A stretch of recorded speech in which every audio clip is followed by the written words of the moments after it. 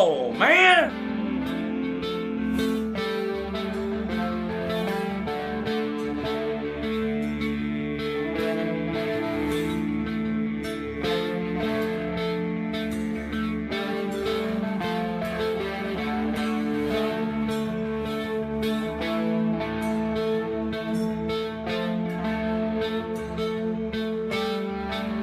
It's going to itch and it's going to stink, and no matter what you do, don't shove stuff in there.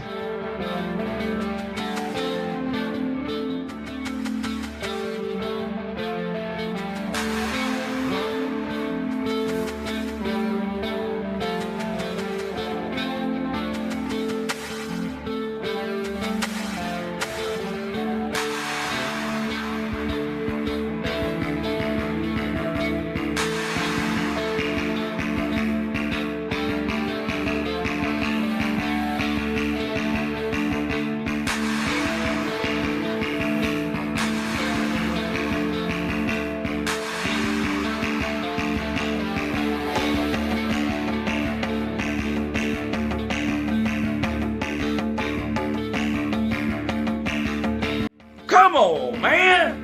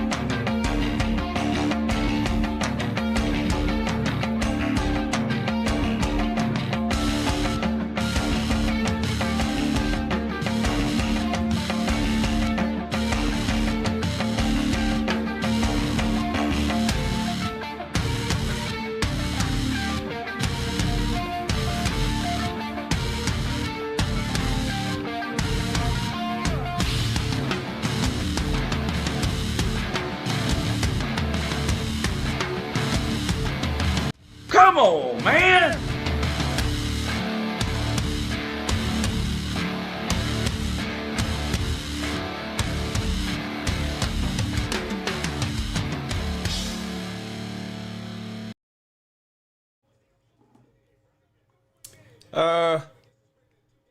How's everybody doing?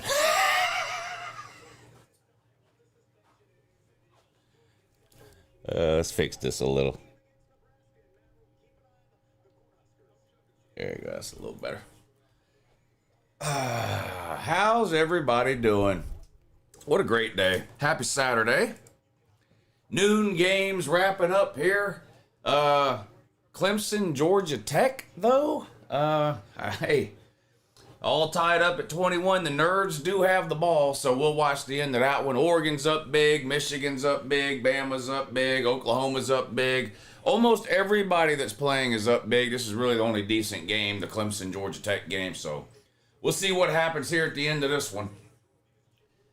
Georgia, Tennessee coming up at 3:30.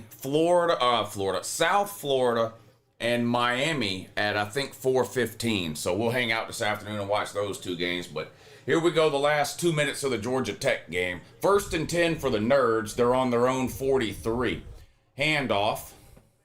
Tries to cut it back, nowhere to go. Gonna lose a yard on the play that time. 1:50, and the clock is ticking. Georgia Tech driving for what would be a game-winning field goal if they can pull it off. 2nd and long now. 2nd and 11 for the Nerds.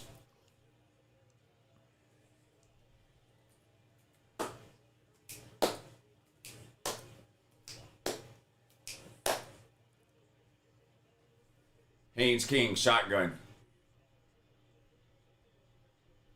Slowing it down now, walking up towards the line of scrimmage, talking to his center. Now he backs up, ready to go. Snap, back to throw.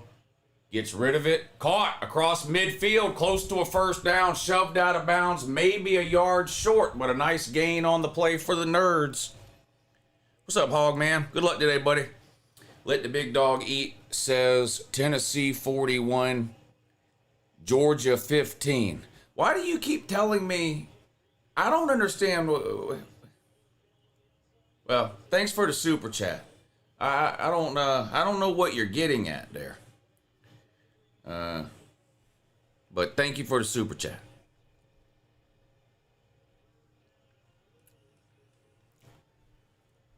Haynes King keeps on 3rd and 1 and picks up the first down. It's like fucking clockwork. This guy's like a magician on short yardage, this Haynes King. It's aggravating to play against. Believe me, I know from last year.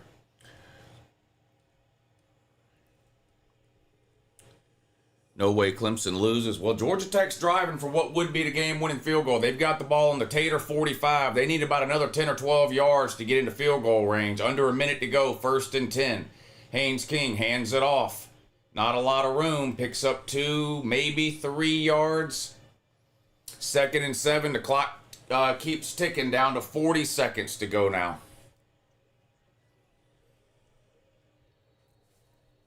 Today's a great day to beat the Voltards. It's going to be a good game. I'm not going to lie. I think this is the first year in a long time where Tennessee fans aren't retarded to think that they have a chance to win. I obviously hope Georgia wins. Tennessee fans say they're winning every year. Normally it's retarded when they say that because they have no chance. I think they do have a chance today. They got no answer for King. It's tough to stop Haynes King on those short yardage deals. Yeah, it really is. It really is.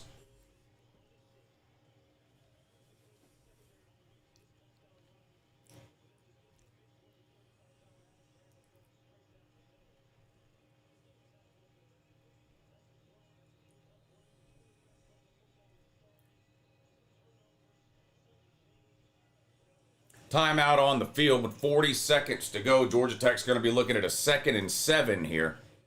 Trying to drive for what would be the game-winning field goal. By Insanity says 1998 forever. Yeah, well, no matter what happens today, 1998 will live on for at least another year. Tennessee is not a national title team this year, but they could win today at home. 2nd and 7 now for Georgia Tech. They're on the Clemson 42. 40 seconds to go. Haynes King keeps again. Another gain of 3 or so yards. It's going to be 3rd and about 4 now with 30 seconds to go. And no one's calling a timeout. 26, 25, 24, 23. Now someone calls a timeout with 24 seconds to go. Going to be 3rd and 4 after the timeout. They need about 10 more yards for a comfortable field goal. Apparently, Florida has the money for Napier's buyout, but they're waiting to see how the month plays out. Yeah, I think they can come up with the buyout's about $20 million this year. I think they could probably come up with that if they decide that's what they want to do. Oh, I know you will, dripped up Vol. Yeah. I know you will. There's there's a ton of Tennessee fans that have been around this channel for years, loss after loss after loss. So I know y'all ain't going nowhere either way. You're not good enough to win a natty this year. Tennessee, and I don't even think they're making the playoffs.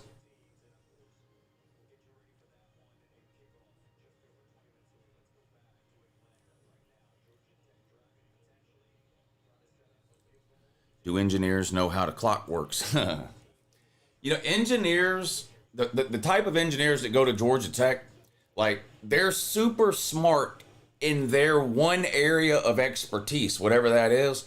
But then they're complete retards outside of that. Like, they have no social skills, common sense. They have none of that. They're genius level in their specific area, though. Haynes King keeps it again. Barely gained anything at all. And this would be a long field goal here. Clemson should call timeout in case they miss it. I don't know. I can't believe Clemson's not calling timeout here. Clemson should have took a timeout in case they miss it or in case they make it. Either way, it's good. He nailed it. He nailed it. I don't know why Clemson didn't take a timeout there. Why did Clemson not take a timeout there? They could have took a timeout with 15 or 20 seconds left on the clock and had a chance for a Hail Mary or something.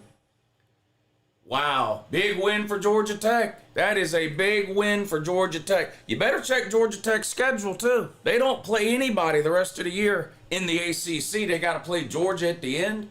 But Georgia Tech doesn't play Florida State. They don't play Miami. They don't play Louisville. They don't play SMU. The two toughest games left on their schedule is Duke and NC State. Tech might have just punched their ticket to the ACC title game. And shout out to Sea-Dog and Rec Talk, too. Two big Georgia Tech fans with YouTube channels that I know. They're at the game today, along with Pigskin Pete and Huffer Billy Paw, two Clemson fans. So, ecstasy and agony there with that bunch. Huge win for Georgia Tech, though.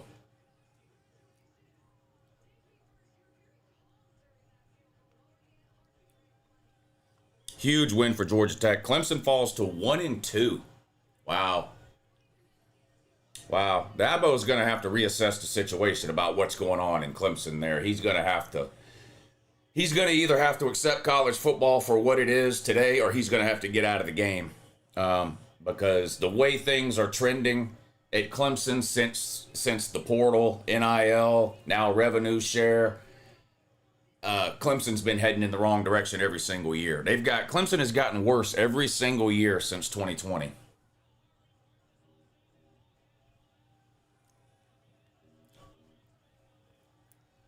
Wow. Big win for Georgia Tech.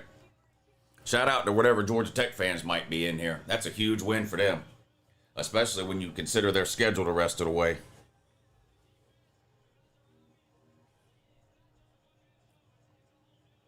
Wow.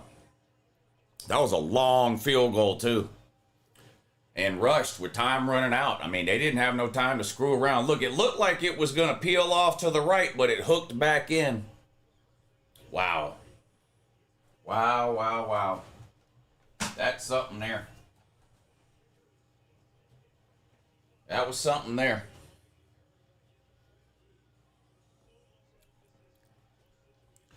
Somebody done time Malcolm out already? What did Malcolm do? Oh, spamming. Yeah, don't spam. If you type something and nobody responds to it, it's because nobody gives a fuck, or it's just so stupid that nobody wants to waste their time replying to it. So spamming it over and over again isn't going to do any good. Oh, somebody times you out for that.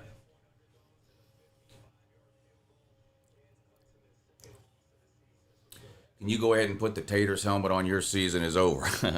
We'll wait. We'll wait and do that tomorrow. We'll wait and do that tomorrow.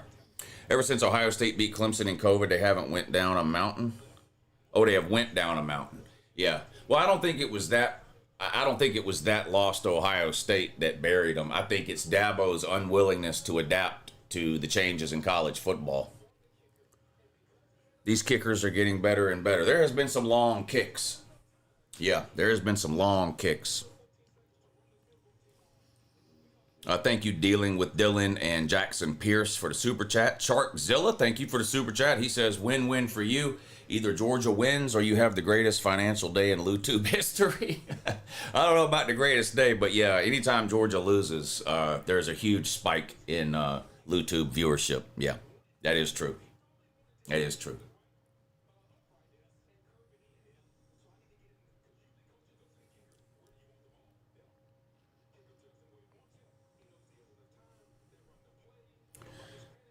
Georgia Tech better be ranked after this. Oh yeah, they should be ranked. I think I already had them ranked. To be fair to myself, I already had them ranked. Where did I have Georgia Tech? Does anybody remember? I'll look. I had them ranked already. Pretty sure I've had them ranked since the preseason. But I was higher on Georgia Tech than most people were. Yeah, I've got Georgia Tech at 15 before this win. I had Georgia Tech at 15 before this. I had them ranked ahead of Clemson already. Field goal to make it.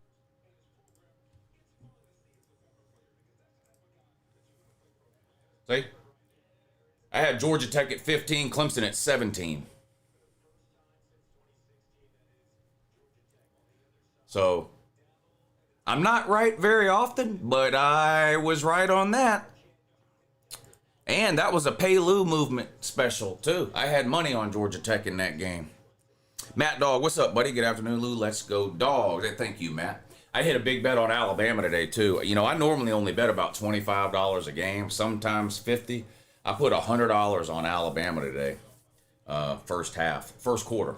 I had Alabama minus 6.5 in the first quarter for $100, and it hit. That's a big bet for me. I don't normally bet that much money.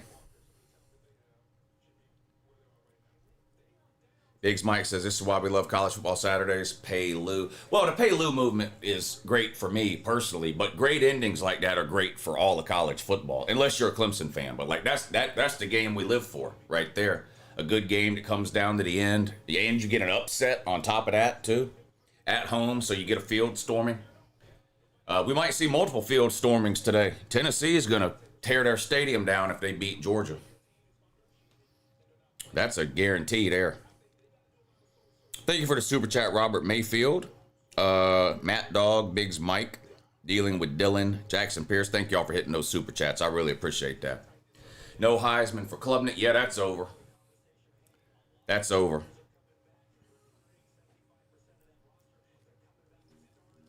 Almost 800 people in here. Make sure y'all are hitting the thumbs up. The last thing you want me to do is shut this thing down because y'all refuse to hit the thumbs up. That's the least you can do. You're about to see me sweat and be in absolute misery and agony for 3.5 hours straight watching Georgia try to beat Tennessee. So the least you can do while you're in here enjoying my misery is hit that thumbs up. It's free and it takes very little effort or energy. So please hit the thumbs up here. The game's just about getting ready to come on. I don't know what else y'all want to watch at 3:30. I've got the 3 TVs in here. So I got Georgia in the middle. We can put other things on the out. Well, we got the Backyard Brawl. We're definitely going to watch that. That comes on at 3:30, right? That's definitely going to be one we're going to watch. Pitt in West Virginia. That comes on at 3:30, doesn't it? Anybody know what channel that game comes on? Pitt in West Virginia? I'll tell you what's on. We got Southern Cal at Purdue, Georgia at Tennessee, Oregon State at Texas Tech. I want to watch some of that game too.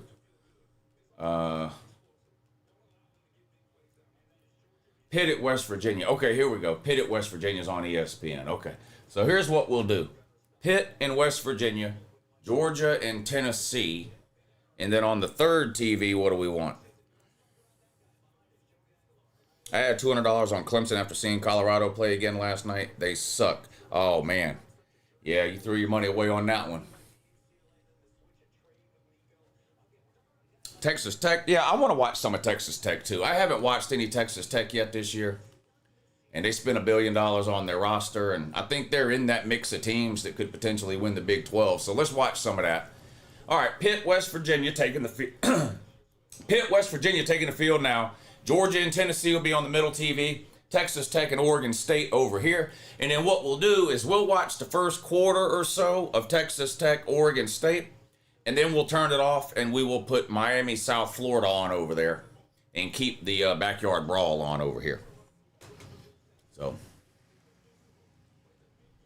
yeah, Miami, South Florida at 4:30. So we'll change the Texas Tech game to that at 4:30. Lou, I'm most impressed with your ability to stand all day. Well, years of practice, bud. Somebody was asking me about that last night.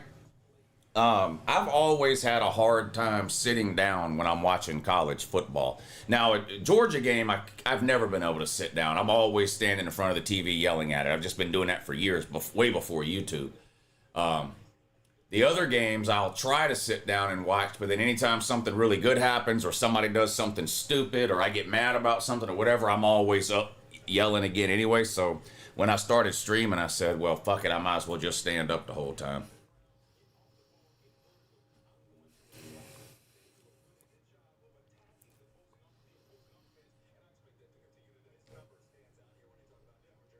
Is Auburn losing? They're winning. What do you mean? What is the barn doing? They're winning 31-15, aren't they?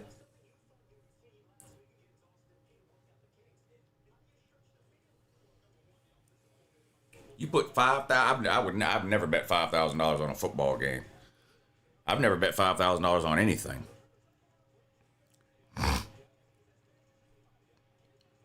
Stop typing in all caps. Don't do it again. Dubu was Newt Root. No, Dubu was wrong. Dubu was dead wrong. Turns out Hofferbonky Slew was Root, and Pigskin Poot was Newt Root.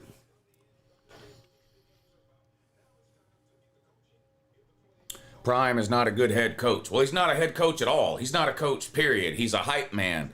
He's like, you remember Public Enemy? Remember the group Public Enemy? He's the Flavor Flav of college football. He's just a hype man. He doesn't actually do any coaching. Vols will storm the field like they did when they beat Bama for the first time. Yes, they will definitely storm they might burn the whole stadium down if they win today. That's for sure. So many good games on today, it's impossible to watch them all. Well, got to get you an Uncle Lou set up with 6 TVs. You can just about watch them all. Lou, what did you think about Simpson today? Played pretty good. Yeah, I had that game on over here. Mostly I was watching Georgia Tech Clemson in the middle, but I did have the game on, and so I saw some of it. But yeah, he looked good. I tell you who's Jeremy Bernard. I know Ryan Williams ended up having a good game today. I saw the long touchdowns he had and all that, and that's great. Jeremy Bernard is their best player. I think Jeremy Bernard is Bama's best player. Sorry, I don't. Ryan Williams might have more talent, but Jeremy Bernard is their best player, I think. Dabo, most overrated college football head coach. Well, he's sliding down to coaching rankings since the advent of the portal, NIL, rev share. He refuses to adapt to modern college football, and it's costing them. They've gotten worse every single year since NIL became a thing. You can track it. You can go look. They've gotten worse every single year since we started NIL because Dabo just refuses to accept the changes. Transfer portal, he doesn't want to have nothing to do with it. NIL, he hates it. He threatened to quit if we ever got rev share. Paul, don't type in all caps anymore. Fickle got to be on the hot seat. Yeah, but I was talking to a Wisconsin fan in the comment section or Twitter or somewhere earlier today. I don't remember where. And his buyout is too high. He's not getting fired. His buyout is like $40 or $50 million or something. Yeah, so I don't think they're gonna fire him, but he should be. Stop policing our caps privileges. No. I already told you once. I don't tell people things twice.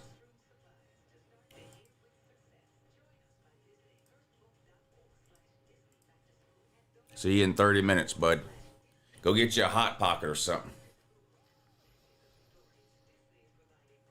Stop mistreating the chat. Yeah, don't spam and don't type in all caps.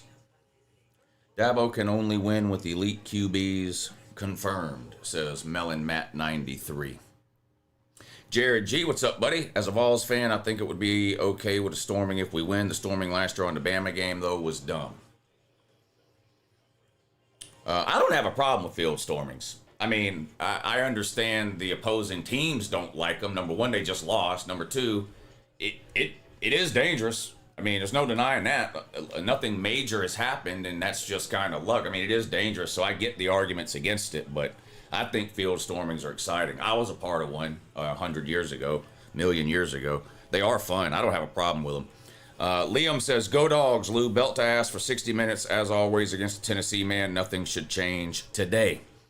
We'll see. They're going to have to open up the offense today. Just nickel and dime and dink and dunk bullshit they've been doing the first 2 weeks of the season against elementary schools ain't going to work today. They're going to have to find a grown-up offense today. I took South Carolina at home at night in the South Carolina Vandy game. Antoine Jenkins, thank you for the super chat. As a Seminole, appreciate your honesty. Salute. Yeah, man. I got Florida State in my top 10 now. No Florida State fan should be mad that people didn't have Florida State ranked in the preseason, though. I mean, even Florida State fans know they were absolutely terrible last year. And when it comes to preseason rankings, that's what a lot of that is based on. But they beat Alabama. They blew out whatever middle school team they blew out last week. I think they should be in the top 10, top 15. I've got them in the top 10, but they should be in everybody's top 15 for sure. And Bama looks good since losing to Florida State. So Florida State's win over Bama looks better now than it did even when it happened. This is a no trolling zone. Stop mistreating Uncle Lou. Yeah, you tell him, buddy.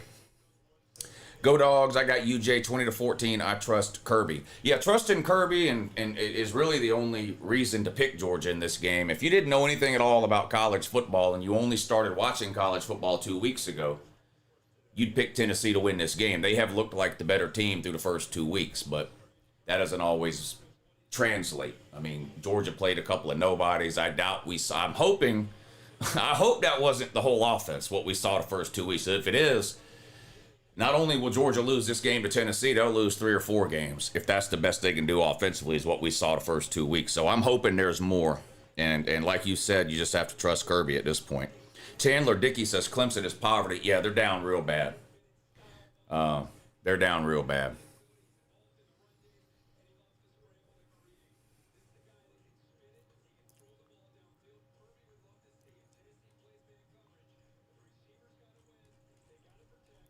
Liam, thank you for the super chat. He says, I couldn't agree more, but it would be on par for the Dogs to look crap on offense, then show up in a big game and look great. We will see. Go Dogs. Yeah, and the defenses look good. Like, I don't think Tennessee's going to score 100 points on Georgia, but I think it's going to be a low-scoring game. I don't think it's going to be the type, even if Georgia wins, I don't think it's going to be what we're used to seeing, which is Georgia winning by 17, 20, 21 points. I mean, not only has Georgia beat Tennessee, the games haven't even been close at all. I think this one will be close either way. Two good defenses here. Andromeda said, my Tides defense came into play today. Huge improvement. Yeah, Bama looked good. Ty Simpson looked good. I was talking about Jeremy Bernard a few minutes ago. I think he's the best player on Bama's team. I know Ryan Williams gets all the hype and attention, and I'm not denying his talent. And when he makes plays, they're spectacular plays.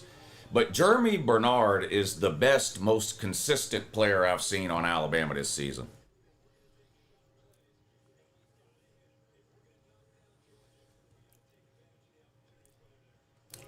Make more accounts. Make more accounts, bud. And make sure you subscribe with all of them. And then with the type routine.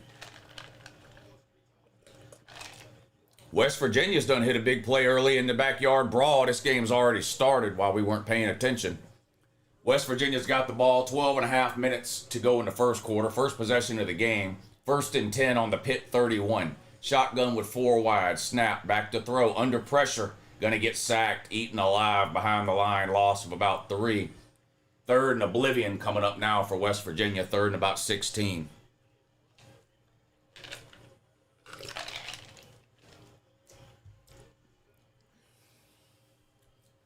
Yeah, West Virginia hadn't looked good, but I took West Virginia in the points in this game.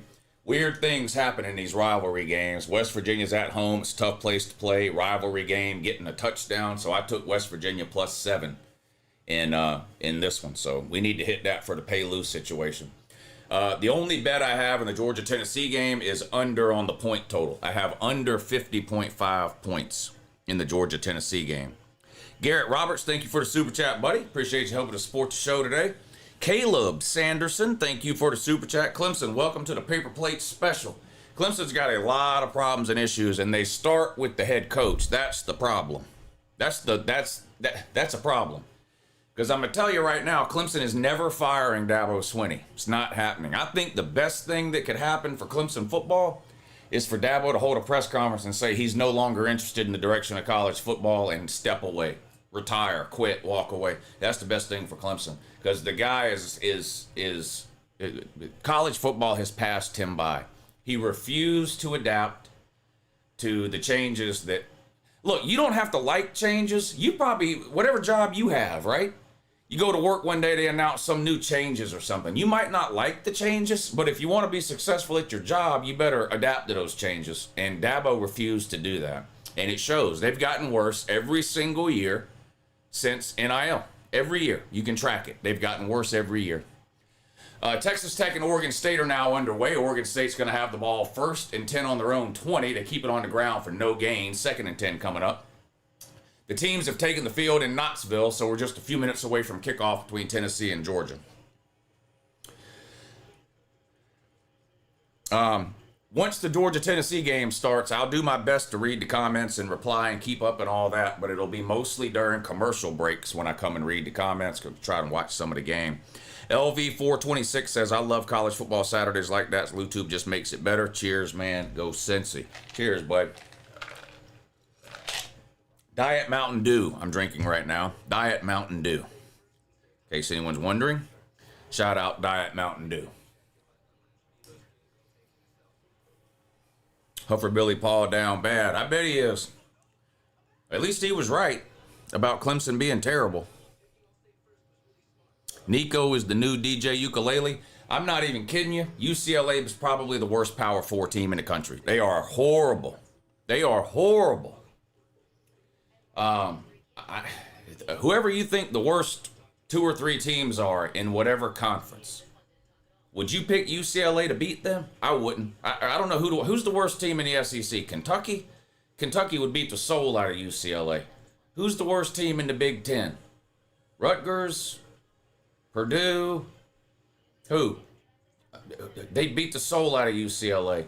And they will this season. Big 12, who's the worst over there? Kansas State, West Virginia, who? They'd beat the shit out of you. UCLA is the worst Power 4 team on the planet. Kyle's a Florida State fan. He says, what about 2024 FSU? Now, that would be a good game. 2024 Florida State versus 2025 UCLA. That would be a hell of a game.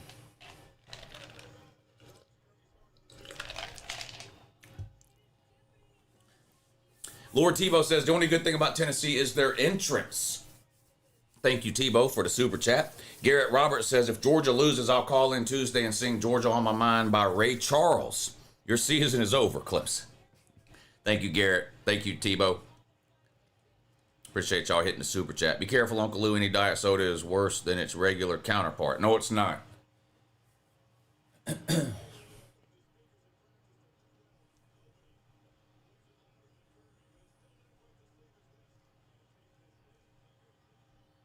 West Virginia didn't do anything when they had the ball, so Pitt's got the ball now. Getting ready to kick things off here in Knoxville. It looks like, is that Tennessee going to be getting the ball first? It looks like Tennessee will be getting the ball first, so I assume Georgia won the coin toss because teams usually like to defer to the second half, so I'm assuming Georgia won the coin toss. But in any case, they're kicking off. Tennessee will get the ball first. Georgia will get the ball to start the second half. Here we go. It's teed up, and we're underway in Knoxville. This kick's going to go out of the back of the end zone for a touchback. Tennessee will have the ball first possession. 1st and 10 on their own 25. You're wrong. Oklahoma State is the worst Power 4 team. There you go. Now, that would be a good game. Oklahoma State and UCLA would be a good game. Committed says, I heard Josh Heupel is the number 1 draft pick for all cardiologists in Knoxville. Cardiologists, heart doctors, they're probably making a lot of money off of Josh Heupel. DeBoer, hold on, I'll read that in a second. Here comes the first play of the game for Tennessee. Joey Aguilar, the quarterback for Tennessee, transfer from App State, briefly at UCLA, then that big blockbuster trade between him and Tennessee for Nico. And here we go, 3 wide for the Vols, tight end in motion, snap, back to throw. Over the middle, caught on one of those quick little slant routes, good for 8 or 9 yards. 2nd and short coming up now for Tennessee, and it looks like they want to go fast. They're lined up and ready to go already. 2nd and 1, pistol, snap, handoff, right tackle. Not a lot of room, but picks up the first down, gain of about 2 or 3 yards. Randall Sanchez, thank you for the super chat. See on College Game Day, Tennessee fans doing the FSU chant when they had Alabama coach DeBoer on the show. Go Noles. Yes, I did see that. Thank y'all for the super chats. 1st and 10, Tennessee. Play action pass over the middle. Caught again on a slant, wide open to the tight end this time. Gain of about 20, and Tennessee is in business across midfield, I think, here on their first drive. Yeah, on the Georgia 45. Tennessee looking good on offense here out of the gate. And they're going quick again. Shotgun, motion, snap, handoff. No, play action, throws behind the line, caught, breaks 1 tackle, but not the second. Gain of about 3. 2nd and 7 coming up for Tard Nation.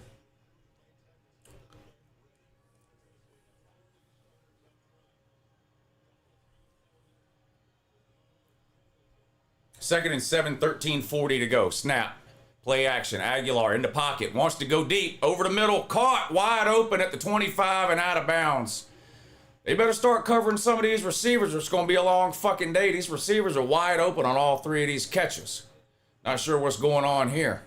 I would like to point out that Tennessee has scored and taken the lead on their first possession against Georgia every single year for the last 3 years. So this would be par for the course if this happens again. Handoff this time up the middle for a gain of about 6 or 7. Tennessee doing whatever they want here early. Making everything look easy. Georgia Tech's program is the best comeback story in college football. Unlike Vandy, they walk the walk, not talk the talk. Cox by 25, says Juke Poot. Another pass complete. All the way down inside the 5 to the 4-yard line. Another wide open receiver on a short crossing route turns into another 15-yard gain. First and goal, Tard Nation. And they're making it look easy. Embarrassing this Georgia defense here on the first drive. Boy, better hope this is just the same thing that's been happening the last 2 years, because this looks bad for Georgia. Joey Aguilar, touchdown on a quarterback keep, and that's embarrassing. I mean, they made that look easy. They made that look easy. They've done that on their first drive against Georgia every year the last 3 years, though, so you just got to cross your fingers and hope that's the case again. Mike Luga says, is Dabo going to come out on the radio and say Tater fans need to appreciate more? I wonder about Tyler from Spartanburg. I wonder what he's up to now. Here comes the extra point for Tennessee. 12 and a half minutes to go. 2.5 minute scoring drive for Tennessee to start the game. Extra point is good. Tard Nation 7, Georgia 0. First quarter, 12 and a half minutes to go. All right, that defense better get it together.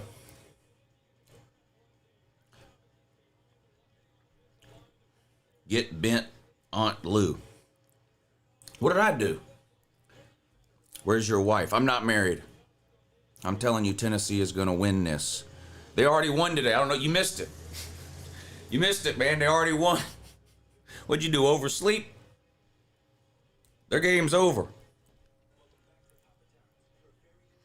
Georgia is cooked. Yeah, whoever scores first in any game wins, according to my comment section. Every game we ever stream, whoever scores first, the game is over and the route is on and all that. We've seen this before. Yeah, Tennessee has scored on their first possession against Georgia every year for the last 3 years. Last year, they were up 10-0 in Athens and got blown out. The year before that, the last time Georgia played in Tennessee, Tennessee scored on the first play of the game, an 80-yard touchdown run. I don't think they scored again the rest of the game. G5 Joey. Yeah, G5 Joey is Tennessee's quarterback. Isn't that his nickname? I didn't make that up.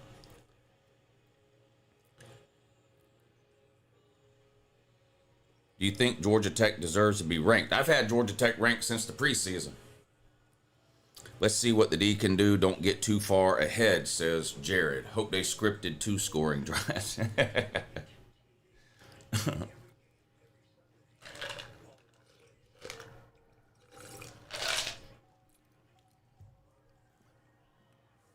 Oregon State with the ball against Texas Tech early in that one. West Virginia and Pitt in a commercial. Georgia and Tennessee in a commercial. I think it's no score, Oregon State, Texas Tech. Yeah, no score. Who just scored?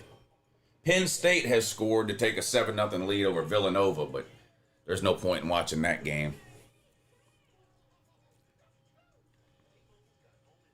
Please pronounce DJ Ukulele's name again. I miss him so much. You want me to the right way? DJ Uiagalelei? Or DJ Uiagalelou?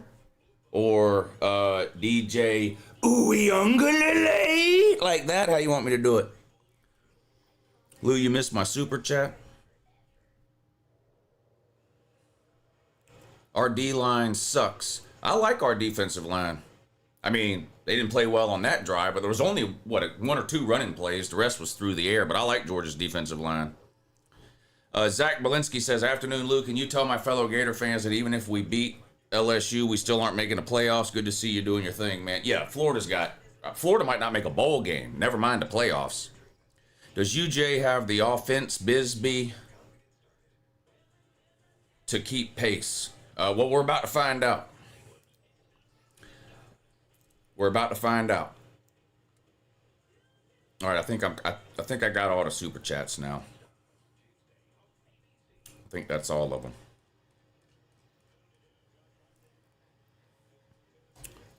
I heard that about Florida before, that they wouldn't make the playoffs. Well, every time somebody said that, they were right, because Florida's never made the playoffs. So anytime you've ever heard somebody say that they don't think Florida's going to make the playoffs, they've been right 100% of the time. Tennessee's kick goes into the end zone for a touchback. Georgia will have the ball 1st and 10 on their own 25. Down 7. Tennessee got the ball to start the game and went right down the field with ease. 2.5-minute scoring drive.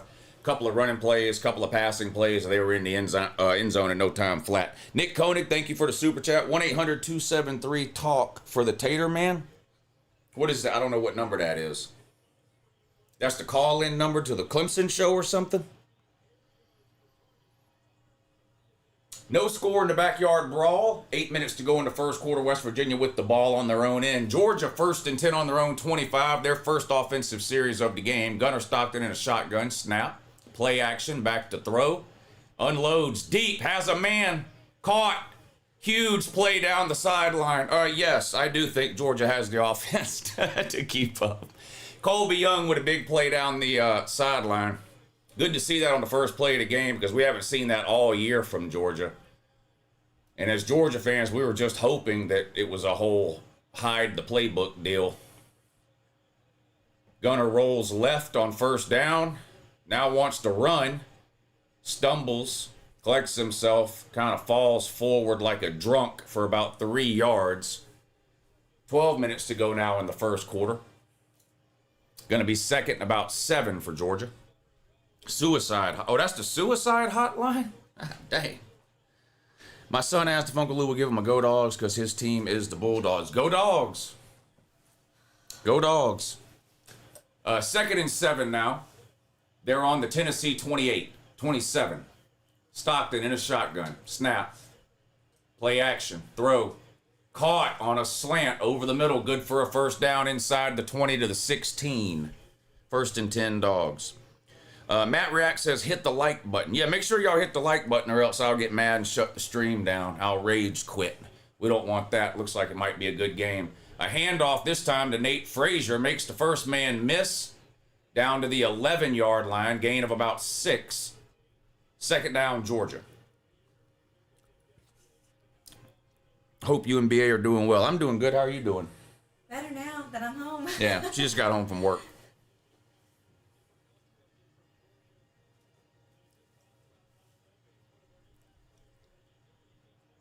Second and 6 for Georgia. They're on the Tennessee 13. They're down 7. Tennessee scored on their first drive. Georgia looking to do the same. Gunner, quarterback draw, has blockers inside the 10, and he's going to pick up the 1st down inside the, to about the 5-yard line. It's going to be 1st and goal from about the 5. And this is where Georgia had trouble last week, so we'll see what happens here. If you didn't watch the Georgia Austin Peay game, you probably heard about it. But at the end of the first half, Georgia got down about where they're at right now and couldn't score. They're on the 6, 1st and goal, 3 wide, motion. Gunner keeps, breaks a tackle, touchdown, good guys. Let's go. This game's over. The route is on. Georgia is cooked. 100-0 Tennessee. I don't know why y'all do and it's not just Georgia. Y'all do this in every game that it doesn't matter what game it is. Y'all do this every time. Whoever the first team to score is, y'all go on with the diarrhea of the fingers all over your keyboard. Oh, game over. It's going to be 100-0. This one team sucks and the other team's going 100-0.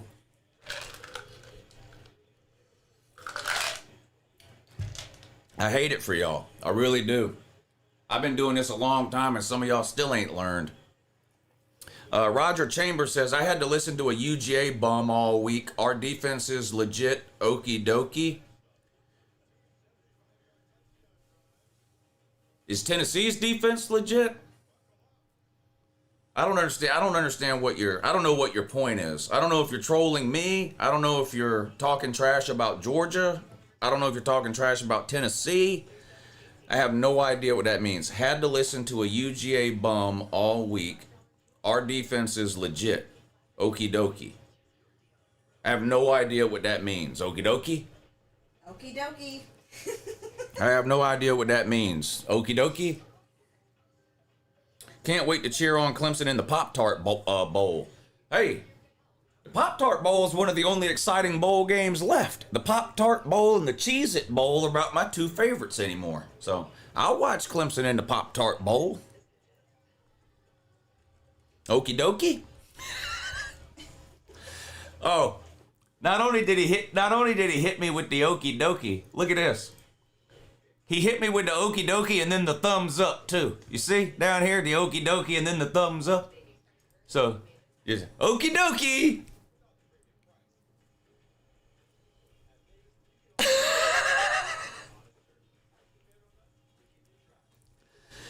Let's go, motherfucking Jackets. I'm still getting out of here. Aren't you going to the president of the university's house and jumping in his pool, Jolish? Or are they not doing that this time? Was it last year they did that? Y'all remember last year when Georgia Tech beat Miami? They all went to the president of the university's house and jumped in his swimming pool.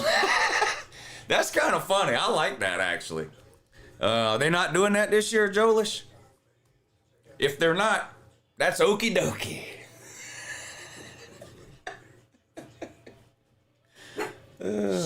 Mel Brew says, pay attention to how adjustments look, everyone. Well, I'll just ask those of you that are watching. Just in general, who do you trust more to make defensive adjustments in a game? Georgia's defensive coaching staff or Tennessee's defensive coaching staff?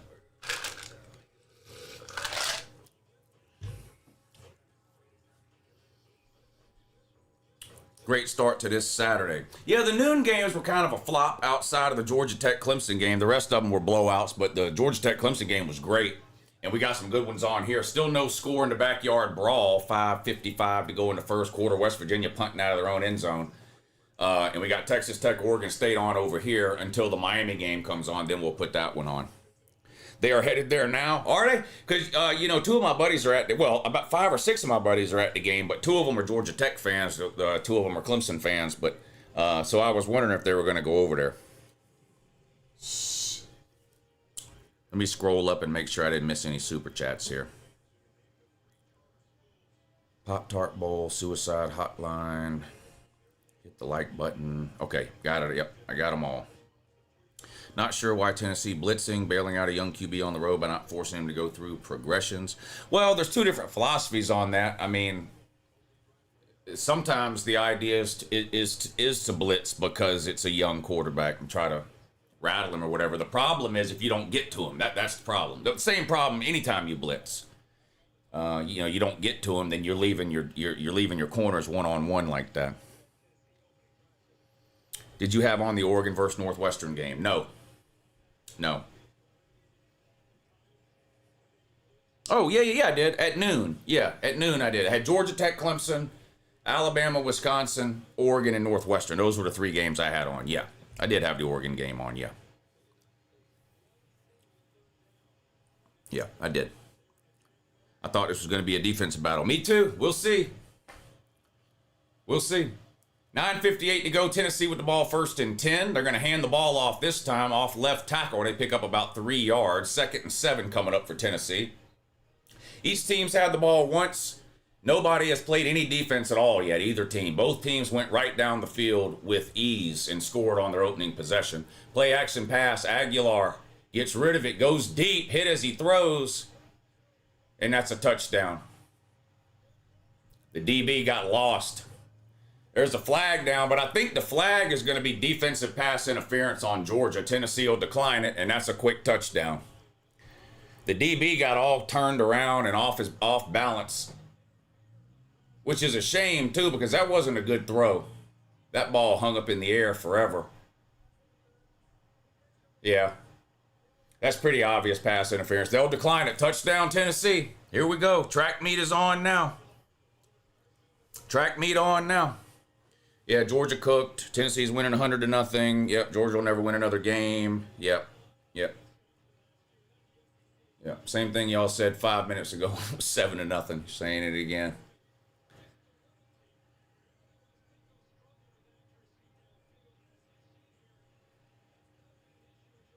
Penn State up 7-0 over Villanova, and they've got the ball. 2nd and 10 on their own 37. Still no score in the backyard brawl. Extra point for Tennessee is up and good.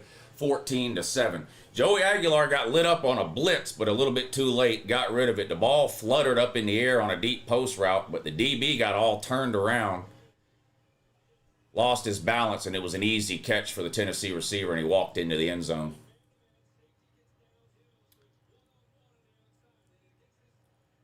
Yeah. The reason it was pass interference is because it was such a bad throw. This DB was burnt bad.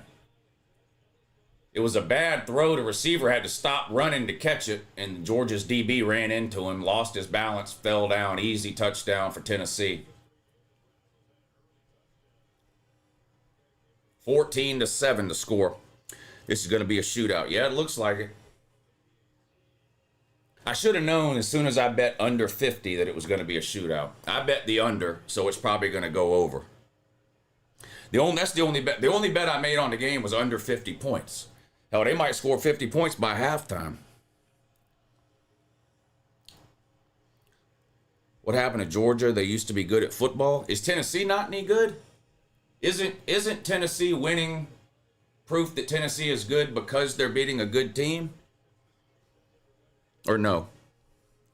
I can't even see the chat. It's going so fast.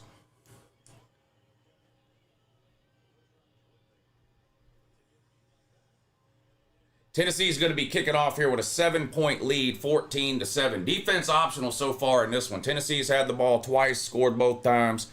Georgia's had the ball once and scored, and all 3 scoring drives were ridiculously easy. All the Tennessee fans piling in now because Tennessee's winning. I know how it works. I've been doing this a long time.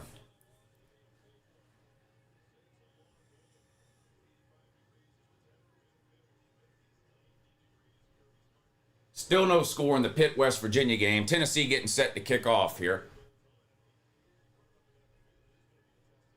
9:29 to go in the first quarter. 14-7, Tennessee up on Georgia. That's the first touchdown pass Tennessee's thrown against Georgia since 2021. So they broke that streak. That's one streak they done broke today already. Kickoff goes out of the back of the end zone for a touchback. So Georgia will have the ball 1st and 10 on their own 25. Clemson may lose to Bill Belichick at this rate. Or if anybody that loses in North Carolina might need to shut their program down. 60 points combined in this one, doubtless, says Robert Mayfield. Defense optional, says Kyle. Yeah, okie dokie, what the hell is a hokey?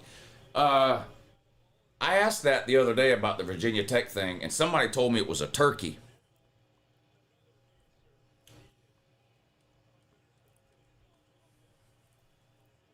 Yeah, make sure you hit the thumbs up while you're in here trolling me. Just hit the thumbs up and then troll away.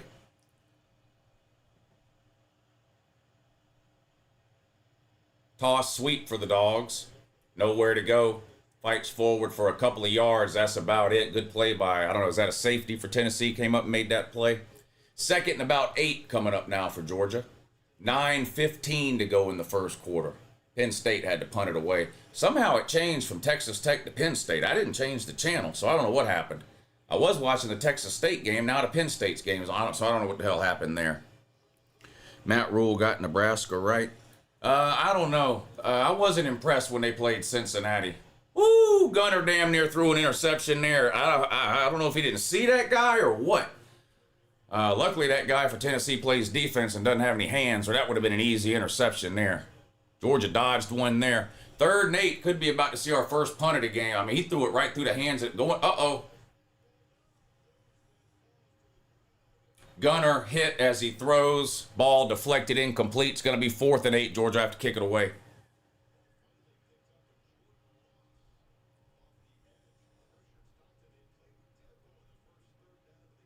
Yeah, Georgia's going to go 3 and out. So finally some defense here. Tennessee's going to get the ball back with 8:48 to go in the first quarter. Buffalo maple or lemon pepper garlic wings. I do dry lemon pepper rolled in mild buffalo sauce. That's how I eat my chicken wings. If Tennessee wins, send EMS out to Nico. Boy, Nico lost again. I don't know if I've ever seen a college football player rooted against more than Nico. There's hardly anybody in the college football world that wants him to win. And UCLA is bad. They got to be the worst Power 4 team in the country. There was a penalty on that play, so instead of 4th and 8, it's 3rd and 3, Georgia. Empty backfield, gunner back to throw. Good protection, gets rid of it. Not a good throw. Dropped by London Humphreys, I think that is. And now they will have to punt on 4th and 3. Butterfingers. Yeah, they tried that back shoulder fade. I don't know, the wide receiver didn't turn around soon enough or what happened there, but ended up trying to make some type of a circus catch, couldn't hang on to it. And Georgia's going to go 3 and out. Well, 4 and out because there was a penalty, but 4 and out, they'll have to punt it away. Tennessee's going to get the ball back here. 8:43 to go in the first quarter. 14-7 is the score. There's the punt. Good punt. Fair catch called and made at about the 17. So Tennessee be backed up on their 17, 1st and 10 with a 7-point lead. Tennessee 14, Georgia 7, 8:34 to go in the first quarter. Hey, dummy, your defense is suspect. That should be a little easier to comprehend. Oh, that's to say, okie dokie. That's the okie dokie guy. Yeah, that one makes a little bit of sense there. Your defense is suspect. That should be a little easier. Yeah, when you type sentences in English that make sense, they are a lot easier to understand. So I don't know. Did you get you a speaking spell to help you with that one? What is that? Talk to text you got going on there?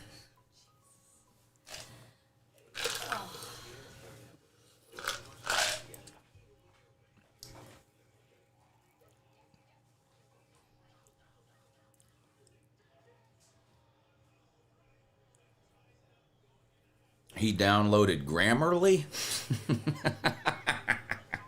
Okie dokie.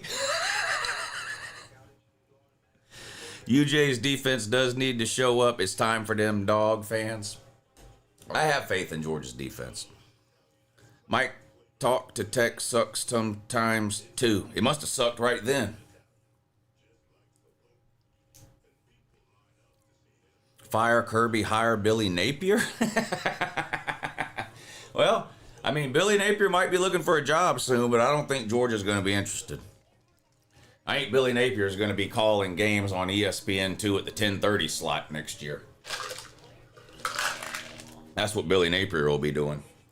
Who's calling me?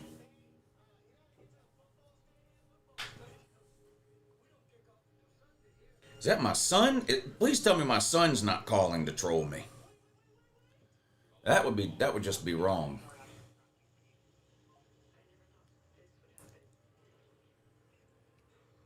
If my son's calling to troll me, that's wrong.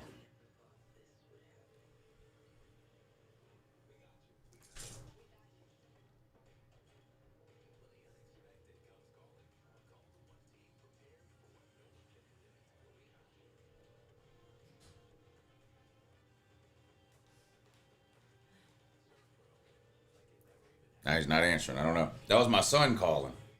I know he's not calling to troll me. He knows better than that. No, he's a Georgia fan.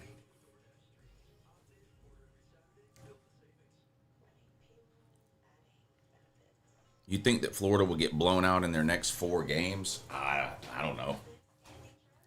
I think they're likely to lose their next 4 games. I don't know about get blown out. Woo is down bad. Yeah, I'm down real bad. Lou, no, game over. Kirby Smart gonna fired. Boy.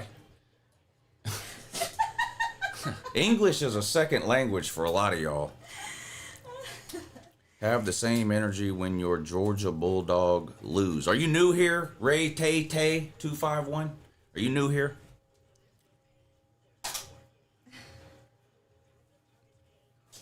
There's nobody on the internet harder on Georgia when they lose or when they suck than Uncle Lou. And I have 10 years worth of videos on this channel to prove it. Go back and watch some of them in your spare time. I have a feeling you have a lot of it. Spare time, that is.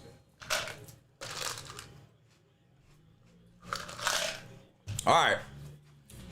Let's see if Georgia can get it in gear here on defense. 1st and 10, Tennessee on their own 17. 8.5 minutes to go in the first quarter. They're going to keep it on the ground. Nowhere to go. Stood up at the line of scrimmage. Dropped for a loss of a yard on the play. 2nd and about 11 coming up now for Tennessee. Penn State only up 7 in Villanova into first quarter. Well, I guess it's official. Penn State sucks too.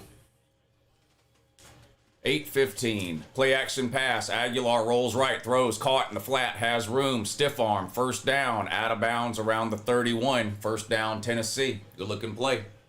Good looking play. Defense better tighten up. Was that Mike Matthews? I think that was Mike Matthews. Caught that. Georgia tried to get him out of high school, but hard to get a wide receiver to come to Georgia. Pass complete behind the line of scrimmage, bobbled and caught, tackled for a gain of 2 or 3 yards. 2nd down coming up now for Tennessee. 7:45 to go now in the first quarter. 14-7, Tennessee with the lead. Still no score in the backyard brawl. Pitt 0, West Virginia 0. West Virginia with the ball. Play action pass. Aguilar under pressure, escapes out to the left, throws, caught across midfield to the 45. Good play by Aguilar. Should have been a sack. Should have been a sack. You get back there, you got to get him down. Not good. Not good. And then another wide receiver wide open. 20-yard gain or so. 1st and 10, Tennessee all the way down on the Georgia 45. Now, drive started on their own 17. They're making it look easy here. 14-7 lead, coming up on 7 minutes to go in the first quarter. Tennessee slowing it down some now. Been going hurry up most of the game. Slowed it down there. Got in a huddle. Now they're up to the line and ready to go. 2 wide this time. Snap, back to throw. Looks over the middle. Caught on a slant. Good for about 7 yards. 2nd down coming up now for Tennessee. The Georgia Bulldogs defense didn't get off the fucking bus. They're getting embarrassed right now. Tennessee's doing whatever they want. They're looking good right now. Georgia's in trouble here. Back to throw. Under pressure. Gets rid of it. Ends up having to throw it away. A lot of pressure from the right side that time, but he saw it coming and got rid of it. Avoided the sack. 3rd and 3 coming up now. There's a flag on the play. They might get Tennessee for holding here. Yeah, they're going to get the Tennessee right tackle for holding there. That's going to back Tennessee up. Be 2nd and 13 now, I think. 6.5 minutes to go in the first quarter. I think that's the first penalty of the game. Tennessee fans may be as obnoxious as Ohio State fans, says Matt Reacts. Thank you for the super chat, Matt. It's taken them a long time to figure out this holding penalty. 2 penalties. Holding on the offense declined. Intentional grounding on Tennessee. That's a loss of down. So they're going to decline the holding, but accept the intentional grounding. And that's going to make it, I think, 3rd and 13. Is that right? It was 2nd and 3. You lose the down. So now it'll be what? 3rd and 13? What is that? A 10-yard penalty? Or is it a spot foul? Might be a spot foul. In any case, it's going to be 3rd and long. What is it?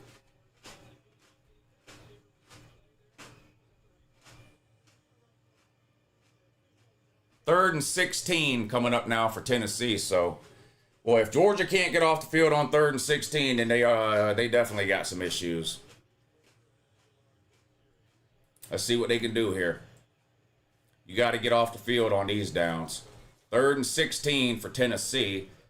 Backed up near midfield. Aguilar in a shotgun. 3 wide receivers. 2 at the bottom, 1 up top. Snap, back to throw. Looking all day. Throws. God damn it. Pass interference again. Pass interference again. And it's obvious, too. I mean, you can't complain. That's obvious pass interference. You ran over the man. Boy. Not good.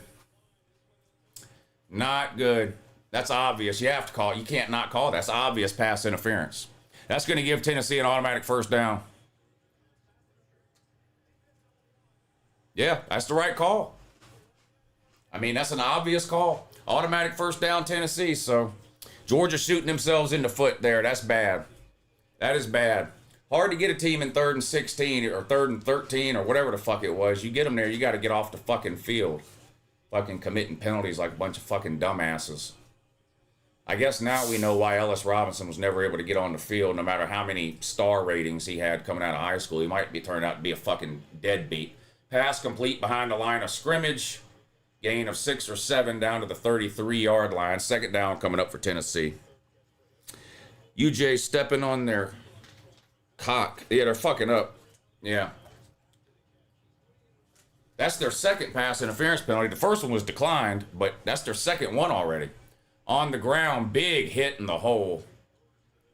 Gabe Harris with the hit. 3rd down coming up for Tennessee. 3rd and short this time.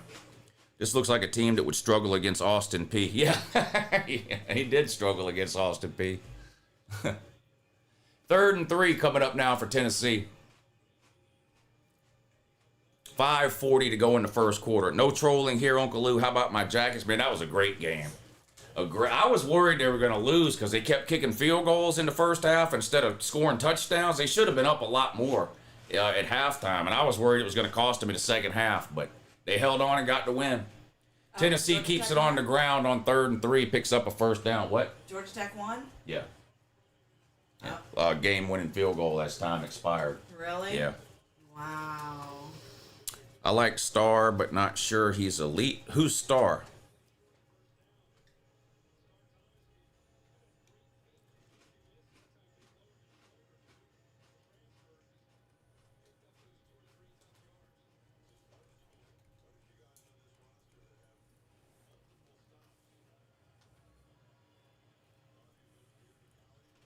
First and 10, Tennessee on the Georgia 28. Play action, pass complete behind the line of scrimmage. Another gain of about 5, maybe 6 yards. Nothing but positive plays for Tennessee. I mean, they're gaining 5 or 6 at least every time, pass or run. West Virginia gets on the scoreboard in the backyard brawl, a run right up the middle. With 11:51 to go in the second quarter, West Virginia, 7-point underdog, is going to take a touchdown lead at home over Pitt. Tennessee on the Georgia 24 now. Aguilar back to throw on 2nd and 5. Pass complete to the tight end over the middle for a 1st down inside the 15 to the 14. Man, these wide receivers are wide open on every play. Every play. This is bad. This is real bad. Both pass interference calls were against Ellis Robinson. Yeah, I guess now we know why he's been riding the bench for 2 years. Turns out the guy might be dog shit. Play action pass for Aguilar. Throws, touchdown Tennessee. Again, he was wide open on a post. I mean, wide open. This is going to be a blowout. Y'all might be right. Y'all might be right. Both pass interference calls were against Robinson. Thank you, Bryce, for the super chat. Mike Porter, we read that one. That one's not even in English. I can't even read that one. Thank you, Hawk City, but I can't even read that. I think I'm caught up on the super chats now. Let me see if I skipped any. I don't think I skipped any.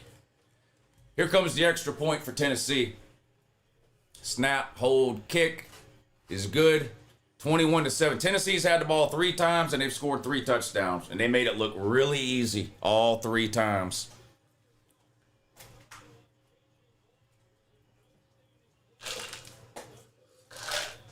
Georgia better get it together here. Aguilar for Heisman. Boy, wouldn't that be a hell of a story if he, because Tennessee's never had a Heisman winner, right? I'm not even trolling. I don't think they have. Peyton didn't win it. And I don't think T. Martin won it. Wouldn't that be something if Tennessee's first ever Heisman winner ended up being Joey Aguilar? Yeah, I knew Peyton was in the finalists or whatever, but I don't think they've had one. Or maybe I'm forgetting one.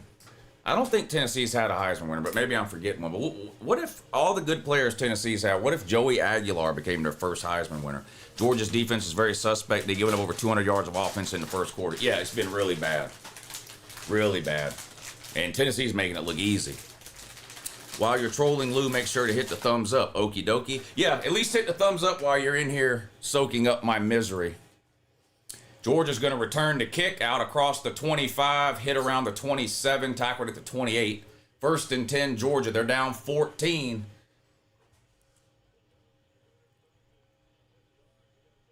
Florida should go get Jeremiah Smith. Him and Lagway would go 100-0 and share the Heisman and win 2 natties. Well, that's not how college football works. You don't just go get people. But as long as Napier's the coach there, it doesn't matter who Florida has on their team. They're not going to win anything.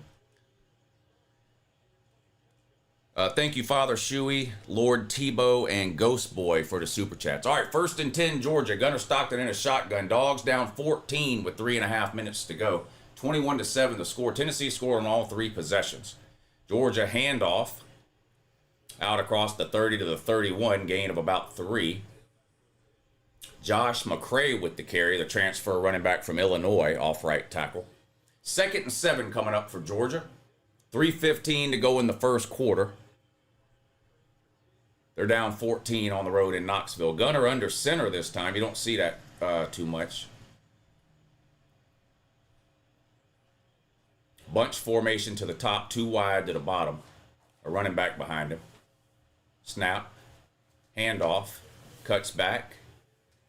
Picks up about 5 or 6 yards. It's going to be 3rd and 2. Josh McCray with the carry again. That's already more Josh McCray than we saw total in the first 2 weeks of the season. I thought he was hurt or something.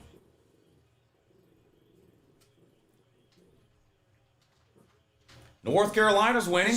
Hey, North Carolina's winning 20-0 over Richmond. Texas game just got started too, 0-0. They're playing UTEP today. 3rd and 2. Gunner under center again. Snap. Handoff. McCray picks up the first down out to the 40. There's a flag down though. Shit, is this on Georgia again? Shush. What's the penalty? Is this on Georgia again? No, offsides on Tennessee. I was about to lose it if that was a penalty on Georgia that took away a first down. I was about to lose it. I was about to lose it if that was a penalty on Georgia that took away a first down. Yeah, the Tennessee man is lined up in a neutral zone. He's pretty clear there. If UJ doesn't get it together, they might be on the paper plate special. They're headed that way right now. They got to figure something out on defense. This has been really bad. I haven't seen Georgia's defense look this bad since the first half of the Bama game last year. Play action for Gunner in the pocket. Nowhere to go. Swallowed and dropped for a loss. Held on to it too long. Sack. Is Burgle trolling? Are you trolling me, Berg? The window's open, so yeah. Even the dog is trolling me now. Come on, Burgle. Thank you, Bryce. 30? What? 30 wings? Is that what you want? That's fine. NWST is the worst FCS team of all time. 35-0 first quarter. I'm not sure what that means. Northwestern State. I don't know who they're playing, so I don't know if you're saying they're winning 35-0 or losing 35-0. But thank you for the Northwestern State update. Tennessee has never had a Heisman, okie dokie. Okay, I didn't think I wasn't trolling. I couldn't remember if they had or not. All right, thank y'all for the super chats. All right, 3rd and 12 now for Georgia. Not a good place to be in on the road. I'm pretty sure it's loud in there. Gunner Stockton in a shotgun here. Georgia down 14, coming up on a minute to go in the first quarter. Tennessee has had the ball 3 times and went right down the field and scored all 3 times. Made it look easy, too. Gunner back to throw. Out in the flat to Cash Jones. Gets upfield, but he's going to be well short of the first down. 4th and about 4 or 5. Georgia will have to punt it away here. They're on their own 47-yard line. Josh Heupel already planning his post-game meal.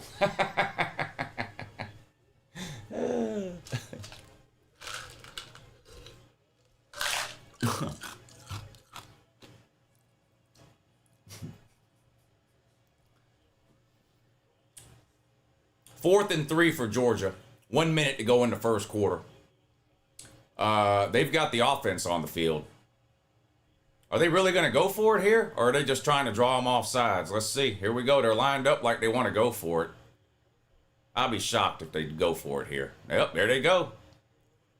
Pass complete. Big play. Zachariah Branch, I think that was.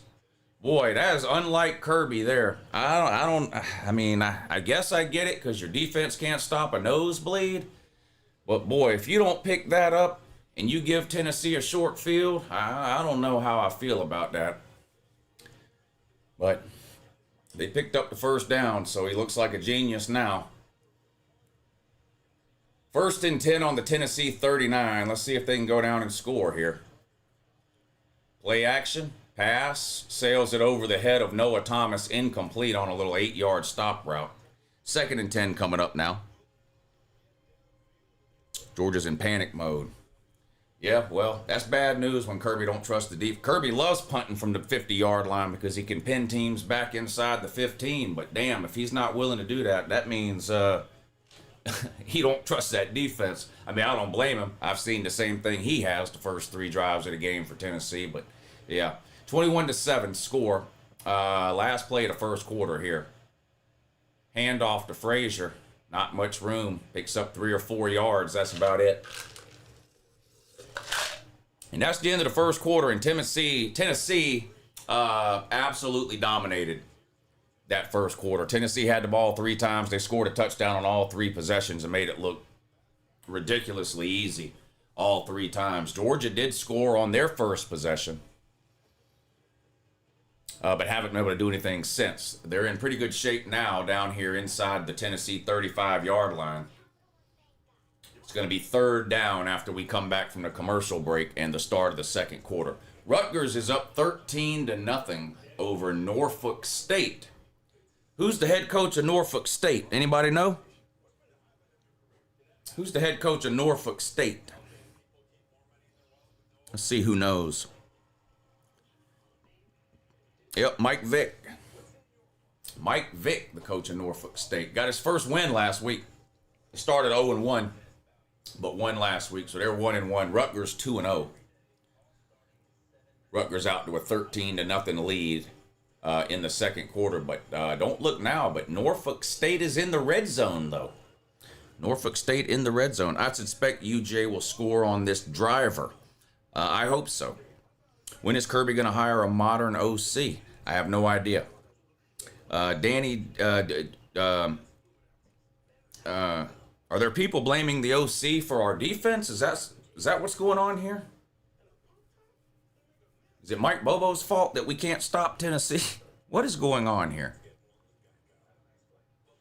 It's still early, Lou. You're playing Josh Heupel. Thank you, Daniel, Corey, Robert, Retro, Jordan, Hudson putting on a coaching clinic. Have a good morning to that. Yeah, North Carolina's up big. Wesley says Jacob Eason Christ. Oh boy, that's a throwback there. Well, hell, that was the last time Tennessee beat Georgia. That's how long ago that was. So you know it was a long time. 9 years ago. 9 years ago, the Jacob Easton Christ video. Congrats to VicTube for getting that Norfolk State job. Yeah, shout out to VicTube. Thank you, Brandon. Georgia getting dog walked. Yeah, they got embarrassed in the first quarter, no doubt about it. There's no sugarcoating it. Tennessee embarrassed them. Up and down the field with ease. No defense at all from Georgia. Just getting embarrassed. On the ground and through the air. I mean, Tennessee, Tennessee hadn't had any, huge run plays, but every time they run the ball, it's 5, 6, 7 yards. And then they're hitting the big ones through the air. Receivers are wide open. Pass interference penalties. It's been a complete disaster for Georgia.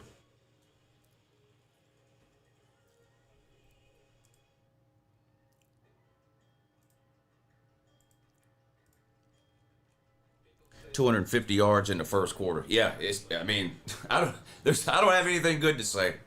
There's no sugarcoating it. That's bad. I haven't seen Georgia play that bad on defense since the first half of the Alabama game last year. That's absolutely horrible.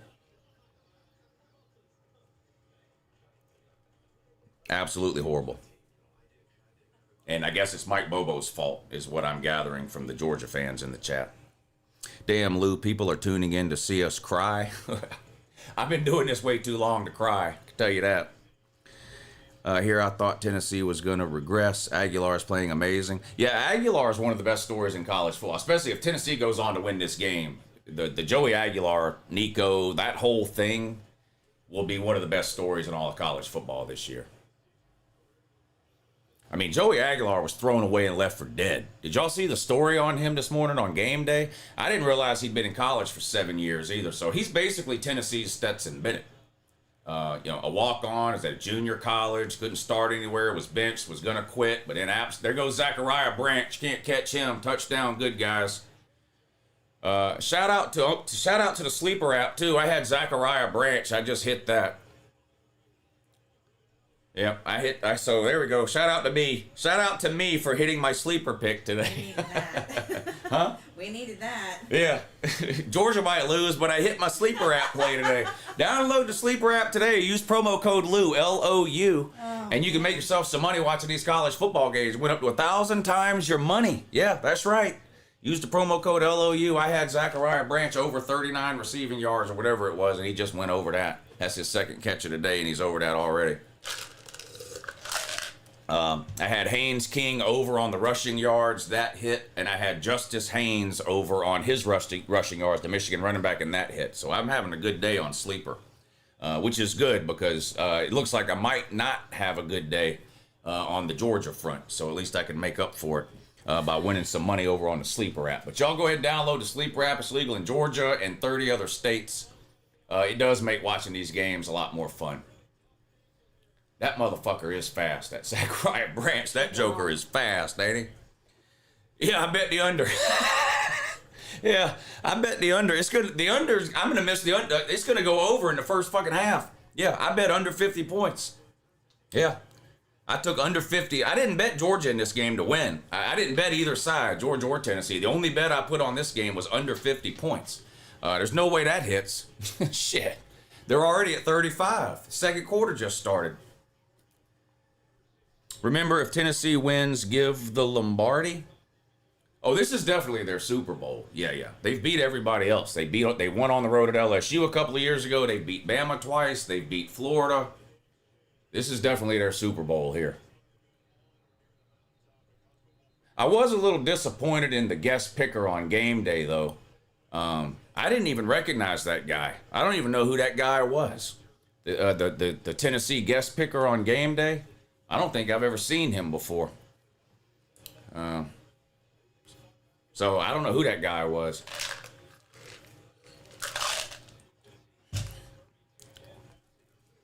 Booty Sniper, thank you for the super chat. UConn versus Delaware putting on a clinic today. I don't know what the score of that game is, and I didn't bet it, but I wanted to almost took Delaware. I don't know I didn't bet it, so I don't even know what you mean by putting on a clinic, but I almost bet Delaware in that game, but I didn't do it. Was that a catch or not?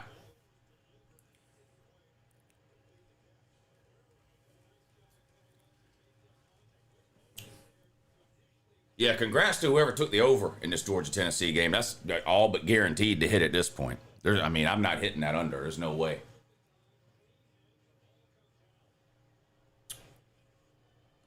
Who cares about women's basketball? I don't. It was Candace Parker. She's not. Oh, that was a woman? Oh. My bad. Third down coming up for the Vols. Back to throw. Aguilar under pressure. Gonna be sacked. Finally, Georgia's defense makes a play there. It's gonna be 4th and 4. God damn it. If this is on Georgia, they got Georgia with too many men on the fucking field.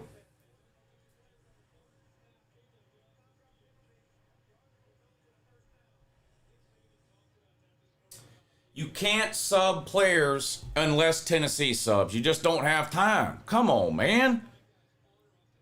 You got to know that when you're playing Tennessee. You cannot sub players when Tennessee is not subbing. You don't have fucking time. And now you just gave Tennessee a fucking first. They're going to go down and score now, and they should go down and score now. You give them extra fucking life here. Instead of a punt, it's 1st and 10. I hope they go down and score now. Fucking penalties. Back to throw. Complete behind the line of script. No, incomplete. Great play. to bat that ball down. Was that Joel Aguero? Who was that? I think that was Joel Aguero. I thought he was going to catch it. Aguero got an arm in there and knocked it away. 2nd and 10. Tennessee's going to go down and score now. You got to get off the fucking field on 3rd down, and then when you do, don't commit a fucking penalty. That's twice on 3rd down Georgia should have got off the fucking field, and Tennessee stays out there because of a penalty. See, now you can sub. If Tennessee subs, then you can sub, because the referees will stop the game and let you. You can't be subbing players in and out when Tennessee's not doing it. Fucking retard. This isn't the first time you played Tennessee, you idiot. You should have known that. Tennessee on the ground gains about 3. It's going to be 3rd and long now for Tard Nation. Mike Bobo is making my newborn cry. Woo. What did Mike Bobo do to you? Damn, Arch Manning not looking too good so far this year. I haven't watched any of that one. I figured they'd blow that can of corn out. UJ better get their act together, or else I have to hear it at work because I live in Knoxville, and yes, I'm a UGA fan. Oh, no. Yeah, you're definitely going to hear about it if Georgia loses. For sure. Thank you, Big Daddy, Metal Rules, and Wags for the super chats. I appreciate that. Lose window in major jeopardy, not trolling.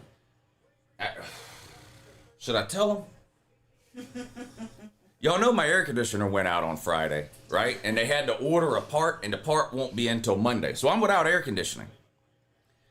I have a huge bay window right here. So I'm like, when the air was out, I was like, we got to open these fucking windows.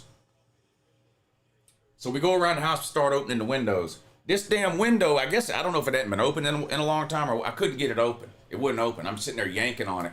I yanked on it to the point where I pulled the whole goddamn, I got mad, pulled the whole goddamn thing out of the frame. Moral of the story is, there is no window. Well, there is, but there's no glass. The whole thing is out.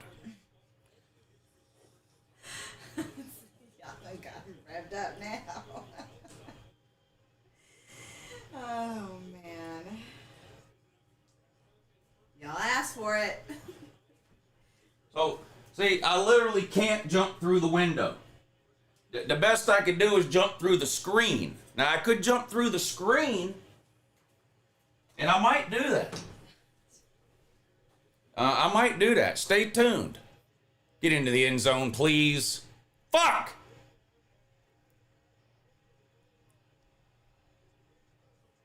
Georgia forced a punt, which is amazing. But Tennessee downed it on the 4-yard line, which is not good for me.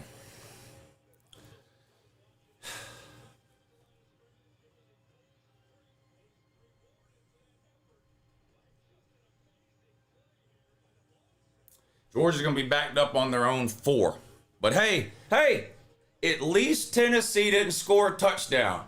I'll take any small victory I can get at this point. At least they had to punt that time. Fuck. Finally. Little help for your window. Oh, the window's not actually broken. Nothing's broken. I just couldn't get it to go up, so I just...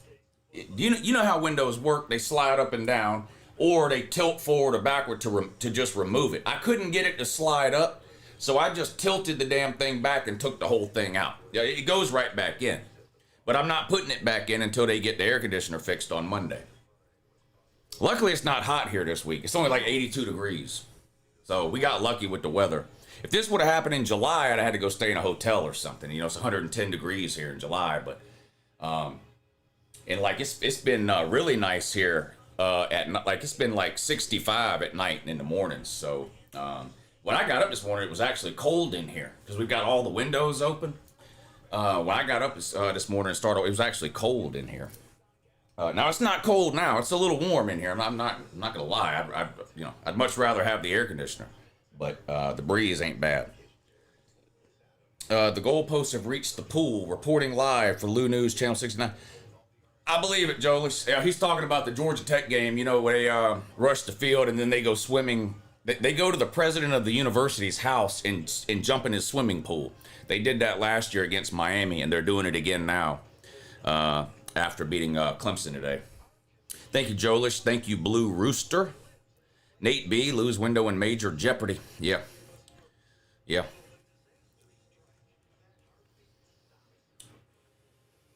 UJ is still alive, but they look like your AC. Yeah, yeah. Georgia's still alive, but they need some repair work. That's funny.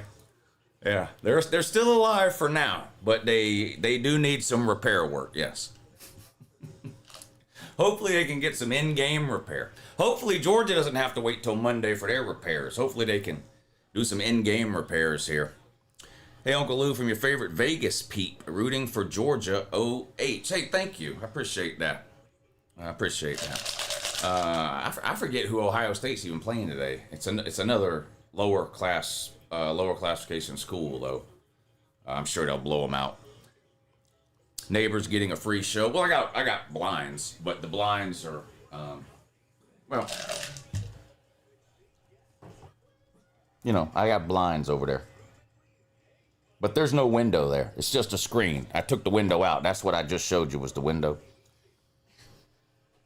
Yeah. Utah man here pulling for the dogs. Well, we need all the help we can get right now. I'm not going to lie.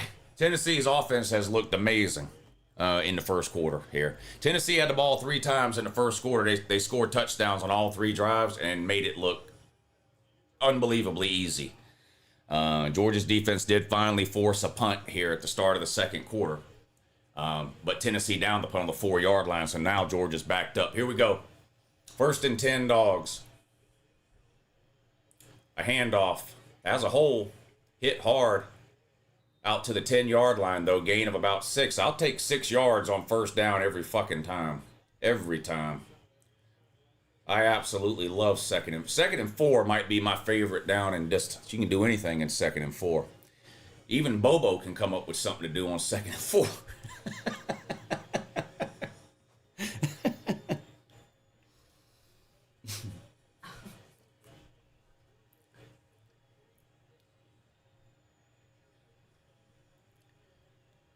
All right, 12:50 to go in the second quarter. 21-14 to score. Dogs down 7. 2nd and 4. Shotgun. Pass complete behind the line of scrimmage. Dylan Bell, I believe that is, picks up a 1st down. Needed 4, gained 5. 1st and 10 dogs, and they've at least got out of that hole they were in back there on the 4-yard line, out close to the 20 now.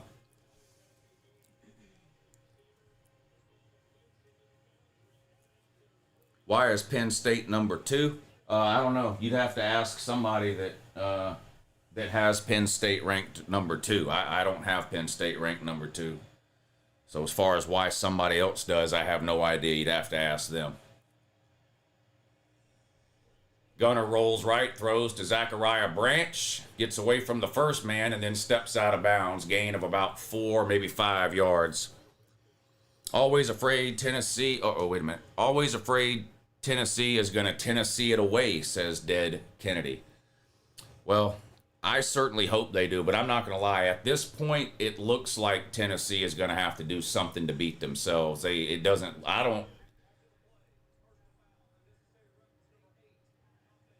Georgia with a personal foul after the play, unnecessary roughness. Now they're going to be fucking 2nd in a million or 1st in a million.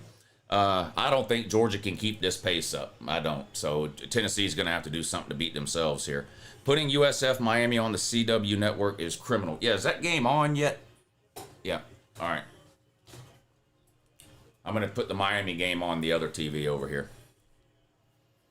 And then I'll get caught up on those super chats. All right, South Florida and Miami. No score. 10 minutes to go in the first quarter. 2nd and 15 for Georgia, backed up on their own 10 after that penalty. Snap, throw, caught behind the line. Branch. No, that's not Branch. That's Colby Young.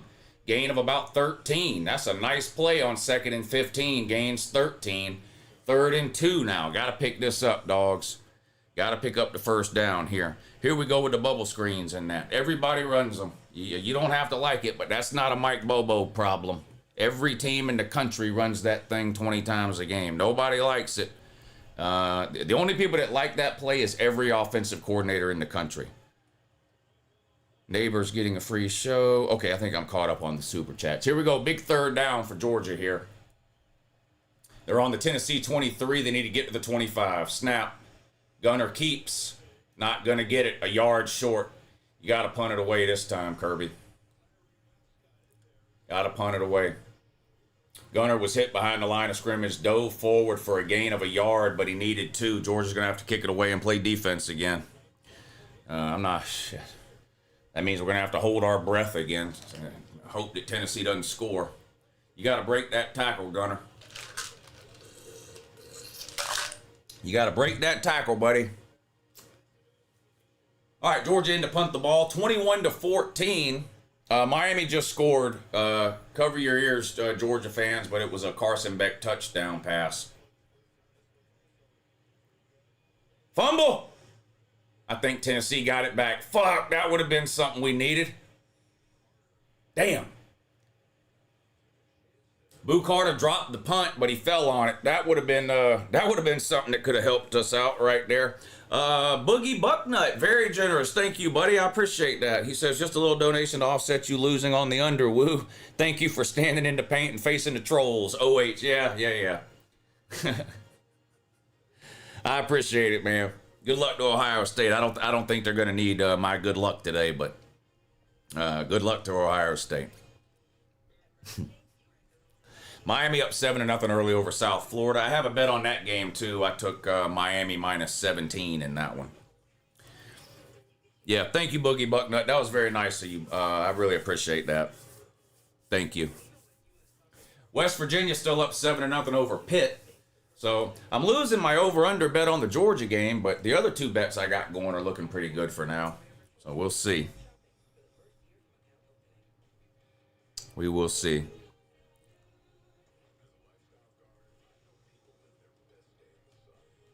UJ was losing going into half last year. Yes, they were. They were losing 10-0 at the beginning of the game, and then I think losing, was it 17-10 they were losing at halftime? I can't remember, but yeah, they were losing at halftime last year. They've been losing to Tennessee every year for the last 3 years in the first half at some point.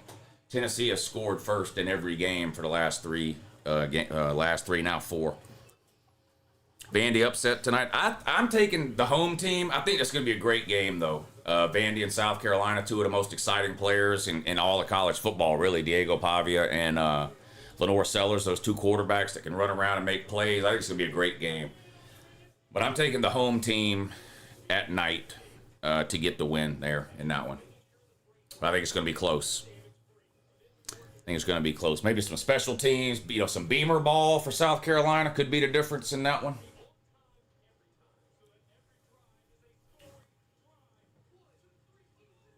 What the hell is Pitt doing here? I don't even want to know what that was. That LSU win versus Clemson looks less impressive, Lou. Yeah, Clemson has got some major issues. Offensive line, the quarterback play is not good. They don't have a real running back. I didn't look at the final stats, but at halftime, Cade Klubnik was the leading rusher again, and he had more attempts than all of their running backs combined. Let me look at the final box score and see how it ended up on that for Clemson. But they've got major issues. And their number one issue is their head coach. Adam Randall did finish with more yards rushing than Cade Klubnik, but Cade Klubnik had the most rushing attempt. Cade Klubnik had 17 rush attempts for 62 yards. Adam Randall, who's a wide receiver, by the way, that they moved to running back, had 15 carries for 80 yards. But Clemson's got a lot of problems they're going to have to address. And they start with the head coach and his refusal to adapt to the changes in college football. If Dabo Swinney was my head coach, I would be raising hell morning, noon, and night, 365 days a year. That he either needs to get with the program in terms of what's going on with college football or get the fuck out of town. I mean, that'd be what it is. All right, Tennessee with the ball after the Georgia punt. 10 minutes to go in the first half. Tennessee with a 7-point lead, 21-14. Tennessee has the ball on their own 30. Snap, play action. Aguilar all day in the pocket. Caught. Up at the 40. Pretty good coverage that time. Just a good catch. Dalen Everett on the coverage. It was actually pretty good coverage that time. Tennessee receiver just went up and made a play. Yeah, it's pretty good coverage there. Tennessee receiver just made a good play. Can't be mad at that. 1st and 10, 9.5 minutes to go. They're on their own 41, Tennessee is. Snap, fumble. Joey Aguilar tried to hand it off before he had the ball. He did fall on it, but it's going to be a loss of about 4 or 5 yards. 2nd and long coming up for Tard Nation. South Florida with the ball down 7-0 early to Miami. Pass complete for them. Good for a first down across the 35 to the 36. 2nd and 14 for Tennessee. Now 3 wide. Aguilar in a shotgun. Snap, back to throw. Look, throw. Tipped. Nobody there. Damn. Would have liked to have intercepted that one on a tip drill. Falls incomplete, though. Another flag. Here we go. What is this now? Every flag is on Georgia. What is this one? I'm sure it's on Georgia. Offsides. Can't even line up right.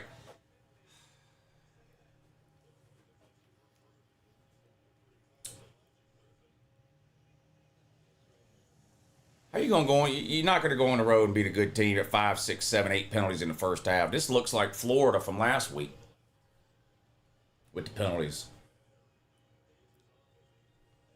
So instead of 2nd and long, it's what, 2nd and 9? Well, still instead of 2nd and 14, it's 2nd and 9. Handoff.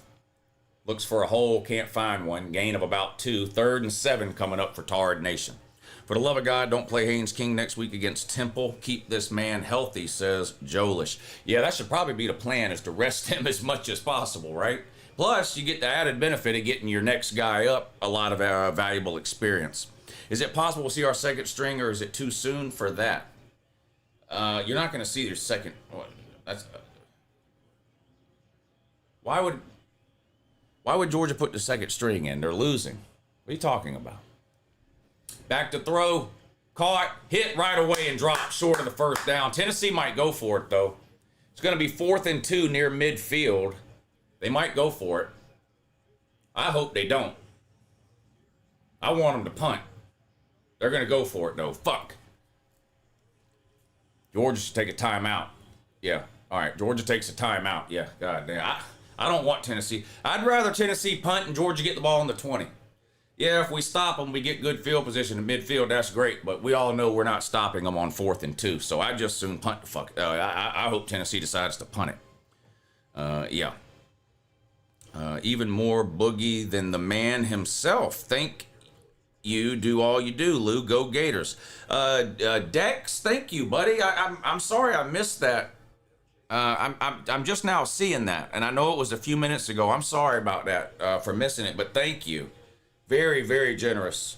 Very generous. Good luck tonight against LSU. I picked LSU, but I mean, I think just about anybody that watched Florida play last week, it's hard to pick Florida. But anyway, but good luck to y'all tonight. Thank you for the super chat, man. That's very kind of you.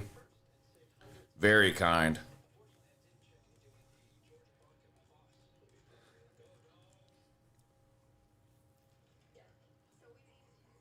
Penn State is always overrated. It's the same way A&M always goes 8-4. Yeah, but Penn State goes like 10-2. I mean, they're better than A&M, or have been. If Clemson didn't get a 50-yard touchdown run with 1:16 to play versus Pitt and a 57-yard field goal versus SMU, they would be 1-7 in their last 8 games versus Power 4 opponents. Yeah, they're headed in the wrong direction. There's a clear trend at Clemson that traces back to 2020 and the start of the transfer portal and NIL. Dabo Swinney hates the transfer portal. He hates NIL. He hates rev share. He doesn't believe in any of that. He's refused to adapt to the changes in college football. And you can see a clear regression at Clemson that dates back to the minute all that stuff started. They have been worse every single year from 2020 to now. And it's not a coincidence. It's not a coincidence. It's because he refuses to embrace the changes in college football. Y'all have watched Clemson play. You've seen their offensive line. You've seen their running backs. They don't have any. They literally have a wide receiver, Adam Randall, playing running back. Was there any offensive linemen in the portal? Was there any running backs in the portal? Yes, there was. Dabo refuses to use it, whereas everybody else is. So even if Clemson wasn't getting worse, other teams are getting better. But you combine the fact that other teams are getting better because they're using the portal. Clemson's getting worse because they're not using the portal. this is what happens. You go from losing no games a year to losing 1 game a year to losing 2 games a year to losing 3 games a year. Last year they lost 4. Probably lose 4 or 5 this year. I mean, any team can have 1 bad year. But when you have a 4 or 5 year period in a row, it's a clear downward trend. That should tell you something. That should tell you something. All right, Tennessee's going to be looking at a 4th and about 2 here when we come back from this timeout.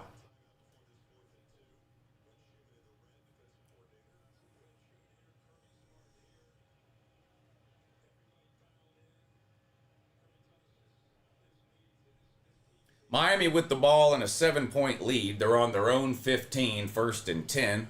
They're going to hand it off left tackle and pick up about 3, 4, 5, 6 yards, drives forward. Here we go. The Tennessee is going to punt it unless it's a fake.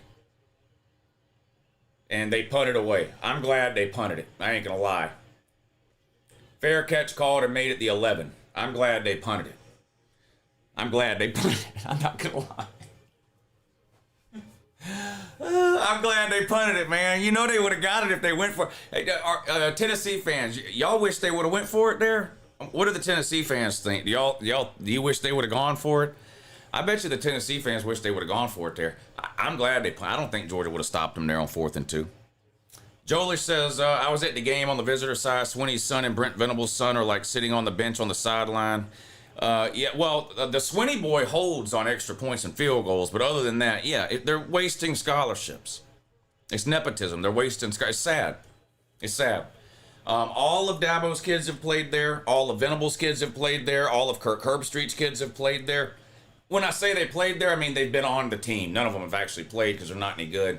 1st and 10 for the Dogs goes nowhere on a handoff up the gut to Chauncey Bowen. 2nd and 10 coming up for Georgia. 7:50 to go in the first half. 7-point lead for Tard Nation. 21-14 over the Dogs.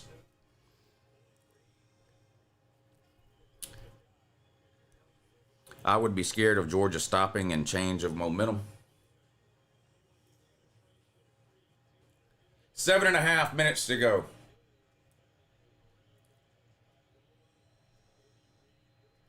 Empty backfield. Gunner back to throw. All day. Scrambles out to the right. Throws downfield. Incomplete. Flags everywhere. They're going to get Tennessee finally for a penalty now. Georgia's had 11 fucking penalties. They're going to get Tennessee with one here. Pass interference, maybe.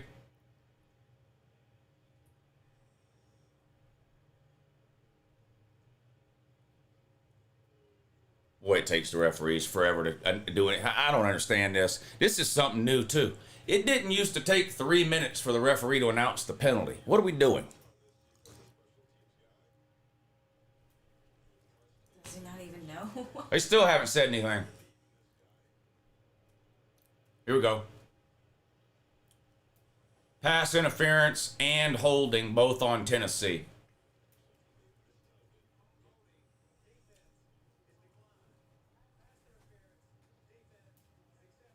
Automatic first down for the good guys. Well, they finally got Tennessee with a penalty that time. Big play for Miami on the ground. Gets it up across the 45 to the 46. They're up 7-0 with 5 minutes to go in the first quarter in that, and also into for 11 penalties. Yeah, Georgia's had 11 penalties. They finally got one on Tennessee here. 11 penalties. Yeah, Georgia's had at least 11. 2 of them gave Tennessee first downs on 3rd down. You can't win games that way. This shit's sloppy like Florida. It's 1st and 10 for the Dogs. They're on their own 22.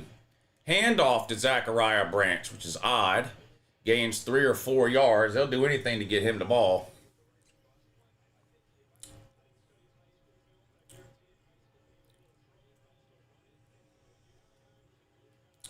All right.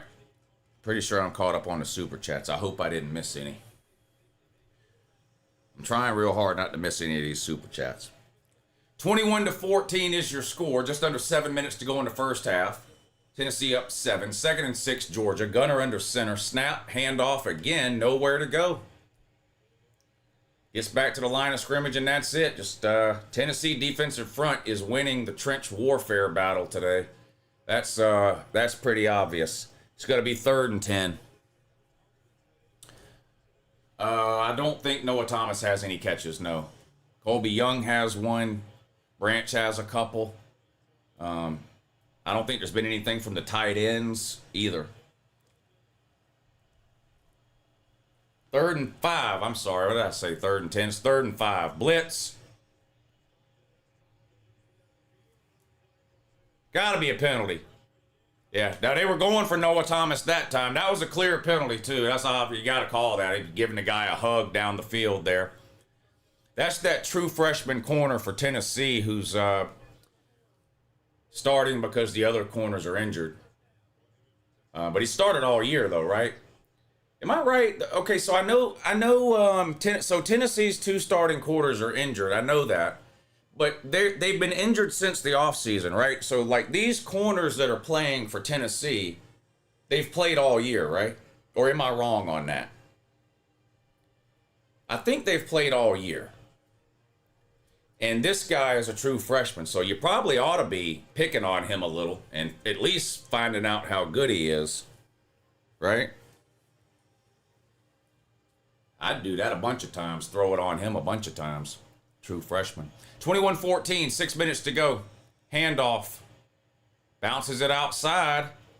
Has some room. One of the best running plays of the day. Gain of about 9. Nowhere to go up the middle, but he bounced it outside across midfield to the 48 or the 49. I would love for Georgia to be able to grind this thing down the field and eat up the rest of the clock and score at the end of the first half.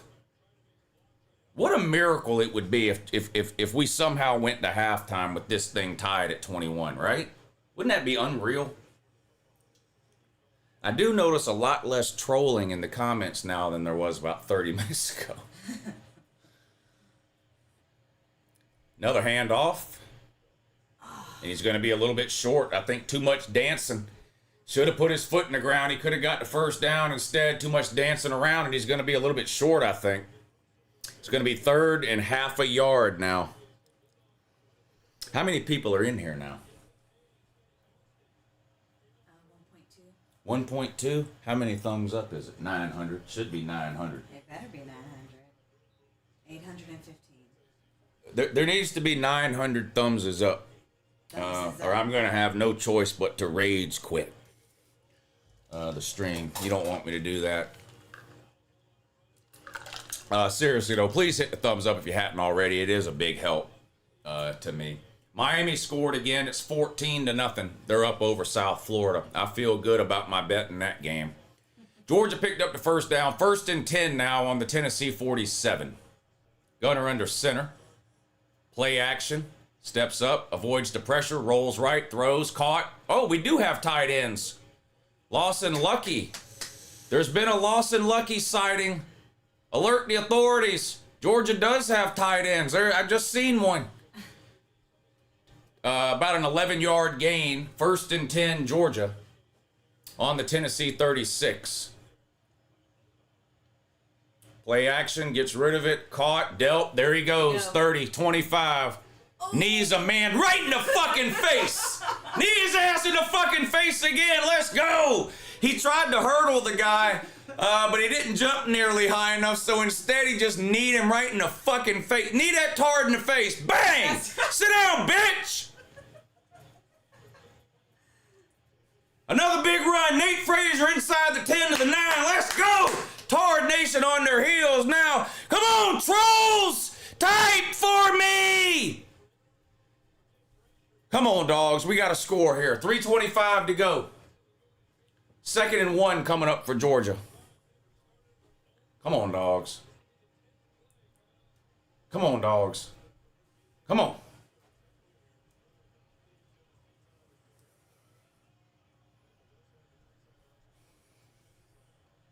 Second and 1, no mistakes. Nothing stupid, no mistakes.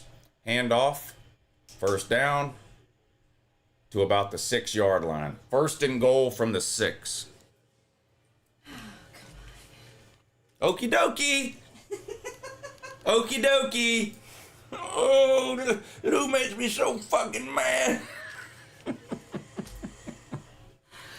Oh, boy. Hey, shout out to the Tennessee fans, though. I love the Tennessee fans. I have a love-hate relationship with Tennessee fans, but Tennessee fans been around this channel a long time. So if Tennessee does win this game, the Tennessee fans have every right to type until their fingers fall off if that's what they want to do. They've stuck around this channel a long time and lost 8 straight. Now all the other trolls from whatever fan base that just shows up to type, they ain't got no interest in it. But shout out to the Tennessee fans though. All right, 2 minutes to go. That means 2-minute warning time. So another commercial. I bet ESPN and Fox and ABC and all these TV channels, I bet they fucking loved it when college football added the 2-minute warning.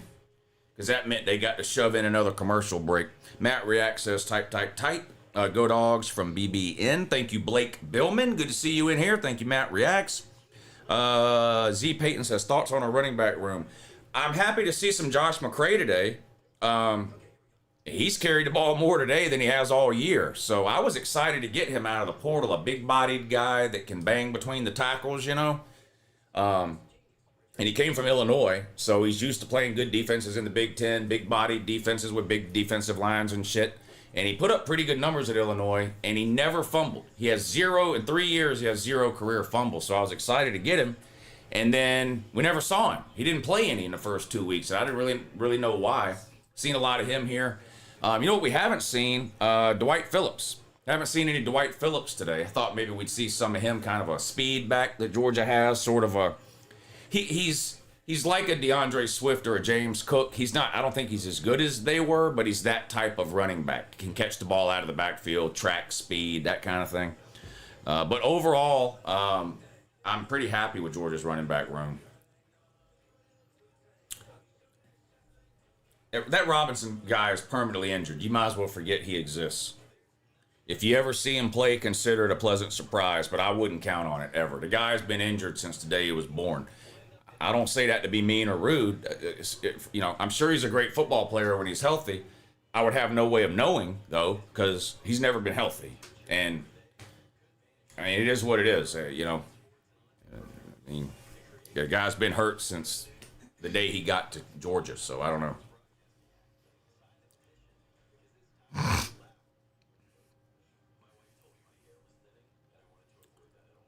What do the Tennessee fans that are in here, how do y'all feel about y'all's running backs? Because, of course, you lost Dylan Sampson, who was probably the best running back in the SEC last year. I know you don't have, like, one running back that's as good as him, but have y'all been happy with y'all's running backs kind of this year so far? Or what's I know Joey Aguilar's played great, that he gets all the attention and all, but how do the Tennessee fans feeling about their running backs so far this season? You like them? Thomas is good. I've seen Thomas in there. I'll have to look for Bishop. That's the other one, Lewis. Thomas, Bishop, and Lewis. I've noticed Thomas in there a few times. I'll look for the other two. I like the combination of running back. Star Thomas is my favorite. Yeah, you're like the second or third person. As people were talking about Star Thomas. That's what that comment was about Star earlier. And I said, who's Star? I don't know who that is. Star Thomas. Okay. And I did see the running back Thomas. I have seen him in there. Is Georgia defensive slow starts the new norm instead of offense? Well, unless, no. I mean, Georgia's defense has played lights out the first 2 games, but it was against Marshall and Austin Peay. So this is the first game they've given up any points. Do you think Nico is watching this game? I bet you he is. Inside running game will be better in the second half. Usually that's the case. Teams start to wear down, and you can get, those 2-yard runs in the first half become 6 and 8-yard runs in the second half. Second and goal for Georgia from the 3. This is where they had the problems last week against Austin Peay, and they're having them again. Quarterback draw, loss of 4 or 5. Now we can yell at Bobo on this here.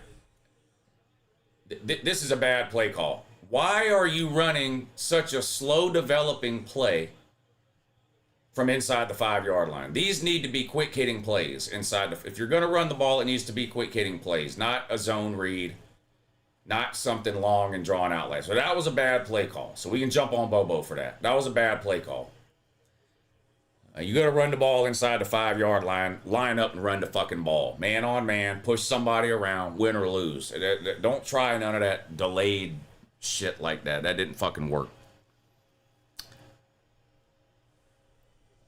He's hell when he's well, but he's sick a lot. We don't even know if he's hell when he's well because he's never been well. If you're talking about that Robinson kid from Georgia. All right, 3rd and goal, Dogs. On the 7, shotgun, bunch to the top, snap, gunner back to throw. Scrambling. He's going to run it, he's not going to get there. Out of bounds at the 2. Well, tackled out of bounds at the 2. 4th and goal from the 2. I don't know what they're going to do here.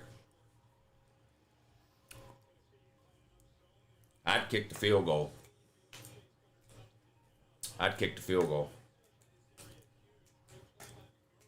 I would kick the field goal. Man, I gotta go get wings.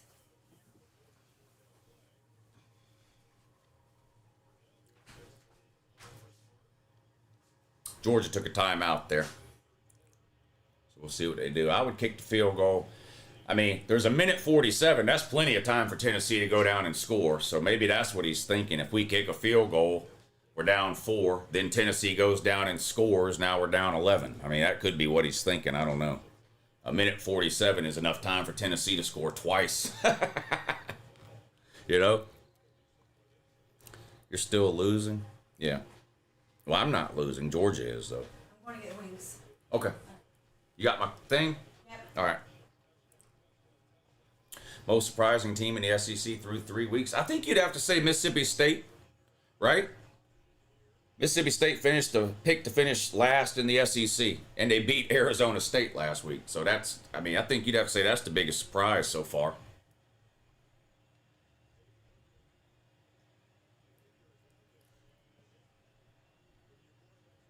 Yeah, they're going to kick the field goal here. I'm all right with that.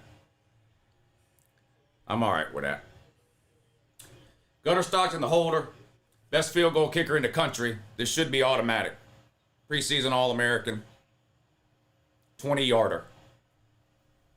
Snap, hold, kick, good. 21-17, 4-point game. What in the hell is going on with Washington State right now? I have no idea. I don't even know who they're playing.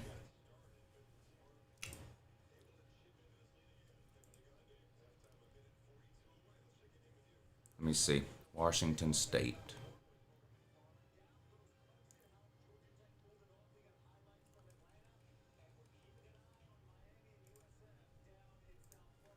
Washington State.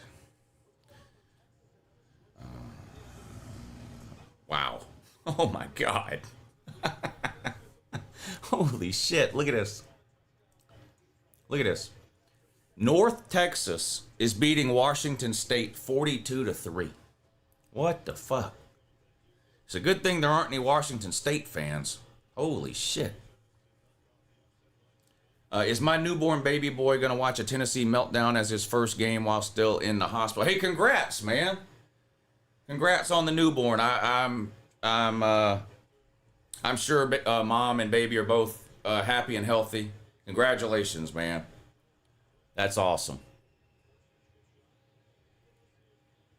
And it was nice of your significant other to have the baby before today so that you're able to watch the game. That was nice of her to do that as well. Tennessee man better rub one out while they can before Georgia makes adjustments in the second half, says Booty Sniper. Matt reacts with the type. Thank y'all for hitting these super chats. Man, I really appreciate that. I really appreciate that. All right, Tennessee scored touchdowns on their first 3 possessions. Georgia's defense has managed to slow them down the last couple of times they had the ball. Let's see if they can do it again, because remember, Georgia gets the ball to start the second half. Tennessee 1st and 10. Nearly intercepted. C.J. Allen nearly picked that thing off. Incomplete pass, 2nd and 10. Georgia needs to just get out of here down 4, and then they get the ball to start the second half, and we're basically starting over at that point.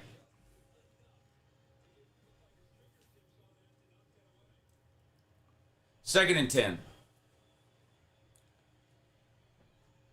3 wide to the top of the screen this time for Tennessee. Aguilar in a shotgun. A running back there with him. Snap. Handoff. Spin move. Picks up about 5. That was a good... Whoever that running back is, who is that one? That's that Star Thomas y'all are talking about. Y'all see that spin move he put on somebody in the backfield? That should have been a 1-yard loss. Instead, it was a 6-yard gain. 3rd and 4 now. The fact that this game is close in the first half tells me UJ is going to win by 14. That's been what's happened the last few years. I don't feel like that's going to happen this time. I feel like this is going to be... I feel like this is going to come down to the end. I hope you're right, and I can sort of relax some in the fourth quarter, but it's not feeling that way to me right now. I wouldn't be surprised if Tennessee blows this here by giving up a turnover and letting Georgia score and go up 3 by half. That'd be amazing. I would settle for that. I'd love that. Your halftime score in the backyard brawl, West Virginia 7, Pitt 3. So I feel good on that. I took West Virginia plus 7 in that one. So I'm looking good in that one. What other bets did I have? Let's see.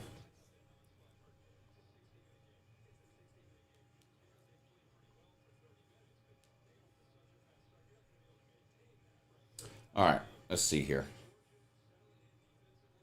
I have Florida, Miami.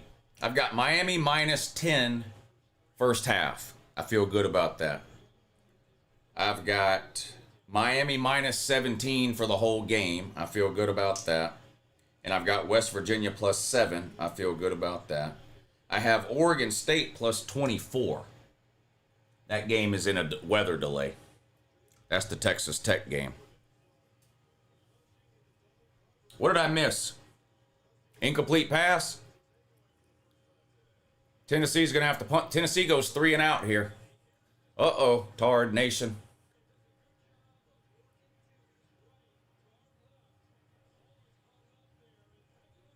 Oh, intercepted. Damn. G5 Joey. What's going on, bud? G5 Joey. Quit calling him G5 Joey. G5 Joey! What's going on, bud? What are we doing, bud? Now, here's the key for Georgia. Don't do anything stupid here. That's the key for Georgia. Georgia gets the ball to start the second half. If you would have told me 30 minutes ago Georgia could go to halftime only down 4, I'd say, okay, that's great. So if that's what happens, that's fine. Don't do anything stupid here, Georgia. Shotgun, snap, gunner, throws, pass complete to Dylan Bell. Breaks a couple of tackles out to the 39, gain of 9, 2nd and 1 now. Georgia's only got 1 timeout left. They're going to hurry back to the line here. Don't do anything dumb. Going to the locker room down 4 feels like a win right now. Pass, dangerous pass, complete to Colby Young, picks up the first down. That was a dangerous throw there. That was the doctor is ordering more sacks in the next half, says Sharkzilla. I hope they're Georgia sacks on G5 Joey and not Tard Nation sacks on Gunner. 1st and 10, Georgia on their own 43. Gunner running, looking downfield, throws, nearly intercepted. Should have been intercepted. Flag down too. Holding on, Georgia. All right, I've seen enough. Run the ball, go to halftime. I've seen enough. Run the ball, go to halftime.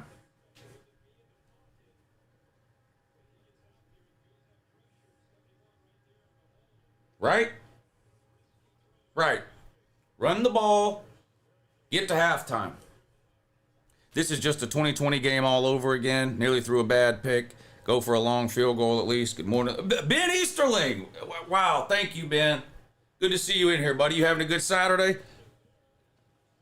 You having a good weekend? Very generous of you, Ben. Thank you, buddy. 1st and 20, Georgia on their own 33. Snap. Handoff. Cash, Money Jones. That's my cousin. He's out of bounds at the 40. Georgia done put my cousin in the game. Cash Jones.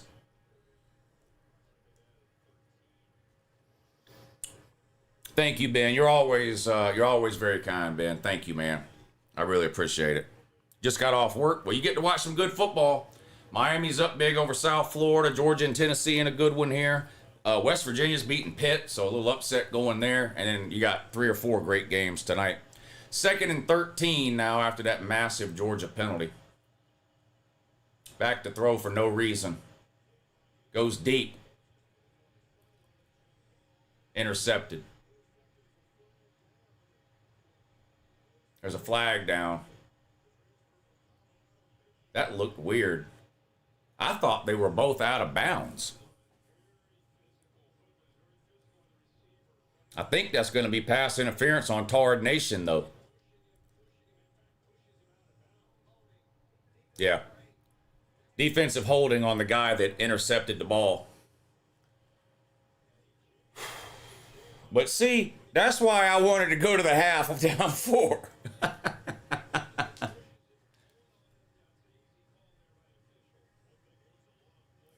That's why I was willing to go to halftime down 4, because I was worried about something like that. But I have to say, the penalties have evened themselves out, I think. Georgia screwed themselves in the first quarter with penalties, giving Tennessee a couple of first downs. And Tennessee has returned the favor in the second quarter.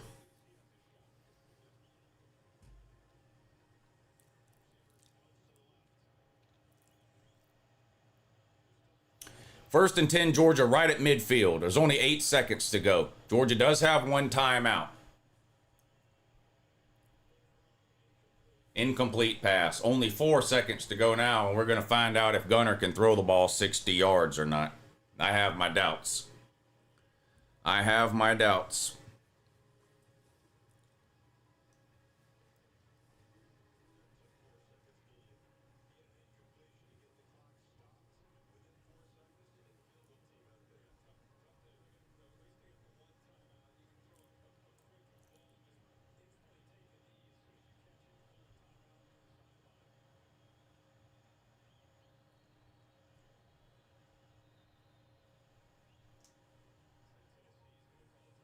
Tennessee is going to take a timeout here with 4 seconds to go. Those of you that have been around a while already know this. Those of you that are new, I record a video during halftime for my YouTube channel and upload it. So once we go to halftime in the Georgia game, you will see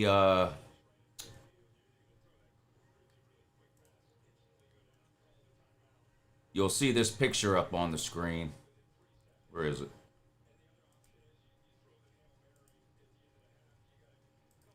You'll see this picture up on the screen, and then I'll be back before the start of the third quarter. Takes me about 10 minutes. Well, it takes me about 5 minutes to record the video, and then about 5 minutes to upload it, and then I'll be back on before the start of the third quarter. Mays Hayes Retards Parlay. Georgia Tech money line, Georgia money line, Miami minus 16.5, Vandy money line, LSU money line, 500 to win 8K. Well, you already hit one of the hardest ones, Georgia Tech. You need Georgia to come back and win. The Miami one is good. I like the LSU money line. Vandy, you'll have to sweat that one too. But 500 to win 8K, that would be unbelievable if you hit that. I'm pulling for you, man. That would be a huge win.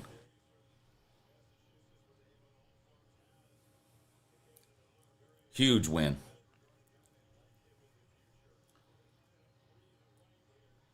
All right, 21-17. 4 seconds to go until halftime. Probably the last play. Snap. 3-man rush for Tennessee. Gunner chunks it downfield. Intercepted. Tackling. All right. That's your first half. Tennessee scored on their first 3 possessions. 3 of the easiest scoring drives you'll ever see. Georgia claws their way back, and we go to halftime. A 4-point game. Tennessee 21, Georgia 17. All right, I will be back in about 10 minutes.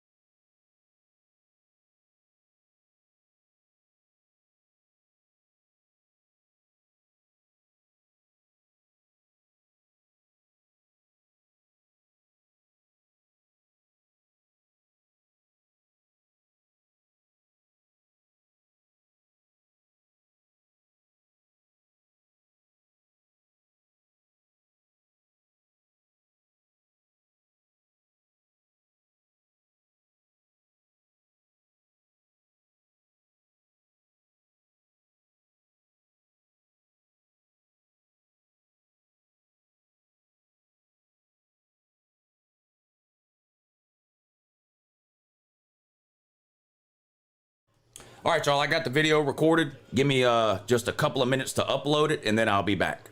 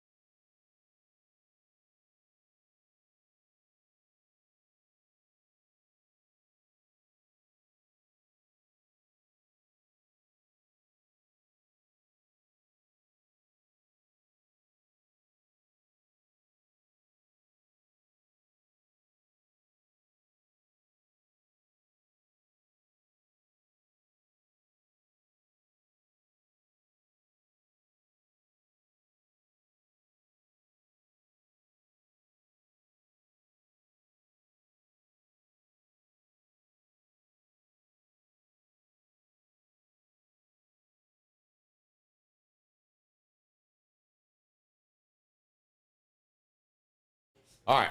All right. How we feeling here? How we feeling?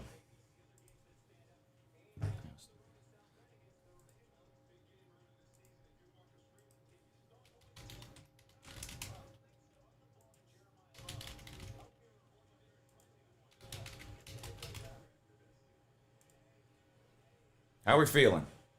What's our confidence level? Georgia fans and Tennessee fans.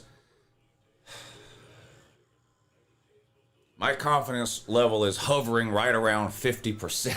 I'm not very confident. I'm not very confident. On one hand, I'm like, well, we're always losing to Tennessee at halftime. Of course, we'll come back in the second half and dominate them and win the game by 2 scores. That's what always happens. On the other hand, I can't get the first quarter out of my head. So we need the first quarter to not happen again. We can't give up 3 scores like that back to back to back again. Can't have that. I'm sure they're going to score again in the second half, but we can't have that 3 in a row touchdown drive thing again in the second half. Can't have that.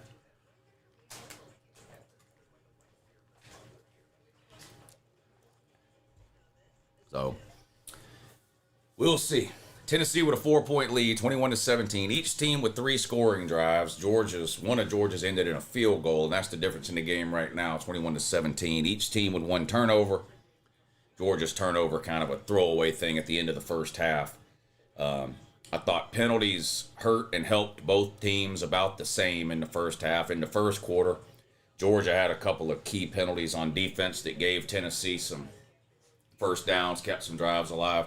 And then in the second quarter, Tennessee returned the favor. A couple of defensive penalties for Tennessee that helped Georgia out. So I feel like that kind of evened itself out. What are the running numbers? Usually whoever runs the ball better in this game wins. Let's see what the running numbers are here. Tennessee has 40 yards rushing. Georgia has 77. My confidence level just went way up. Georgia's going to win this game. Tennessee can't run the ball. So I just changed my mind on my confidence level. Georgia's going to win because Tennessee can't run the ball and Georgia can. So that's, I think Georgia probably ends up winning this game. I think Georgia probably ends up winning this game. Those rushing numbers is what sealed the deal for me.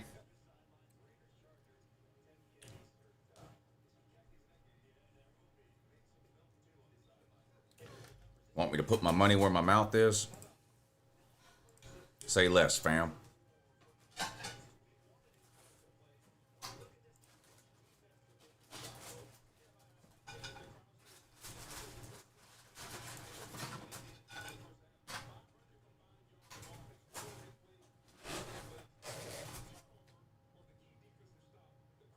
Live bet this bitch.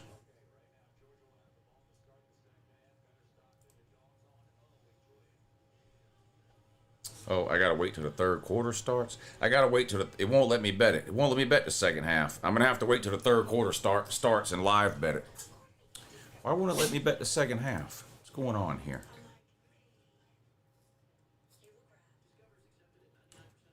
College football. First half, first quarter. Yeah, it doesn't have second half. What the fuck? Oh, never, wait a minute. I see it. I see it.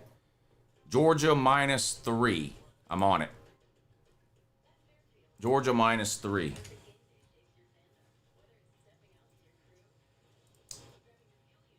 Bang. Bet saved.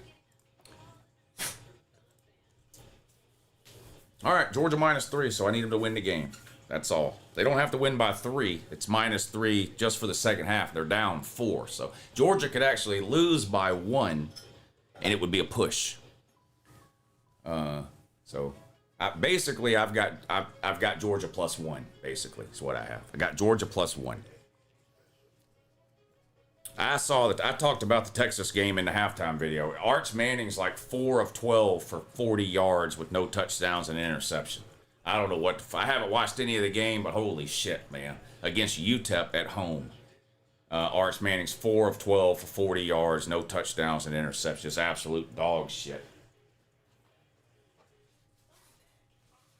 Shout out to the Arch Manning haters, by the way. Looks like y'all might have been right.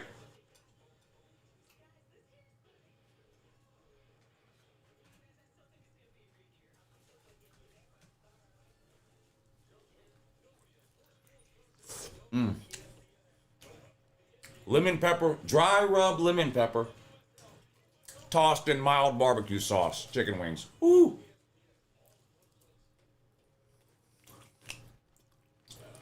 Very good.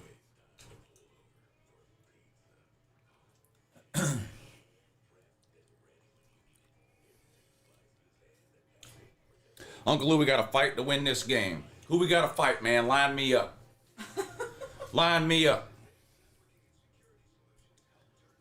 Genuinely concerned about Arch Manning. What is going on with Texas? It's not good. I've tried to give Arch Manning the benefit of the doubt because you had two sides of the coin. You had the media people who were hyping him up to a level that nobody could ever live up to. Like, unless Texas went 15-0, won the Natty, and he won the Heisman, and he averaged 400 yards a game, like, it was just, the hype was ridiculous. Then you had another group of people that said, Arch Manning sucks, he's not any good, he's going to be terrible. I was somewhere in between. I said, I don't think he's going to be terrible. I think he'll be pretty good, but the expectations are ridiculous. It turns out the haters that said he was dog shit might be right. This will be his third game, and if he, you know, he played good last week against a nobody, played terrible against Ohio State in week 1, and now he's playing terrible against UTEP. That's 2 bad games out of 3. Not good. Not good. Texas paid UTEP to play just to be currently shitting the bed. Yeah.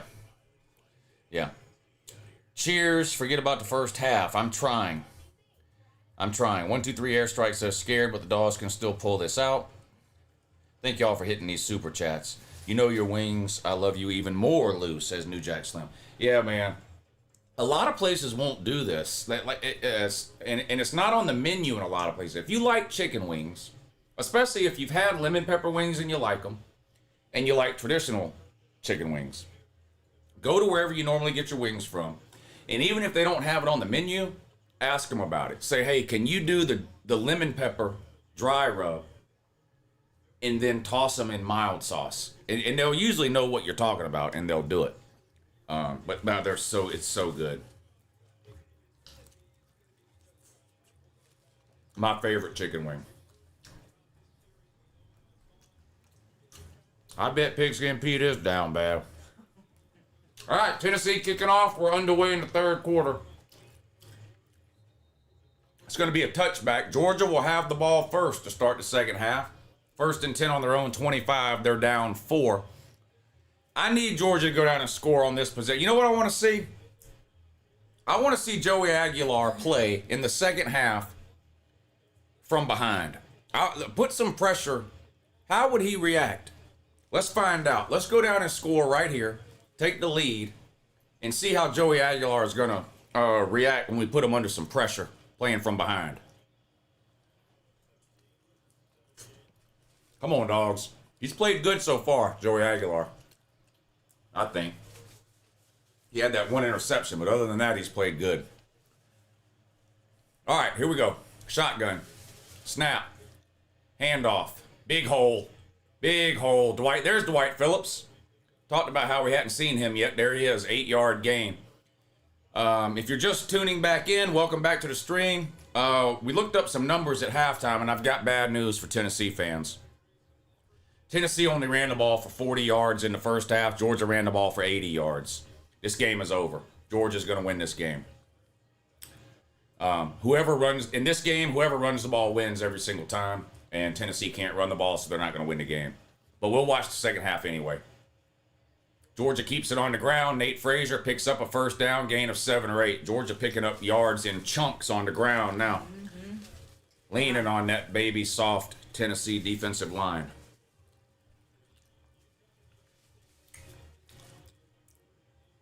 I want y'all to look at how many people are watching the stream right now, because in about 30 minutes, that number is going to be cut in half. Georgia's going to pull away, and all the trolls are going to disappear. 1st and 10, gunner under center. Jet sweep to Dylan Bell goes nowhere. Tennessee was ready for that. Loss of a couple of yards. 2nd and 12 now.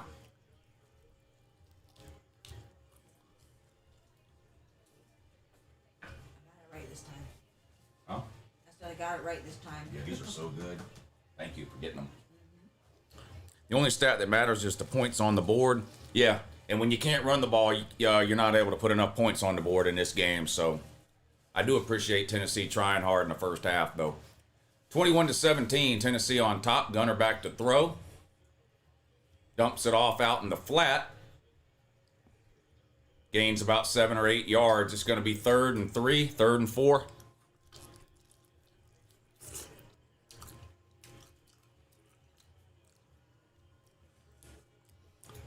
Committed, thank you for the super chat. I heard UNC is happy with Coach Jordan Hudson. She might suck like the last coach, but at least she doesn't choke on the big ones. Dang. Oh my God. I heard she swallows them whole. Oh, Jesus. 3rd and 4 for Georgia, up near midfield. Gunner in a shotgun, 3 wide to the top. Cash Jones in motion. Snap. Gunner, quarterback draw. First down, then some. Go. Out of bounds at the 38-yard line. 15-yard gain for the good guys. New set of downs. 12 and a half minutes to go in the third.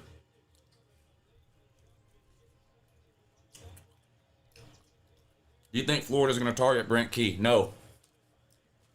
I don't. And even if they did, I don't think Brent Key would take that job. Brent Key's a Georgia Tech guy. I think Brent Key's at Georgia Tech for the long run. 12 minutes to go. 1st and 10, Georgia. On the ground again. Another big gain. Picks up another 6 or 7 yards. Nate Frazier that time. Honestly, I really feel bad for Tennessee fans. I'm serious. They thought all week they were going to win. Mm-hmm. And then in the first quarter, they really thought they were going to win. Mm-hmm. And now look. This is the saddest I've ever seen Tennessee fans when they're winning. Look, here are your Tennessee fans, they keep showing Tennessee fans in the stands crying in their win. Even Tennessee fans know what's happening to them right now. They've seen this movie before. On the ground again, no gain that time. 3rd and 4. I'm really not nearly as confident as I'm pretending to be. I'm trying to talk myself into being confident. I really do think the game's going to come down to the wire. 3rd and 4. Need a first down here. Need a first down here. The Miami game is in a lightning delay, so that one's going to be held up for a while. Oh, wow, really? Yeah, 3rd and 4, snap, handoff, huge hole, first down, right up the gut, and then some, bing, bang, bang. It's just like clockwork, man. You run it down these bitches' throat. They can't stop it. What can they do? They're soft as fuck. I mean,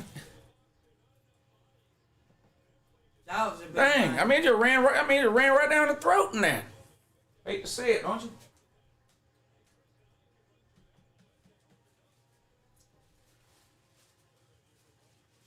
Tennessee, man, you seen this movie before, hadn't you? You know how it ends. Come on, man. Toss sweep this time. Gains about 5. They're just running it down the field. Nothing Tennessee can do about it but cry.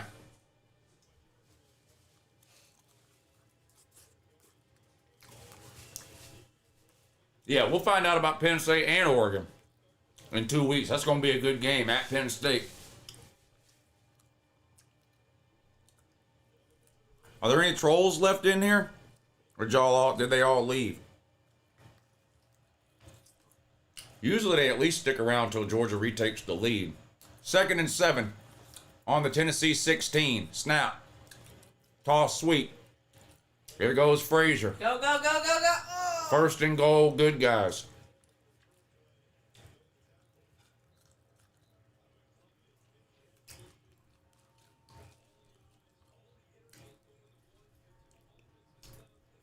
Where's he been? Where's Nate Frazier been? Where was he in the first half? Daniel says the chat has slowed down. Yeah. Now, they'll come back, I'm sure, at some point. Like whenever Tennessee scores again, they'll come back for a few minutes, but they're mostly gone now. Because they know what's going to happen. Rustin, you okay, buddy? I think you passed out. I think you passed out and hit your head on your keyboard, man.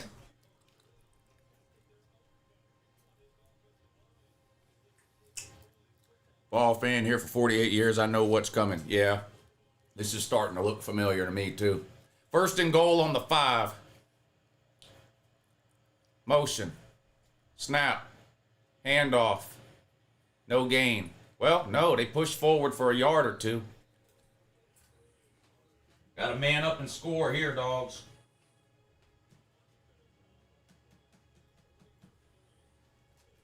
A field goal feels like a loss after this drive here. You got to push it in here. You got to punch it in. Game is not over. That's right. There's 8 minutes to go in the 3rd quarter and then an entire 4th quarter that you get to watch this Georgia team push you around.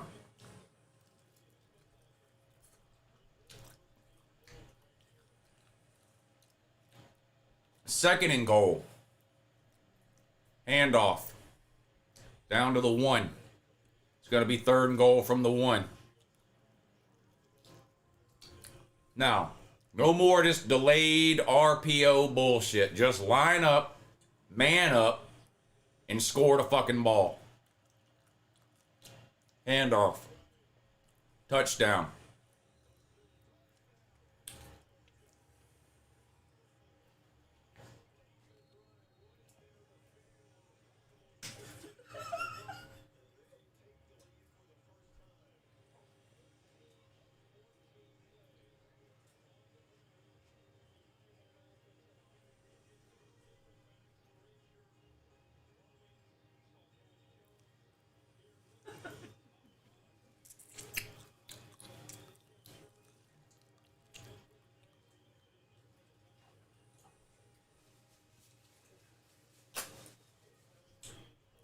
Tennessee fans won't admit it.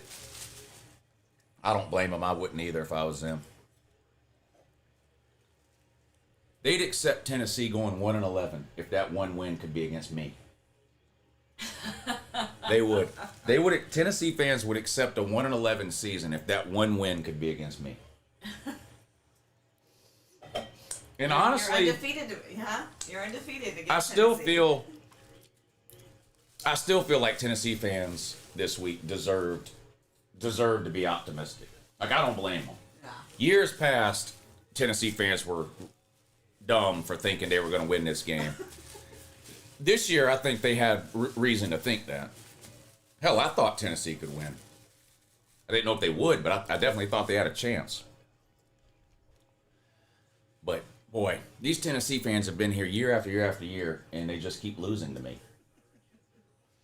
When are they ever going to learn? They'll beat me eventually. I mean, I'm not going to beat them every year from now to the end of time, but I am enjoying this run while it lasts.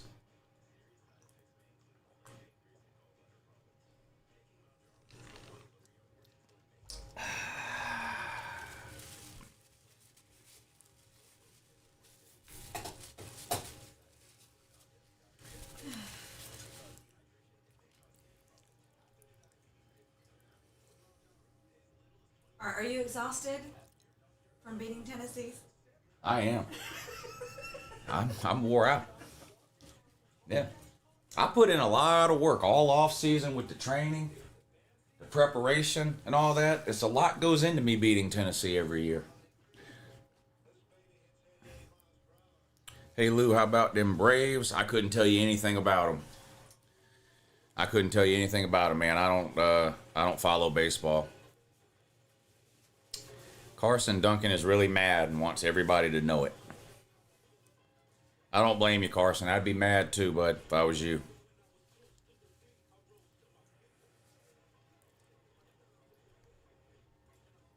Where are the trolls at?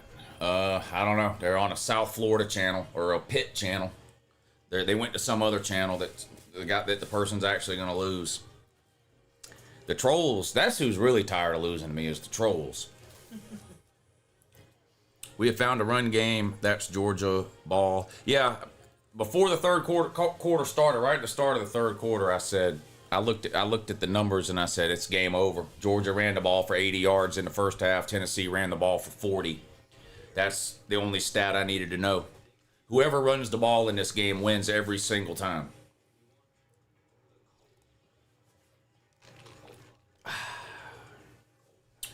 $1,100? Yeah, it's gone down. Now that the trolls have accepted the fact that Georgia's going to win, it's gone down some. There was about 1,500 in here earlier in the first half when Tennessee looked like they were going to do something. But look, I like everybody that watches. I don't care if you're a troll. I don't care if you're watching because you hate me. I don't care if you're watching because you're a Tennessee fan, Georgia fan, just a college football. I don't look down on anybody that watches the channel, but I mean, I do the same thing. Where do you think I went on YouTube last Saturday when Florida was losing? Where do you think I went? I went to the Florida channel. I get it. I'm not mad at the trolls because they come to this channel when Georgia's losing. Like that's how this all works. Believe me, I've been doing this for 11 years. I know how it works. I do the same thing.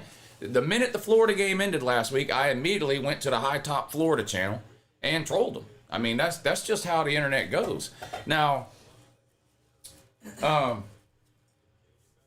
when I lose, I stand here and take it. That's what you have to do. When you win, you get to stick your chest out and brag and point and laugh and do the whole deal, and that's what I do. And when you lose, you got to stand here and take it, and you got to be able to take it. And believe me, I've been on both ends. I didn't start this channel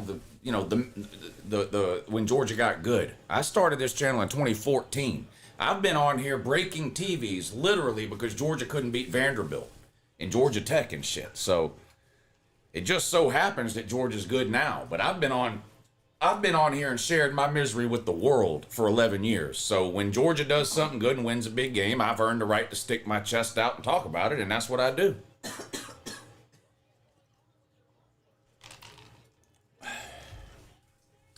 Lou, do you think Josh Heupel watches his wife from that special hotel chair?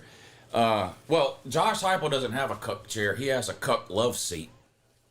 Because he's this fucking wide. He has a cuck love seat.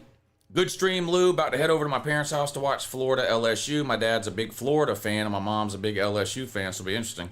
Kyle, you got to call me one day. Maybe this is an off-season conversation. You need to call the call-in show one day, Kyle, and explain to me how somebody whose mom is a Florida fan and dad's is an LSU fan, how did you become a Florida State fan?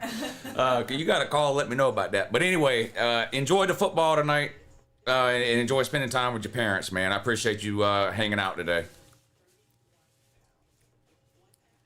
My wife said Uncle Lou makes football weekends fun. Yeah, well, yeah. I mean, you got to make it fun. If it's not fun, why are you doing it, you know? I have a blast with these streams, you know, whether it's a... You know, this happens to be a big Georgia game, and I happen to be a Georgia fan, but y'all have been on here when I've... was it Nebraska and... Who was it last year? No, it was Arkansas and... Was it Arkansas and Kansas State? There's some game last year that didn't even matter. And I got myself all worked up into a tizzy because it was the offenses were bad. And what game was that last year? And I was just, I mean, I was losing my mind. It was early in the season. I know it was Arkansas. Thank you. Arkansas and Oklahoma State. I spent 2 hours pacing back and forth in here, yelling at the top of my lungs about Arkansas and Oklahoma State. Two teams I don't even care about. It's got to be fun. College football is fun. Is it heartbreaking when your team loses a big game? Yeah, of course it is. But that makes the wins sweeter. But I love college football. I absolutely love college football. It's the greatest sport ever invented. Devil went down to Georgia and Kirby struck a deal. Yeah. Deal is you get to beat the fuck out of Fat Boy Heupel year in and year out. Hell of a deal there. I remember the break in the TV days. Go Dogs. Yeah, I've broke, I don't know how many TVs live. Just like I'm doing right now, watching these games, get pissed off and yank the TV down. Took a hammer to one. I took a fucking reciprocating saw to a TV one time. I did. Now, I'm not an idiot. I unplugged it first when I did the reciprocating saw deal. I took a weed eater to the TV one time. Yeah, I took a weed eater to the TV one time. Yeah. Weed eater, reciprocating saw, hammers. I picked one up and just body slammed it 3 or 4 times one time. I've done all kinds of dumb shit when I got mad. I remember Lou in the garage raging from the 2016. What a terrible season. Yeah, I broke 2 or 3 TVs just in 2016. The Vanderbilt game, the Georgia Tech game. It was bad. It was real bad.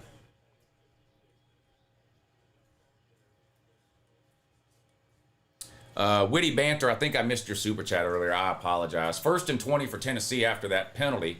Good gain on the ground for them, though, 7 or 8 yards. He says, I've seen this movie before. Skip Bayless wannabes.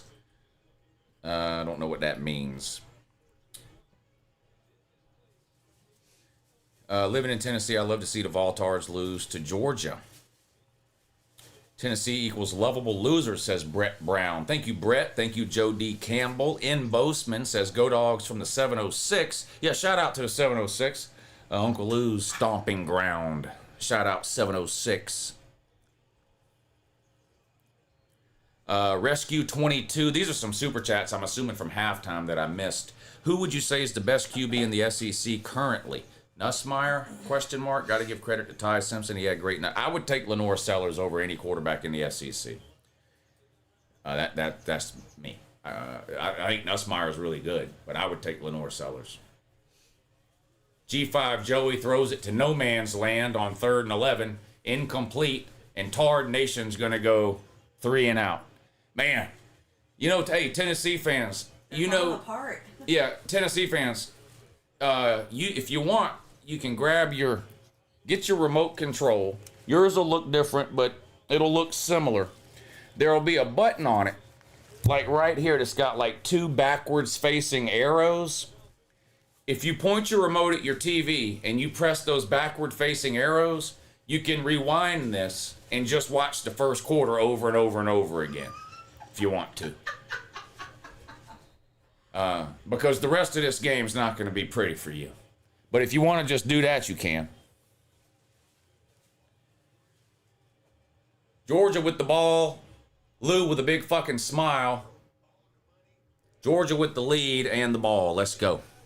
Let's go. Yours is the same. You have Roku. Yeah, I'll tell you a secret here that it took me a while to figure out. That's actually not the right remote. So, Fire sticks. All right, let me ask.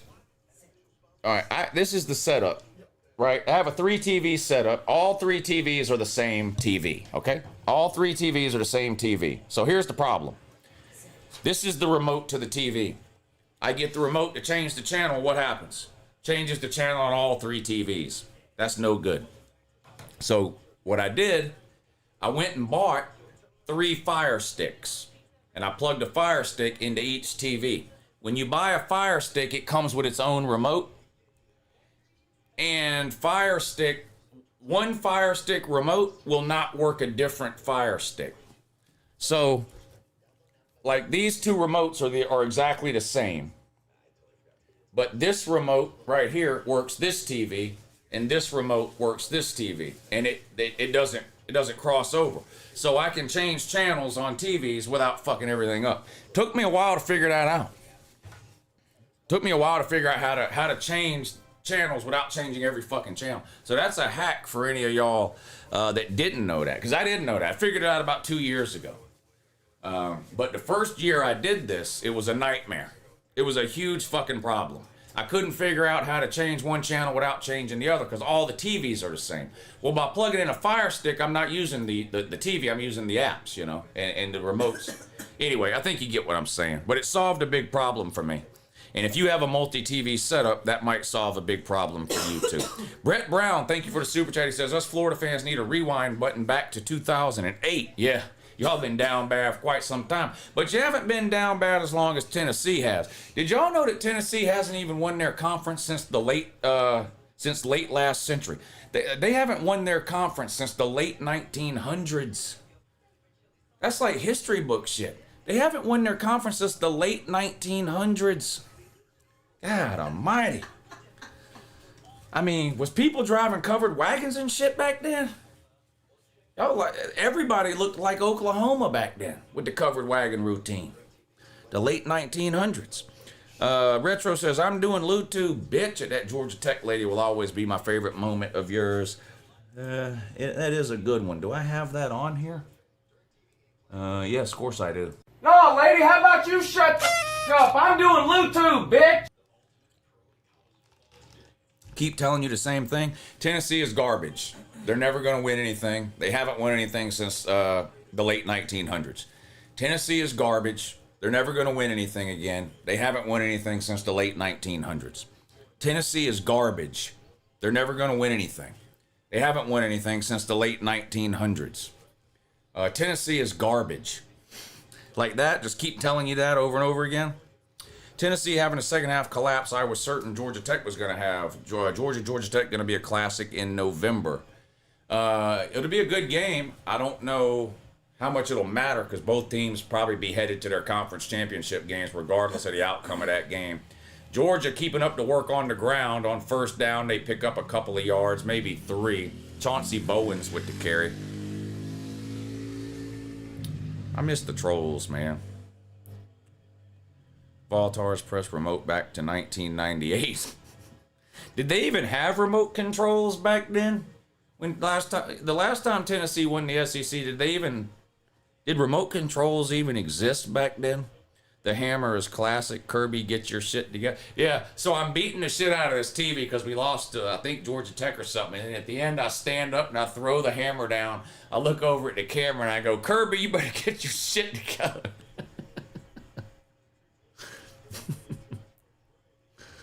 Oh, man. Nebraska is back. Big win over Joel Osteen. I'm pumping the brakes on Nebraska a little. They've only played one real team. That was Cincinnati. and I wasn't impressed with what I saw in that game. So I'm not throwing Nebraska away, but I'm pumping the brakes on the hype train a little until I see them play another Power 4 opponent. 3rd and 7 for Georgia. Maybe Tennessee's defense can get off the field here. Let's find out. Snap. Gunner rolls left, throws, incomplete, just out of reach of the intended receiver, Zachariah Branch. It's going to be 4th and 7. Georgia with a chance to pull away. Instead, they're going to have to punt it away. Not what I wanted out of that drive. Hopefully we can get some momentum back, go Tennessee. Yeah, we'll see. I think they went 3 and out last time. We'll see if they can do anything here. Still just a 3-point game, though, so despite all my shit talk and bravado, Georgia only has a 3-point lead. And I still get nervous every time Tennessee has the ball because I can't get the first quarter out of my mind. The punt is away. Let's see if Georgia can pin them deep. Fair catch called and made at the 16. So not a great punt. Like to maybe try to pin them a little deeper than that. But Tennessee going to set up shop on their own 16. 1st and 10 Vols. They're down 3.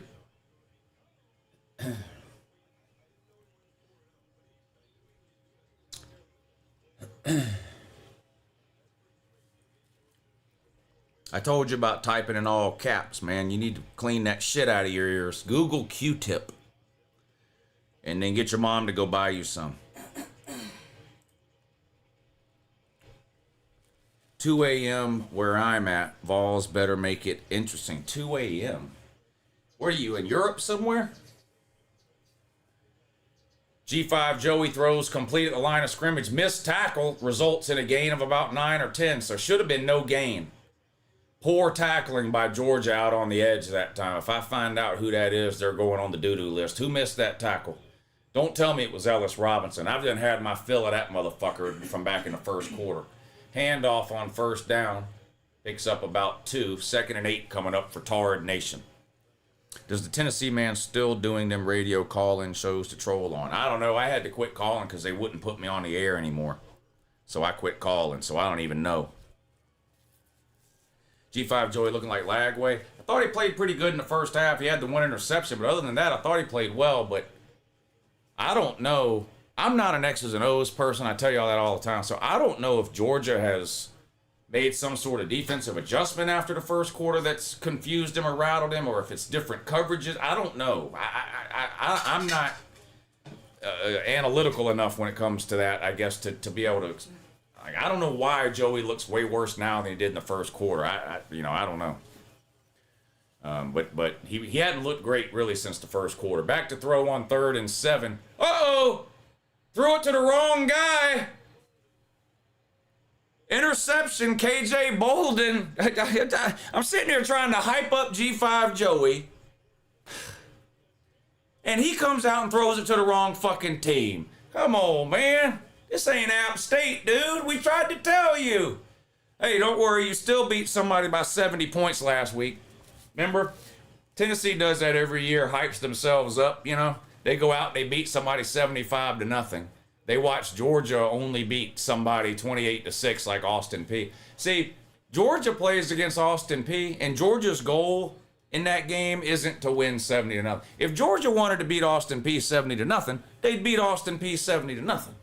But that's not what you're supposed to use those games for. You're supposed to use those games to work on things. That's what Georgia does. Tennessee uses those games to make their fans feel better. See, Tennessee goes out and schedules these cans of corn weeks 1 and 2, beats them by 70 points, and convinces their fans that that means they're winning the World Series. Then this happens every year. 1st and 10, Georgia keeps it on the ground. 3:40 to go in the 3rd quarter. Georgia needs to score here. I'm having fun laughing at Tennessee's offense here lately, but I have a feeling they're not done scoring. I have a feeling they're not done scoring. So Georgia needs to get some more points here.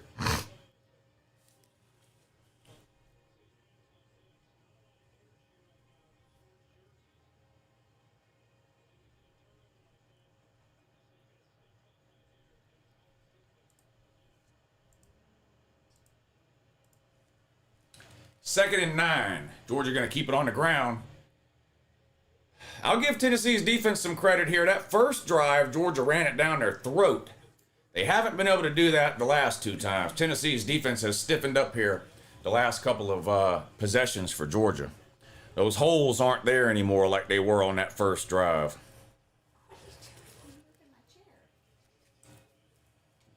Can't believe my underbet is still good. Yeah, mine's hanging by a thread too. I've got under 50. 3rd and 8. Tennessee looks like they're bringing pressure. They back out. Pass complete to Zachariah Branch out in the flat, but he's going to be tackled at the 31. 3 yards short of the first down. Georgia have to punt it away again, 3 and out. So Georgia opened up the 3rd quarter with a long death march scoring drive, but nothing since then but a bunch of punts from both teams. We have tight ends. I've heard that we do, although there's been very little evidence to support that opinion. Lawson Lucky did have 1 catch earlier, but as far as I know, that's about the only one. Long field. Oh, this is a field goal, not a punt. Field goal attempt for Georgia. Looks good. Is good. Still not good. It's still a 1 possession. A touchdown still puts Georgia behind. It's just a 6-point lead now. G5 Joey doing his best Nico impression. Still just a 6-point game. Tennessee has a puppy dog too. FCS Joey. FCS Joey? Come on, man. At least let him be G5 Joey. It's got to be G5 Joey, doesn't it? Iowa State is struggling right now. Classic letdown situation for Iowa State. Started the season early, played in week 0, 3-0, rivalry win last week in a tough physical game, and now an opponent today against a nobody. Classic letdown spot for Iowa State. You're supposed to bet against them today. I didn't bet it either way, but if I would have bet, I would have bet against them. UConn, Delaware in overtime. Delaware was another bet today you were supposed to take. You were supposed to take Delaware today plus the points. That was I didn't, but that was the smart play today on that game too.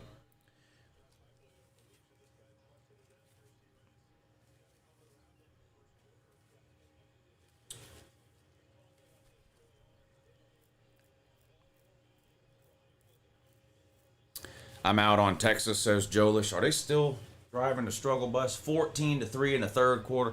Yeah, I don't know what's going on with Arch Manning. The haters might be right with him. It might turn out that Arch Manning really is dog shit. Scott Thompson says everyone hit the thumbs up. That's a great idea. How many thumbs up are there right now?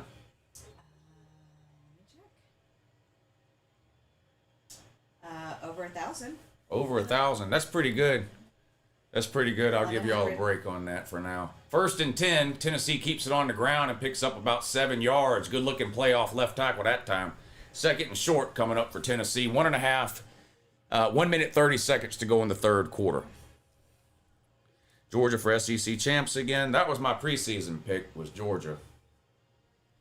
Pistol formation, handoff, left tackle I thought he was going to get through that hole, but boy, who's that swallowed him up? Christian Miller. Got there quick, closed that thing down. Loss of about a yard. 3rd down coming up now for Tard Nation. Hit the thumbs up, says Scott. That's a great idea. Never doubt Uncle Lou, says Hector. That's sound advice. Sound advice. Arch Man is looking great if you're one of Texas' opponents. Yeah. There's a 1st down for Tennessee. Up to the 40. Pass complete along the sideline.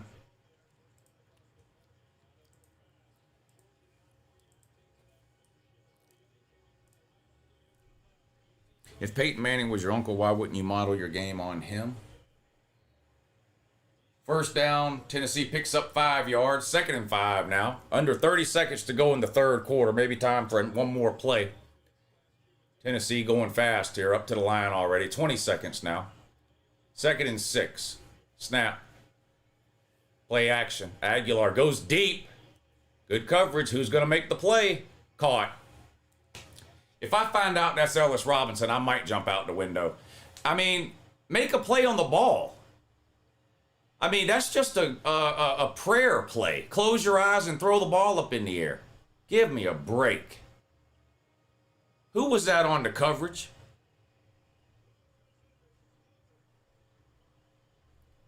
I don't understand. You're right there. Perfect coverage. Why let the guy go up and get the ball? Who was that? Daniel Harris. That's bad. That is bad. That's what kicking field goals gets you. You're down a point.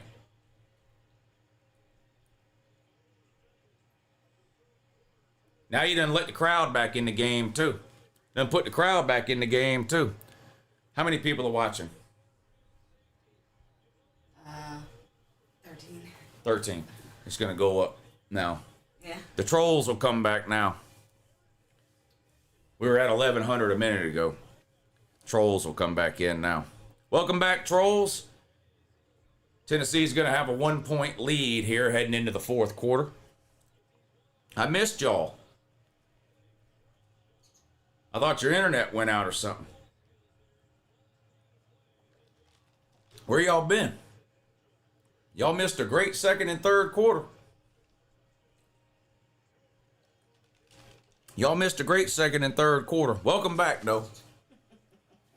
Good to have y'all back in here. Don't forget to hit the thumbs up while you're here. You won't be here long, but go ahead and hit the thumbs up while you are here.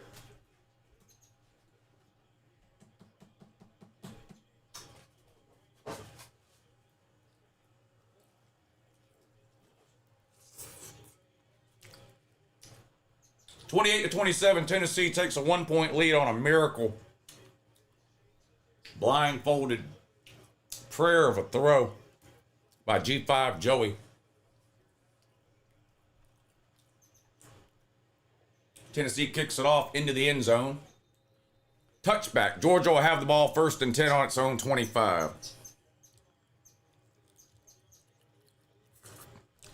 Lou, I want to be clear, I'm no troll. I've been here. Well, both things can be true, but you have been here, yeah.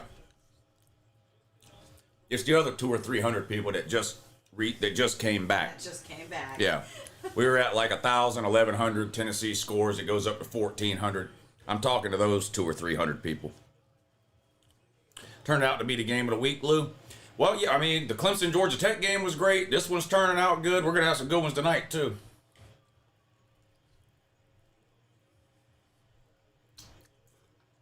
First and 10, Georgia. The worst part about Tennessee scoring there is, let the crowd back in the game. Gunner back to throw all day in the pocket. Caught. There's another tight end. Holy moly. Lawson lucky again. Gain of 15, and that's the end of the third quarter.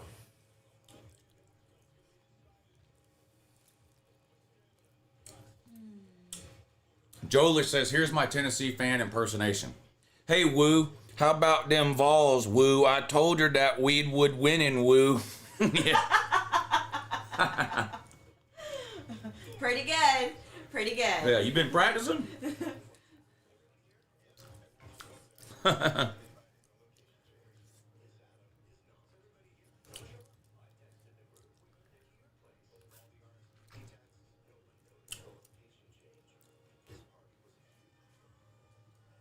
Chicken wing? Chicken wing. Texas should shut down their football program if they lose to UTEP. I don't think they're going to lose. What's the score? It's 14-3. But, man, what is Arch Manning doing?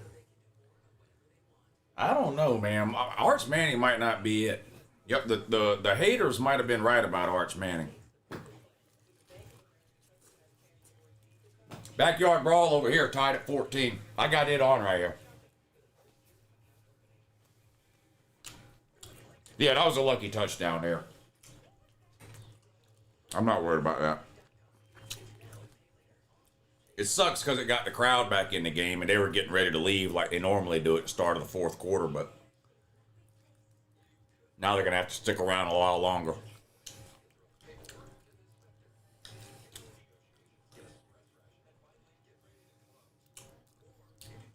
The primetime games are on Patreon. As soon as the Georgia game is over, I'm ending this stream, and the primetime games are on Patreon.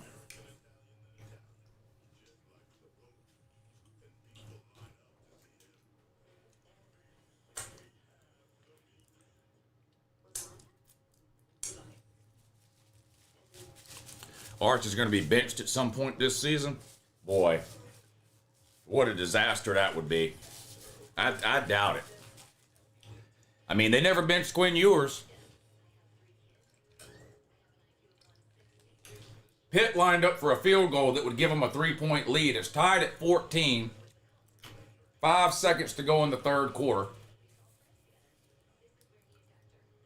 And they're not going to get the playoff. That's going to be it. So they're going to hold off on this field goal attempt to the start of the fourth quarter. 14-14, but Pitt's lined up for about a 35-yard field goal. Jolish, thank you for the super chat. He says if a Vol troll calls in, don't forget the Android text message sound in the background every 4 seconds and some banjos playing and a baby crying in the background. Dang, man. So much fun, Lou. That's it. All right, LV. All right, man. Yeah, all the primetime games tonight. We're going to hang out and watch the primetime games tonight on Patreon. They vote every week over there on my Patreon page what time slot they want me to stream. And they voted primetime this week.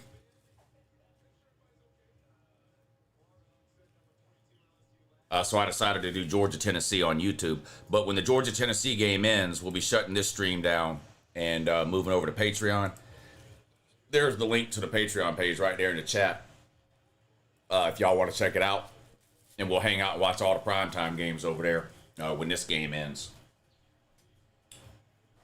All right, Georgia with the ball. They're going to keep it on the ground. Nice hold. There he goes across midfield to the 45, inside to the 44. Big gain to start the fourth quarter for Georgia on the ground. 1st and 10 in Tennessee territory. I mean, you can't cover a guy any better than this. And then you let him out. Not only do you let him out jump you, you let him out jump you, and you fall down on top of that and then make the tackle.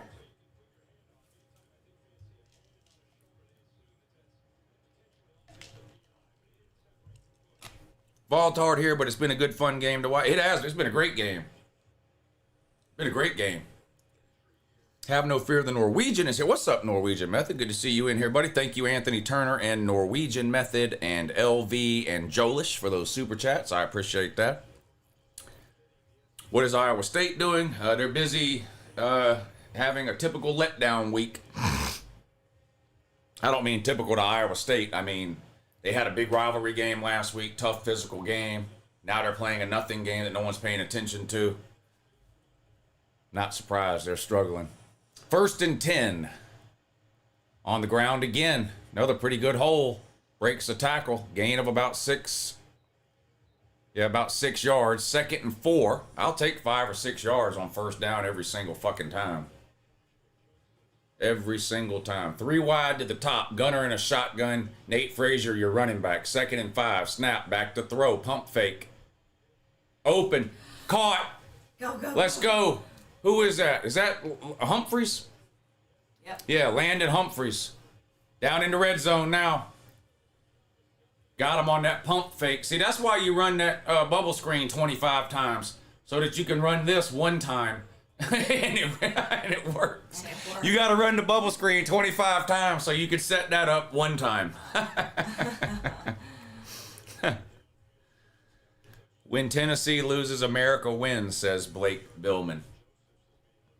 Thank you for the super chat, Blake. Lord Tebow, good to see you again. He says, I think Ohio State versus Michigan is overrated, not a top 5 rival. What? Buddy, just because the players fight doesn't make it good. Come on, man. Stop it. You're trolling Ohio State and Michigan fans by saying that. Ohio State Michigan's the best rivalry in college football right now. Period. Period. Now, you want to talk about the best rivalry of all time? Then there's some debate. The Iron Bowl, Army, Navy, Michigan, Ohio State, whatever. But like right now, that's the best rivalry in college football right now. Michigan, Ohio State, to me.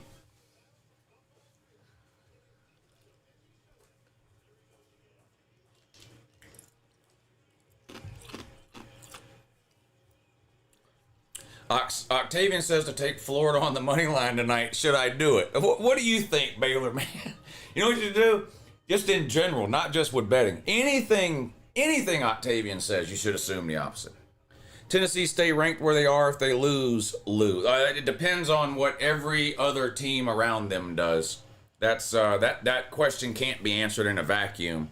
It's going to depend what everybody else in the top 25 does too. Who wins between Vandy and South Carolina, for example. All of that stuff matters. Quarterback draw. Inside the 5, down to the 2. Second and goal, good guys. We need a touchdown bad. If we get a field goal here, I'm jumping out the, not window because there ain't one.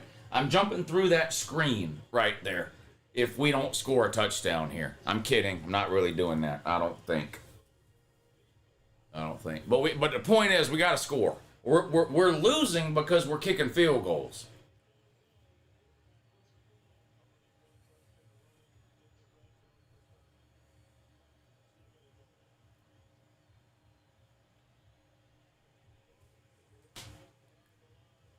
Loss of 2.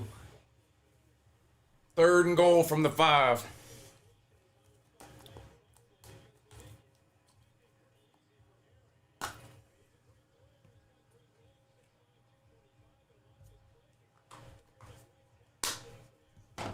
It's over, Lou? What's over? 12:40 to go. Third and goal, Georgia. From the 6-yard line now. Gunner in a shotgun.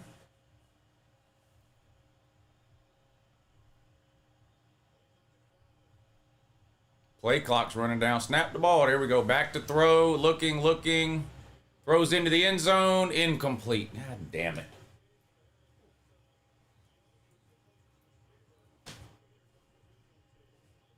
Well, if we lose, this is why. This is about to be our 3rd field goal. 6 scoring drives, and we're winning by 2.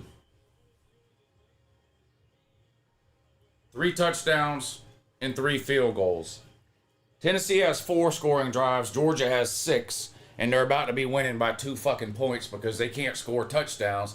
They just keep kicking field goals for no good goddamn reason. Field goal is good. Georgia takes a 2-point lead, and I've never been more mad about Georgia taking a 2-point lead than I am right now. LSU and Florida already going at it. I just saw that on one of these channels here, pre-game shoving match there. If I was Florida, I wouldn't be doing no pre-game fighting. Apparently, they need to be saving their energy for the game. They're dog shit, generally speaking. And ought not be doing no dumb shit like that when they can't win football games.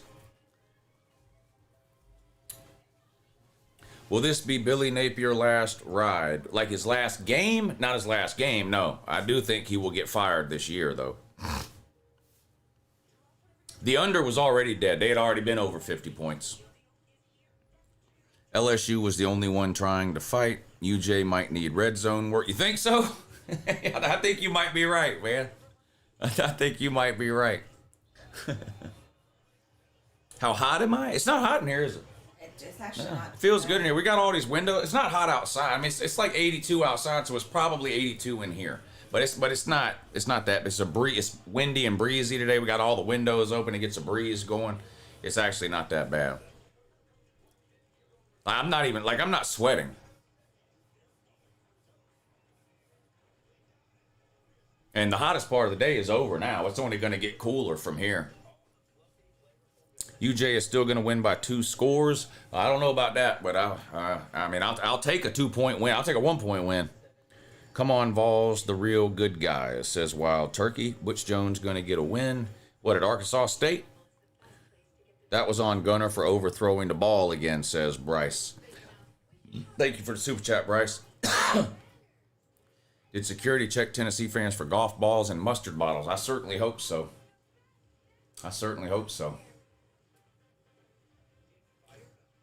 What in the world? That's the worst case of pass interference I think I might have ever seen right there on Pitt that they just called. I mean, that was real bad. Last year the theme was drops. This year it will be goal line and aptitude. Yeah, they got to get that fixed eventually, and it might be today, but eventually you're going to lose a game because you can't score touchdowns and you keep settling for field goals. UJ is absolutely the better team. Outside of the first quarter, this game's not even close. Without the first, I mean, I don't know what happened there in those first 3 drives from Tennessee. You know what it looks like? It looks like Tennessee has been working on those 3 drives for 8 months. They came out, they executed them to perfection, and they really ain't been able to do nothing since then. But outside of those first 3 drives, this game hadn't even been close. It's close because Georgia can't fucking score with the field goal bullshit. UJ's running game is really good. Gunner throw got affected by the defender. LSU gonna lose tonight for sure. What? I don't know about that. Lou is a Vols fan. This has been a damn good game. This has been a great game, Mark. Great game. Best one we've had in a while. Usually, no offense, but usually by this point in the game, Tennessee fans are leaving because Georgia's up by 17. It's been a while since this game's even been close. So this is a great game. 2-point lead for Georgia right now, getting ready to kick off. 12-17 to go in the fourth quarter. Jackson Arnold still can't throw. I haven't watched any of the Auburn game, but that doesn't surprise me at all. He couldn't throw against Baylor. I did watch the Baylor game. He couldn't throw the ball at all against Baylor. He ran all over him, but he couldn't throw the ball for shit. Yeah, UCLA got blown out last night by New Mexico, like 35-10 or something. It was bad. Real bad.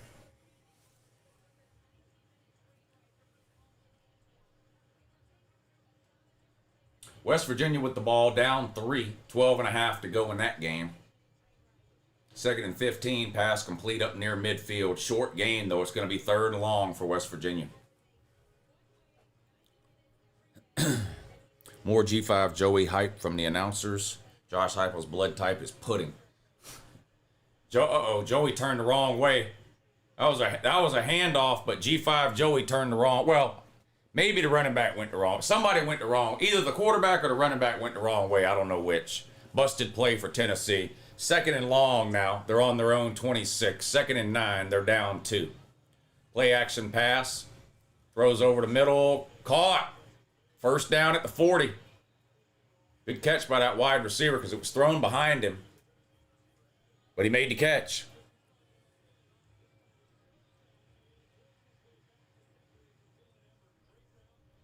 First and 10 on the 41 now. Come on, defense. Somebody make a play here. Snap. Handoff. Has a hole. Cross midfield. Big gain. Inside the 40. 35. All the way down to the 32. By far the best running play of the day for Tennessee. Gain of about 30. Big play on the ground. Tennessee going to go fast now. Snap. Play action. Wants to go deep. There it is. Wide open. Going to walk into the end zone. Tennessee retakes the lead. Busted coverage or something downfield there. This guy was wide open. There wasn't anybody in the same fucking zip code. What are these DBs doing? That looked like the first quarter. Now that looked like the first quarter there. Those drives that Tennessee had in the first quarter, that's what that looked like. That's what that looked like. Wide open receivers. No pressure on Joey. And an easy touchdown drive for Tennessee. I mean, they made that look. What did that take? A minute and a half? They got the ball with 12 and a half minutes. Now there's 11:01. So it's going to be a 5-point game now, 35-30.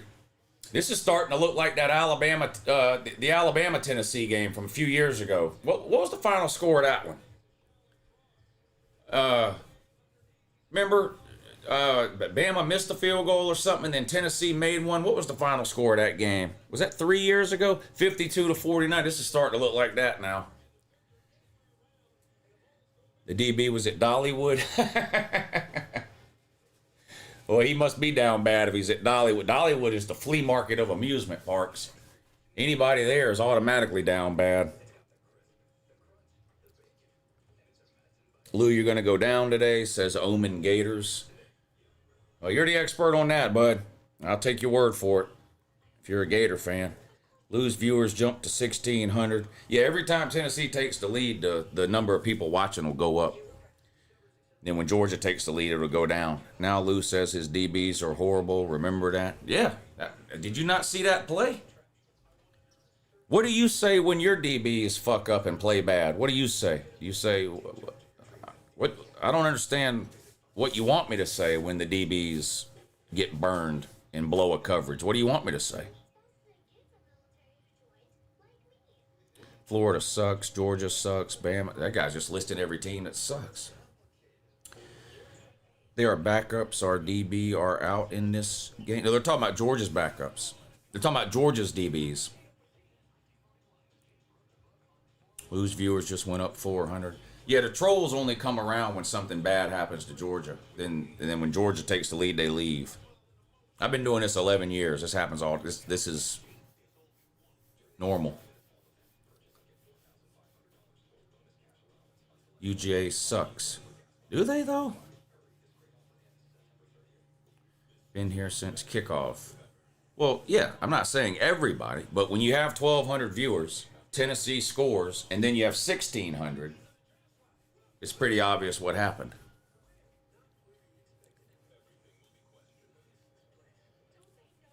Trolls always logging into LouTube. Oh, they love it here. Yeah, they love it here. Jolie says, I still think Florida's going to lose, but does Clemson losing to Tech and being 1-2 make LSU look less elite so that Florida could maybe make it competitive? I don't know. I mean, that's a lot of Chinese checkers you're trying to do there. I mean, Clemson's obviously not a great team, but I don't know if that really changes anybody's assessment of LSU and Florida.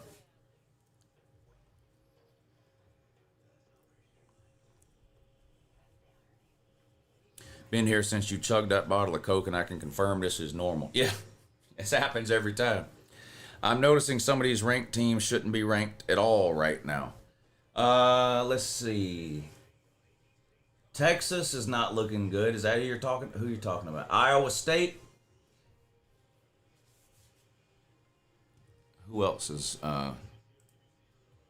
struggling against bad teams? Let's scroll through the scores real quick. Texas Tech up 14-0, but remember there was a big weather delay in that game, so they're still in the first quarter. SMU starting to pull away from Missouri State. Pitt still up 3 over West Virginia. Iowa State up 4, 17-13, start of the fourth quarter. Tennessee kickoff goes into the end zone for a touchback. Texas is up 20-3. Let's check Arch's numbers again. Arch Manning against UTEP at home, 9 of 22, 97 yards with an interception and no touchdowns. I think the Arch Manning haters might have been right. He might not be it. Miami and South Florida are, of course, still in a weather delay. Miami's up 14-3 in that one. All right, the game's back on here.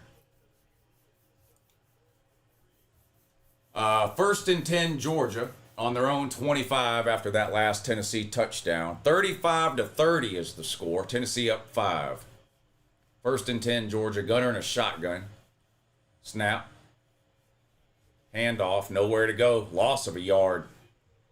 Maybe 2. Boo Carter, I think that was for Tennessee.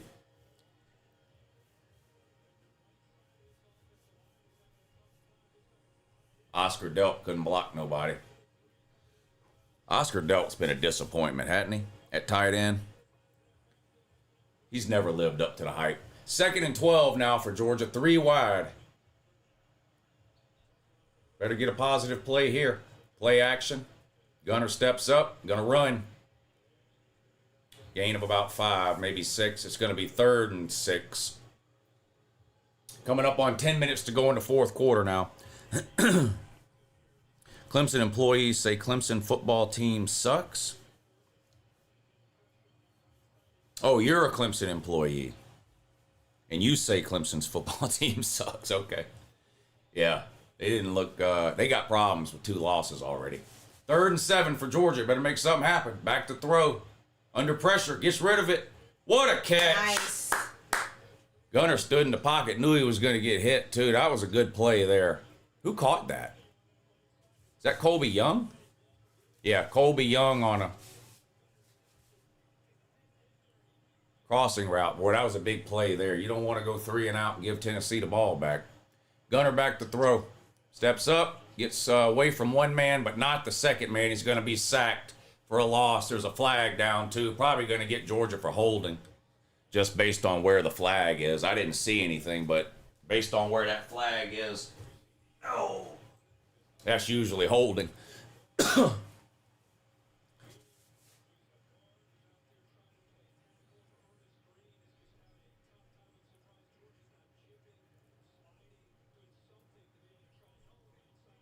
Yeah, holding on Georgia. Tennessee's going to decline it, though, because there was a loss on the play. So it's going to be second and 13?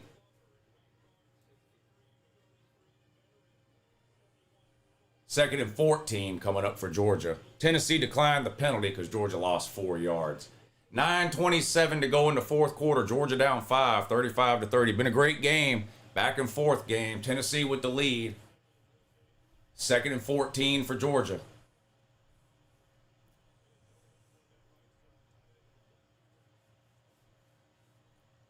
Handoff, no room, no gain. Third and 14. Right guard and center can't block either. Well, the center is a fucking nepotism. The center is Mike Bobo's son. He shouldn't even be on the team. Don't even get me started on that. Third and oblivion now for Georgia. Third and a million. 8:48 to go and the clock is ticking. Jackson Arnold and our receivers are definitely steamrolling Georgia back to Athens on 10-4. Thank you for the super chat, Tiger War Eagle 14. Third and 14 for Georgia. 4 wide. Snap. Back to throw. Gunner fumbles. Tennessee jumps on it. That is bad. A Gunner held the ball too long. Gunner held on to the ball way too long. Got hit from behind, fumbled. Nobody saw it. The ball rolled around forever. Finally, a Tennessee defensive lineman saw it and jumped on it. But that's on Gunner. You can't hold the ball that long. And Georgia's in a bad spot now. Georgia's in a bad spot now. Secure Metal 68 says Arkansas beat Arkansas State 56-14. Iowa State beating them 17-13. They shouldn't be ranked. Washington State is losing to North Texas 59-3. I talked about that a little while ago when it was 42-3. I don't know what the hell is going on with Washington State, but that is bad. To be losing to North Texas by that much is bad. Nick Koenig says Arch is dog shit. Thank you for the super chat. Let's see. Secure Metal says, hey Lou, did you see Texas offense getting booed by the fans for 10 incomplete? No, I haven't watched any of the Texas game. People have been talking about Arch Manning in the chat. We looked up the stats a minute ago, but I didn't know he had 10 straight incomplete passes, and I didn't know he got booed. I didn't see that, but the haters might end up being right about Arch Manning. It may turn out that the haters are right about Arch Manning, and he might not be any good. I thought he was going to be good, but through 3 games, Arch Manning looking like he ain't it. Let me make sure I read all the super chats.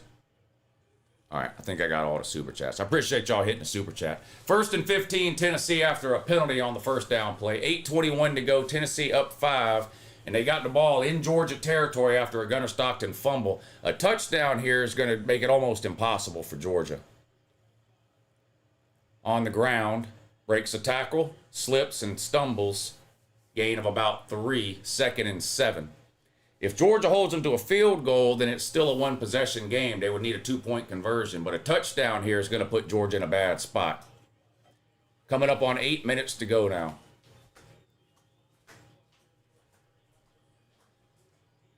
What are you talking about, Burgle? On the ground again, looking for a hole. Drives forward for a couple of yards. It's going to be third and about 8. Third and about 8. 7:40 to go. Mio3155, thank you for the super chat. He says this should show how much better Beck is. Beck's one of the best quarterbacks in football. I don't know what these Georgia fans were thinking.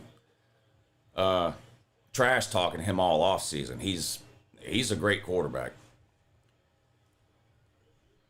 Woo, big hit. that, who is that? 4th down. Tennessee kept it on the ground. No gain. It's going to be 4th and long. And I don't know if they do a field goal from here or what they'll do here. 7 minutes to go and the clock is ticking. 4th and 6. They're going to kick a field goal. It's going to be, what is this, a 45-yarder? 48-yard attempt from the right hash. Should be able to make it. Snap, hold, kick. Looks good. Is good. 8-point lead for the Vols. So Georgia's defense did their job, forces a 3 and out, but because of the turnover, they were already in field goal range, and Georgia's going to have to score and get a 2-point conversion here to try to tie it up. That is a big 3, yeah. That is big. Fuck Mike Bobo. Yeah. Mike Bobo gave up 3 straight touchdown drives to start the game. Beck is doo-doo, but he's better than Stockton. Man, come on. Let it go. Beck is one of the best quarterbacks in football, no matter how mad it makes you. You may lose 2 in a row with Bama next. Yeah, that's a very real possibility. Don't type in all caps. The fans can't get over Beck fumbling against Bama. Beck fumbling against Bama. I don't understand I don't understand how y'all can watch games and then say some of the shit you say. Georgia scored 40 points on Bama and lost, and you're blaming Carson Beck? My God, you have to be the most retarded person on the planet. You have got to be retarded. Carson Beck is the only reason we didn't lose that game by 40. What are you talking about? Beck is the reason Georgia lost to Bama. There's no way you watched that game or even know what happened in that game if you're blaming Carson Beck for losing to Bama last year. That's got to be the dumbest thing that's been typed today. And that's saying a lot. Because with 15 or 1,600 people in here, there's a dumb comment typed every 2.5 seconds. And you're on the top of that list, man. That's got to be the most retarded thing I've ever heard. A-State ahead of Iowa State. Oh, Arkansas State.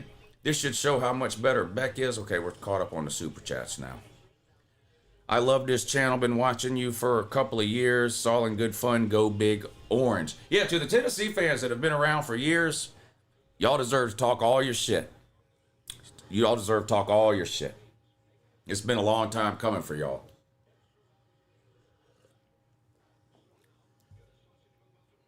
Georgia almost came back on us. You talking about the Bama game? Yeah, well, they took the lead with 4 minutes to go after being down by 30 points in the first half. I guess that was Bobo's fault, too, that we gave up 30 points in the first half to Bama. Beck got us back in the game, took the lead with 4 minutes to go, and then the defense blew it with a Ryan Williams miracle play. That must have been Bobo's fault, too, that ballet move that Ryan Williams did to score that touchdown near the end of that game. That must have been Bobo's fault, too. Okie dokie.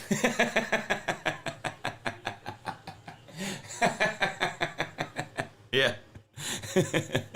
Okie dokie.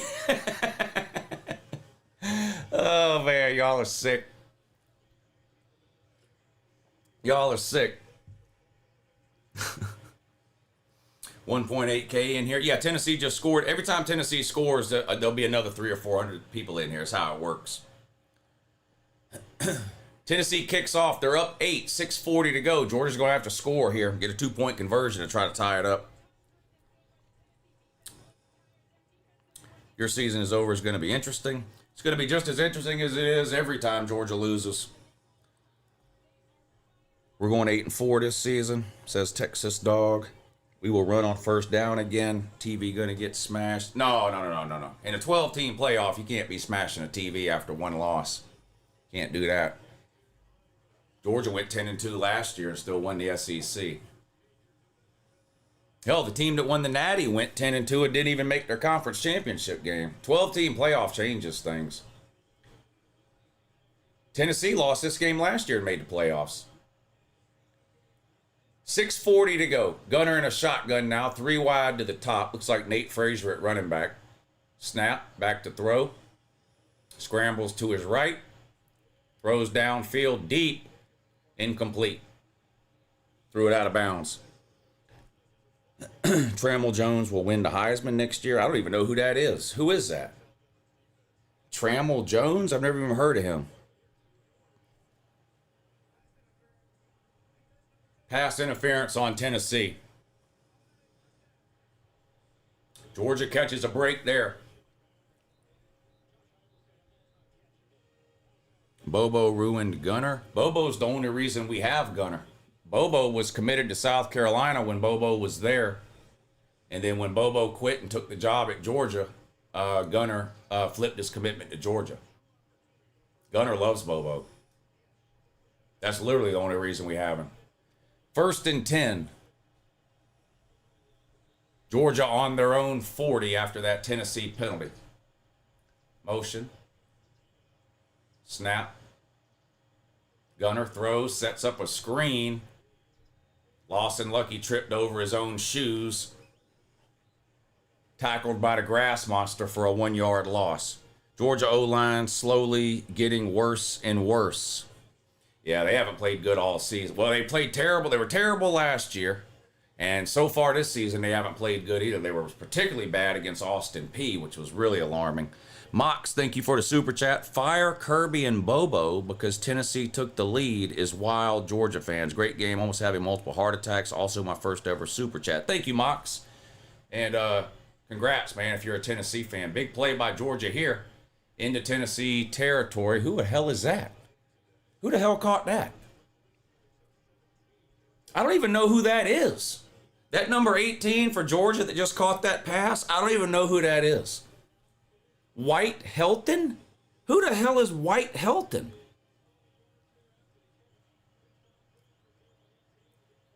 First and 10, Georgia on the Tennessee 45. Gunner back to throw. Good protection. Holds the ball forever. Now takes off. Gain of 2. Couldn't get away from the defender. 2nd and 8 coming up. 5 minutes to go now. Oh, that's Jacoby White. He added a name to his name. Remember when, what was that one wide receiver Georgia had 3 or 4 years ago? They ended up adding like 3 names to his last name. What was his name?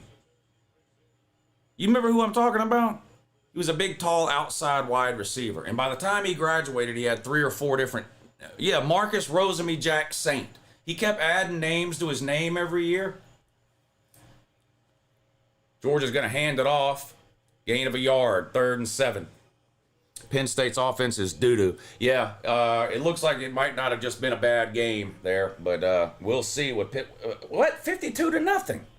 What are you talking about? They're winning 52-0. Nobody cares about anything Penn State does, though, until they play Oregon in 2 weeks. Nobody's going to give Penn State any credit for anything they do until they beat a good team. So, Penn State hosts Oregon in... Is that 2 weeks from today? I think that's 2 weeks from today. Pass complete to Dylan Bell. 1st down to the Tennessee 31. Coming up on 4 minutes to go. Yeah, Marcus Rosemy Jack Saint. His name used to just be Marcus Rosemy, and then he kept adding other names to it every year. Stockton isn't good. Okay, dogs, let's go. Bama 2 weeks from today. Yeah, Georgia hosts Bama in 2 weeks. Georgia's off next week, and then they host Bama. I don't know who does Tennessee play next week? I don't know who does Tennessee have coming up? Fire Bobo. Yeah, Bobo gave up 3 straight touchdowns to Tennessee to start the game. UAB. Who do they play after that? Who's their first SEC or next SEC game?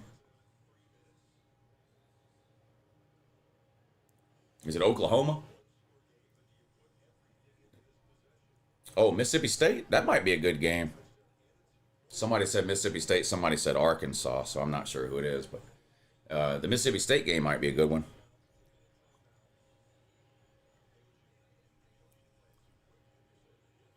The thing with Mike Bobo has become like politics now. People have made up their mind on Mike Bobo, and it doesn't matter what happens anymore. You know, if Georgia wins, people say Bobo did great. And if anything bad happens, it's Bobo's fault no matter what it is. Coaches are allowed to recruit their own kids. Allowed to? Like, as in, is there a rule against it? I mean, there's no rule against it. No, I don't think any coaching staff should have any of their own kids on the team, though.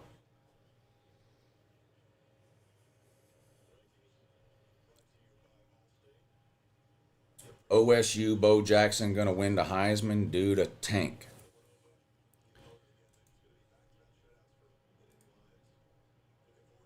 Fire Kirby and Bobo. We read that. All right. Coaches are allowed. All right, we're caught up on the super chats. Tennessee getting some rest. Yeah, they got an injured player. How does Texas look? I haven't watched any of the game, but from the score, it doesn't appear that they're doing very well. And Arch Manning's stat line looks like a mistake. What time is it? 7:03.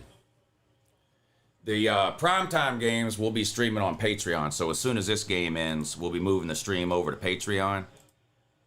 There's the link to the Patreon right there. I'll post a link on my Patreon page as soon as this game ends, and we'll hang out and watch the primetime games. 3.5 minutes to go, 2nd and 6, Georgia. Gunner throws deep into coverage. Another pass interference. Nope. I thought they were going to get Tennessee for pass interference again. 3rd and 6, incomplete pass, 3rd and 6. This game is over, says Aggie Man. Georgia can't score, here it is. 3rd and 6, empty backfield. Gunner throws behind the line, caught by Dylan Bell for no gain.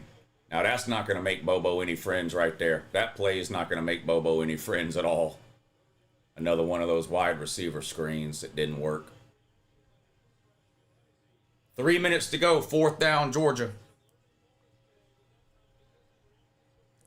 Georgia does have 3 timeouts left, but if Georgia turns the ball over on downs here, Tennessee only needs 1 first down to win the game. 4th and 6. Back to throw. Blitz. They pick it up into the end zone. Caught. Oh my God. Oh my God. What a catch. What a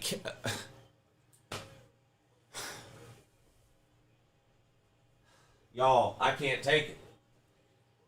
10 seconds ago, I was thinking about my congratulations Tennessee speech in my head. Look at that catch. Holy fuck.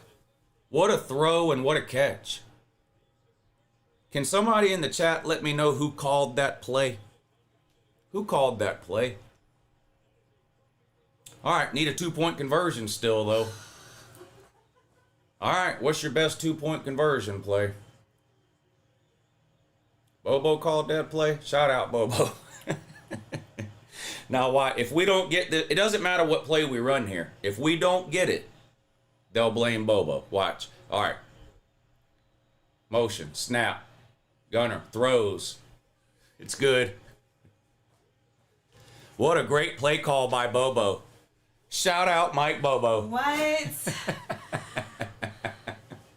Y'all, I can't believe this fucking game. Oh my God. I can't believe this game. What is happening right now?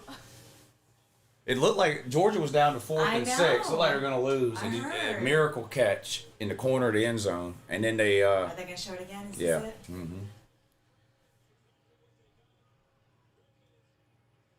Wow.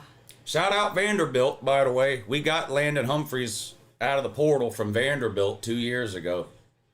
What a catch. Yeah, that's my cousin, too. That's your cousin too? Landon Humphreys is my... Landon Humphreys and Cash Jones are my cousins. Wow, look at that rain.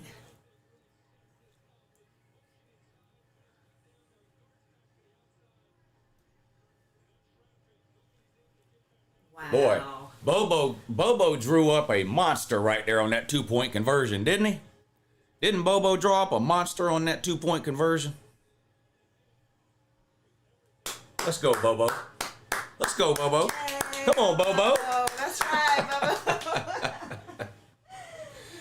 Bobo. We still got to sweat a Tennessee possession now. Tennessee can win the game with a field goal. Tennessee can win the game here with a field goal.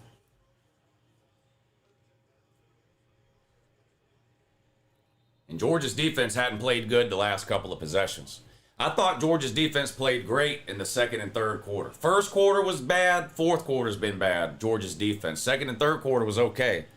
They're going to have to come up with something here, though. Don't type in all caps. It's annoying to all 2,000 people that are in here. And most importantly, it's annoying to me.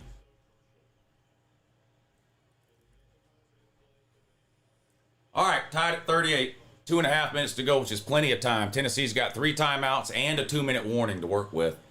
And a field goal will win the game. This is a good game. This is a great fucking game. That wasn't a false start. Tennessee throw behind the line of scrimmage. A Mike Bobo play call. I guess Tennessee hates their offensive coordinator too. Gain of 1 maybe. Uncle Lou is actually Tennessee's father, but he disowned them because they don't know what showers are. Dang. 2nd and 8.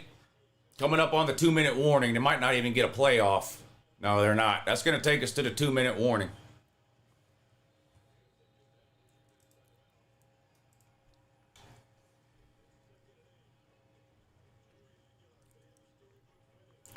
All right.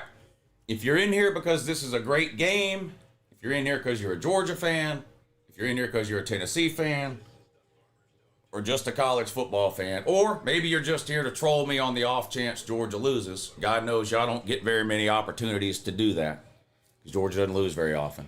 Whatever the reason you're in here, I do appreciate all of y'all hanging out with me to watch these games today. I've had a great time. I obviously hope Georgia somehow figures out a way to win the game, but either way, I've had a great time hanging out with y'all watching the game today. So I appreciate all of you, regardless of the reason why you're here. I've had a good time watching this game with y'all. And if you haven't hit the thumbs up yet and you would go ahead and do that for me, I would appreciate it.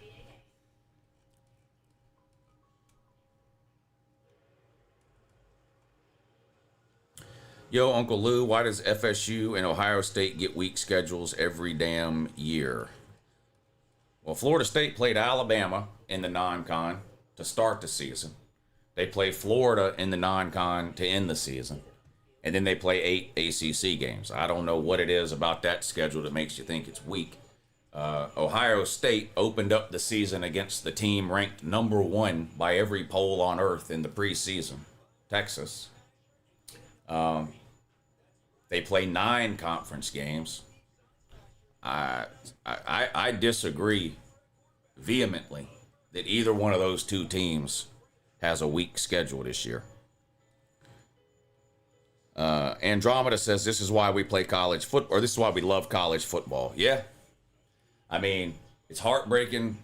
Somebody's going to be heartbroken. Georgia fans or Tennessee fans. Somebody's going to win this game and somebody's going to lose. Some fan base is going to be on cloud 9 and some fan base is going to be down bad. And we're about to find out which is which here, but that's how it goes.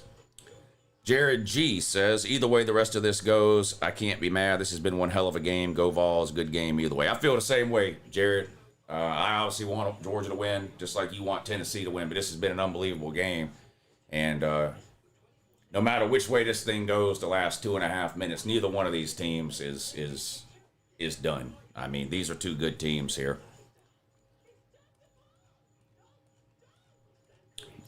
Bryce says, every time I click off Uncle Lou, UJ starts winning. I come back, Tennessee starts winning. Should I stay or should I go? Stay. I don't believe in those kinds of superstitions. So stay and enjoy the end of the game. If Georgia loses, they lose. Liberty Lover says, what is your problem with cap wetters? Woo. Here, I'll show you what my problem is. I'll show you. If I can find your super chat. You might get lucky and I can't find it. Oh, Looks like I found it. Here. That's my problem.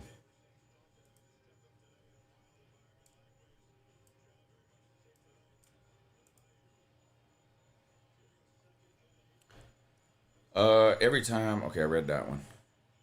Don't have much hair after watching the play calling by Sarkeesian. Still love my horns though. Looking forward to the primetime games. Yeah, just a reminder, as soon as this game ends, I have to shut the stream down. The primetime games start at 7:30. I know if Georgia loses, y'all want me to stay on so you control me in that, but I've got to do the primetime games, and those start at 7:30. So as soon as this game ends, this stream is getting shut down, and I'll be over on Patreon live streaming all the primetime games. So the link to that Patreon page is right there. I just posted it in the chat. It's also listed in the description.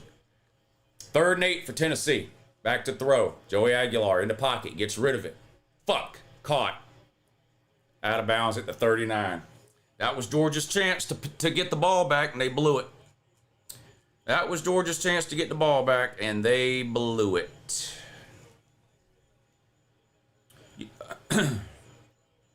Kirby calls all the good plays. Bobo calls all the bad ones. I'm trying to get caught up on the super chats, y'all. Big play on the ground here. Tennessee up to midfield. They're going to be about 15 or 20 yards out of field goal range. It's getting interesting.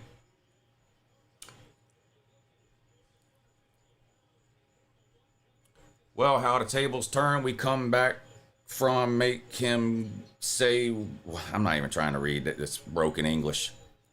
I buried my mom's dog the other day. His name was Bobo. Not a Georgia fan by any means, but all Bobos are great Bobos. Thank you, Tactical Genius. 1st and 10, Tennessee on the Georgia 48. There's 1:24 to go. And according to the green line thing on the screen, Tennessee needs to get to the 37 to kick a field goal. They're going to keep it on the ground here.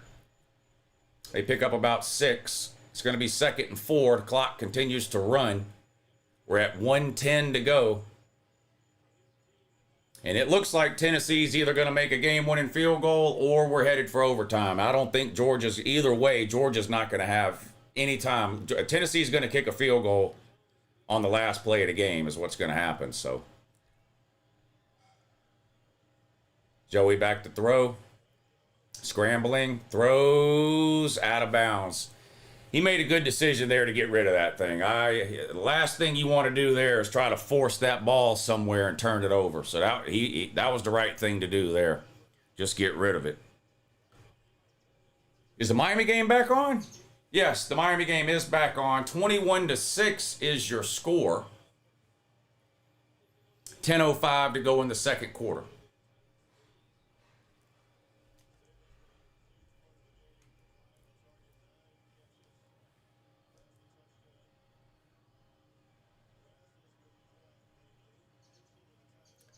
Third and 4 for Tennessee. On the ground. Bounces outside. Picks up the first down to the 35. And they're in field goal range.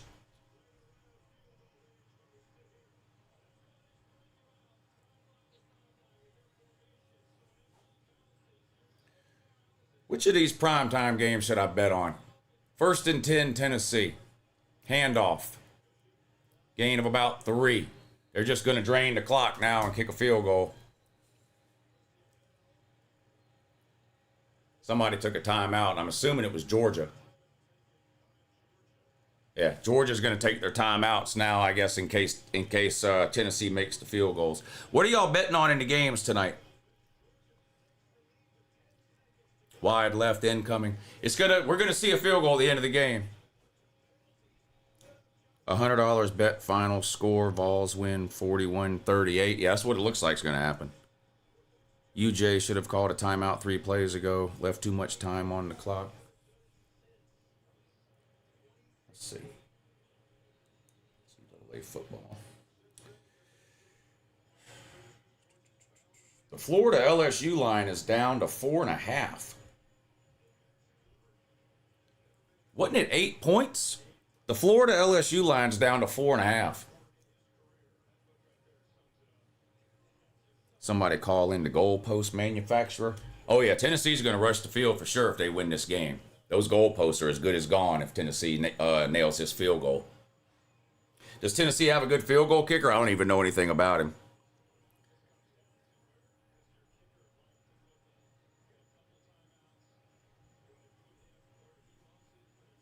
UJ is a women's tennis school. Do they even have a good women's tennis? I don't even know.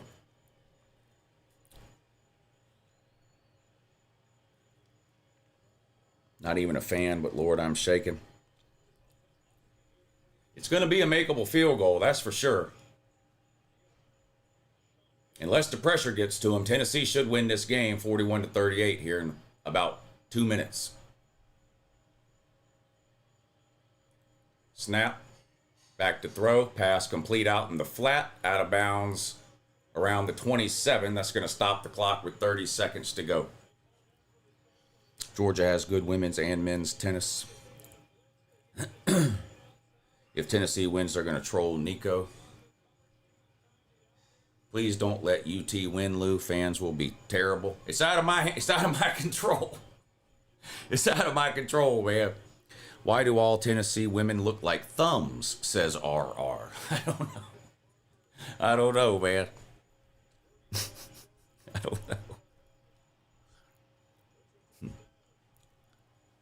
All right, Tennessee with a first down. There's only 25 seconds to go, so nothing Georgia can do now. They're going to have to sit here and watch Tennessee kick a field goal as time expires. They don't have enough timeouts to stop the clock enough. So I would assume you see a bunch of running plays here from Tennessee. There's one. No gain, but it doesn't matter. They're at the 25. They're going to find a way to get this ball into the middle of the field and kick a field goal on the last play. Great game, no disrespect to either team. Yeah.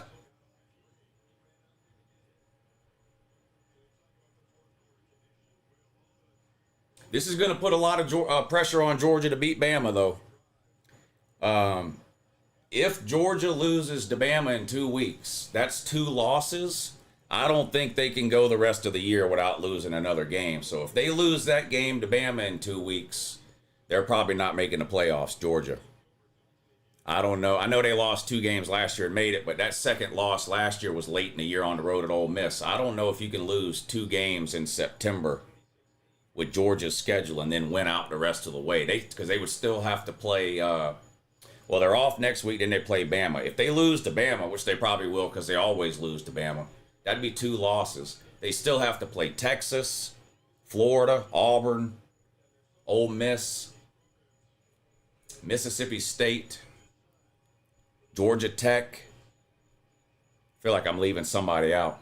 But if they lose, if they take their second loss to Bama, I don't think they'll win out. And they'll probably miss the playoffs. Hey, Lou, how's your son and his soccer going? He quit soccer about a year ago. He got interested in girls a couple of years ago. And soccer became a lot less interesting to him. 12 seconds to go. Tennessee hands it off right up the middle, down to the 20.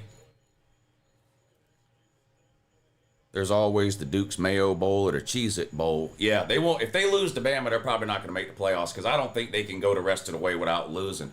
I mean, I guess it's possible a 9-3 team could get in, but I don't think it's likely.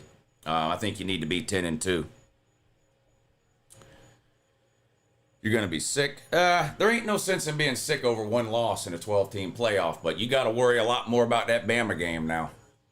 That Bama game, there's going to be a lot of pressure on Kirby to win that Bama game. He's got a lot of losses to Bama. It's a home game. You're already going to be sitting on 1 loss. There's going to be a lot of pressure on Kirby to find a way to win that game in 2 weeks.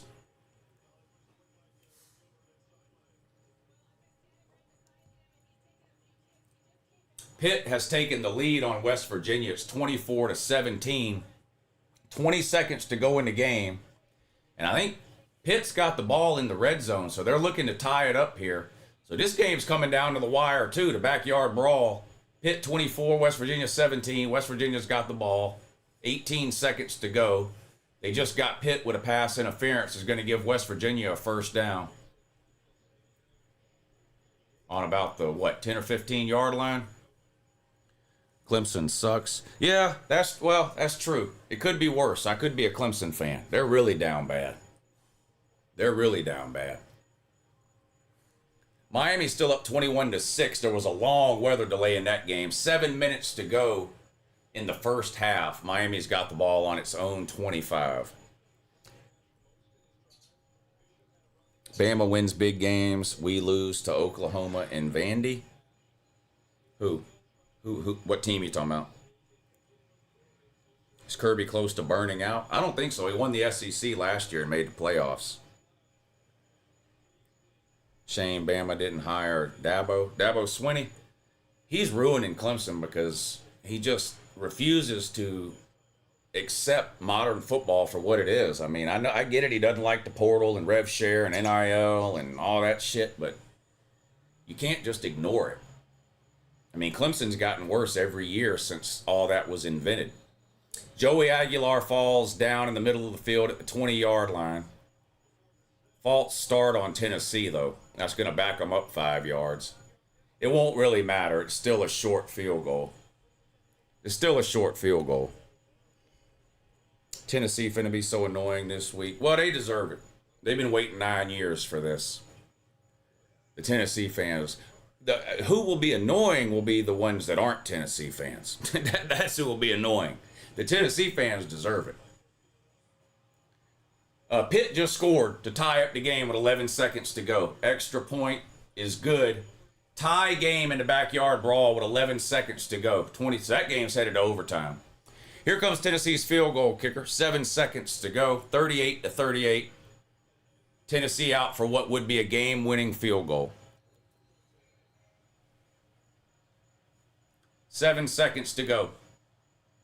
It's over. There's no way. 43-yarder. You can make this in your sleep at the college level. Holy shit! Oh my God, he missed it and it wasn't even close, y'all. Holy fuck, he missed it and it wasn't even close! Alright, I very rarely do this.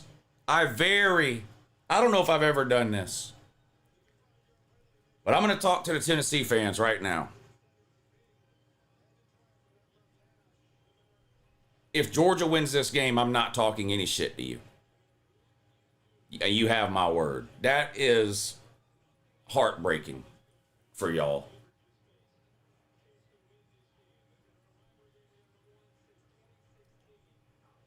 And look, Tennessee may win this game in overtime. Now, when I do the your season is, if Tennessee loses, and I do the your season is over video, I still have to take their helmet down and put it over there, but I'm going to take it easy on you if that happens. This is brutal.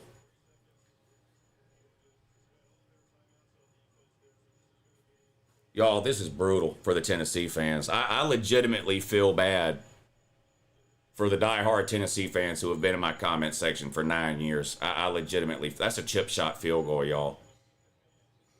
And I feel bad for that field goal kicker, too.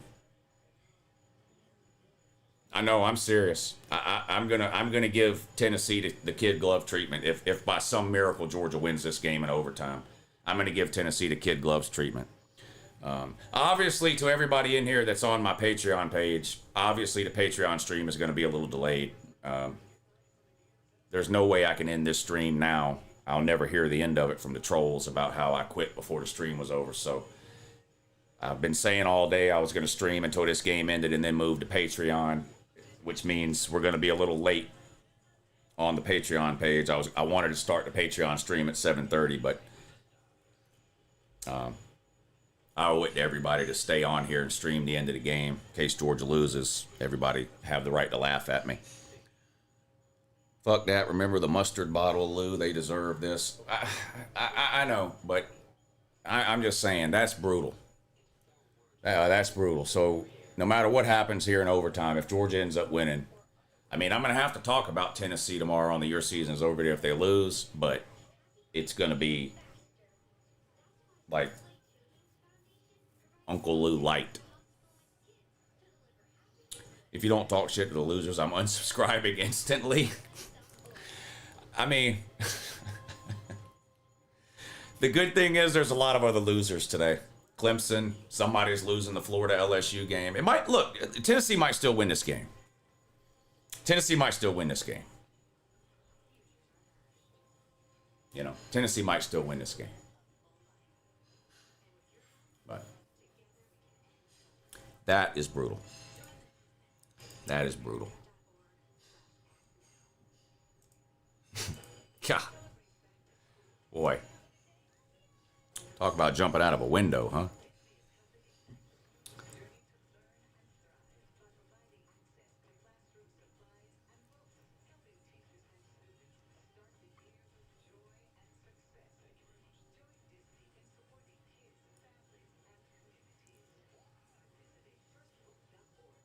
Wow.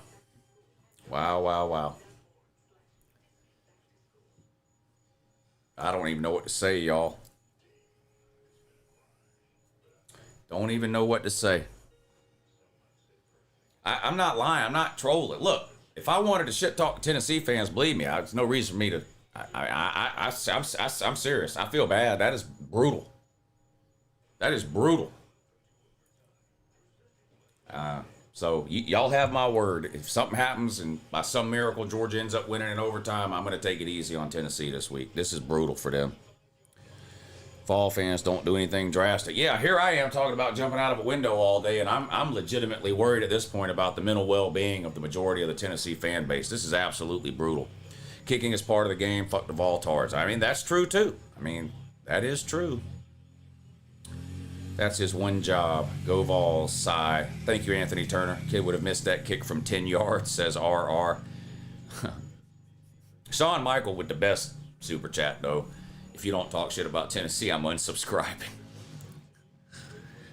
Dabo has gotten worse ever since he got that new contract. Yeah. Great game, Lou. Ohio State clears Georgia. You know it, and I know it. Well, I've got Ohio State ranked number 1. But Ohio State can't beat Georgia, if that's what you're talking about. Is that what you're talking about? Yeah, Ohio State can't beat Georgia. That's why they never have. That's why they're winless all time against Georgia. They can't beat Georgia. You know that. Miami game has been delayed into prime time. Yeah. Long delay there. They're back on now. 3 minutes to go until halftime. Very excited for overtime, Lou. This is college football at its best. I wish I wasn't a fan of either one of these teams. Then I could just enjoy this game for what it is, which is an all-time fucking classic between these two teams. This is going to be up there with the 2016 back-to-back Hail Mary game. You know, remember the 2016 game? Georgia hit a Hail Mary with 30 seconds to go to take the lead. Tennessee gets the ball back with 20 seconds to go, hits another Hail Mary to win the fucking game. Back-to-back Hail Marys, and Tennessee won. That's one of the most famous games in the history of this series. You've got the 2001 game where the hobnail boot game. You got that where y'all remember that one? Tennessee scored on a screen pass to Travis Stevens. Was that his name? Or Travis Henry? Anyway, Tennessee scored like a 70-yard screen pass to take the lead with a minute to go. Georgia drove all the way down the field in 1 minute and hit a touchdown pass at the end of the game to David Green to Veron Haynes, and that was the famous Larry Munson hobnail boot call. But this game will be right up there with those.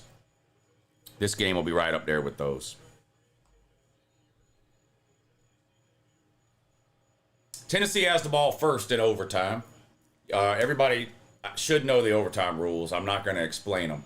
Tennessee first and 10 on the Georgia 25. Snap. Aguilar throws. Oh, it was tipped up in the air, and that would have, oh my God. That ball was tipped up in the air and stayed up there for a long time, and that could have been the game if Georgia could have found a way to intercept that thing. Holy fuck. Boy, I'd be surprised if Tennessee throws it again. Oh my God. Did y'all see that? That ball was up in the air forever. Handoff on 2nd and 10, goes nowhere.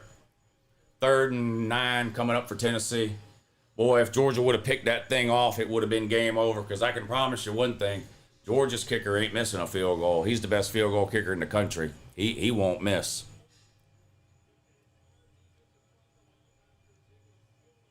Third and 9. Come on, defense. Come on, defense. What a game. What a fucking game. If you know anybody that's not into college football and you're trying to get them into college football, sit them down tomorrow and make them rewatch this game.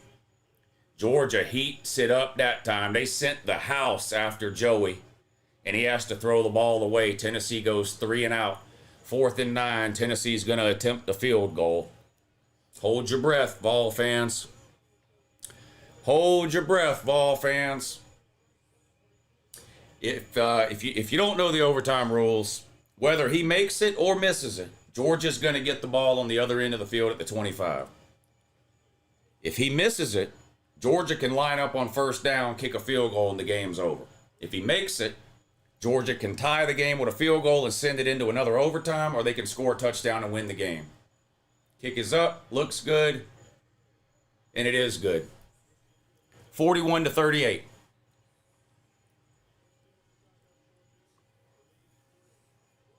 You don't think Tennessee's kicker has the same bookie as John Mateer, do you? Missed that kick on purpose. West Virginia inside the 5 in overtime. I got that on over here. They're in the first overtime, tied up at 24.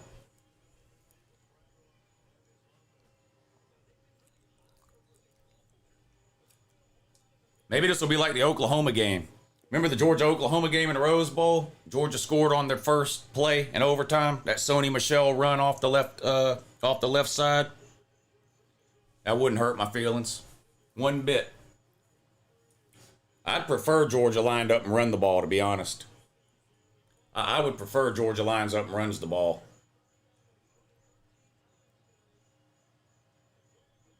I'm getting a little nervous when Gunner drops back to throw. Gunner's under center here.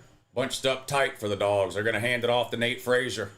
There he goes. 20, 15, 10, 5. Out of bounds inside the 5, which is great news. But, of course, Georgia can't fucking score from inside the 5. I'd rather he got tackled at like the 12. I would have rather they ran that. That's a very similar play to the play that ended the Rose Bowl. That's a very similar play. I think that was a direct snap to Sony Michel that ended the Rose Bowl, but very similar looking play in terms of the direction it was ran. It's going to be first and goal. I'm not lying. I think I'd rather Georgia have the ball at the 12.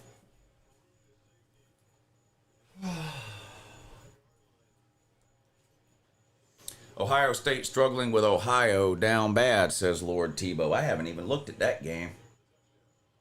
Well, it's the first quarter, though. Come on. 3-0 Ohio State. It is the first quarter, though.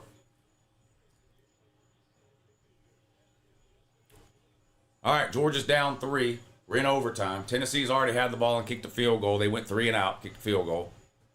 Georgia on the first play of its overtime possession. 20-yard gain down to the 5. And that's where we're at now. First and goal, Georgia from the 5. Just a reminder, the minute this game ends, I got to shut this stream down because I'm streaming the primetime games on Patreon. Y'all should come over to the Patreon and hang out. We'll do the same thing all over again on Patreon and watch all the primetime games. Click that link. I just posted it in the chat. It's also in the description of the video. But click the link. We'll hang out on the Patreon page and we'll watch all the primetime games. Join the crew. We have a good time over there. Join the crew. All right, here we go. First and goal. No way they throw the ball, right? No way they throw the ball.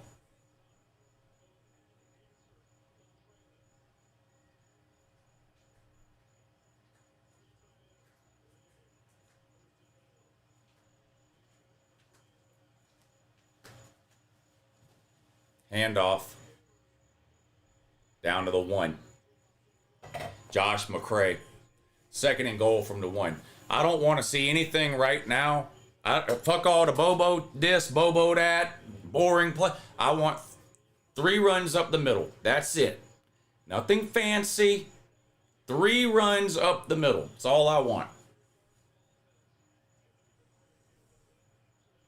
Second and goal from the 1. A touchdown wins it. A turnover ends it, and Tennessee would win. A field goal ties it up. Shotgun, snap, handoff. That ball's across. That ball was across the line. What are we doing with this spot? That ball was across the line, unless he was down, which I don't think he was. That's a touchdown. That's a touchdown. Game over. They can review it if they want. That's a fucking touchdown. He was never anywhere close to being down. Touchdown right there. That's got to be the game.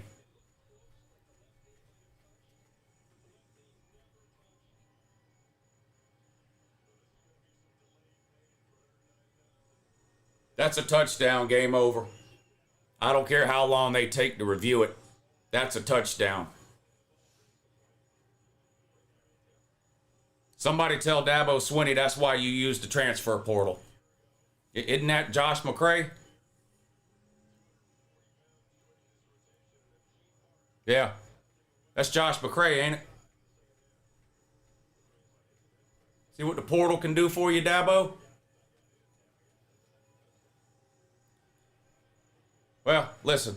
I'm a man of my word. I'm not going to sit here and talk a bunch of shit. I don't care how long this review takes. The game is over. That's a touchdown, clear as day. Salute to the Tennessee fans.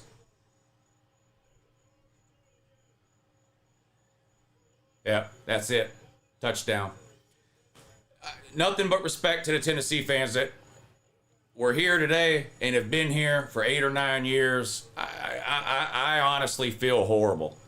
I know we talk a lot of shit here, but those of you that aren't trolls, those of you that have been around here for a long time, know I consider a lot of y'all friends. A lot of you Tennessee people have been around a long, long time, and I am heartbroken for y'all. I'm happy that Georgia won. Don't get me wrong. I would never trade a win for a loss.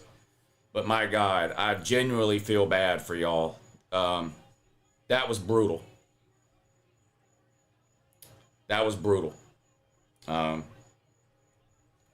And Tennessee's got a pretty good team. They got some things they got to work on like everybody else does, but that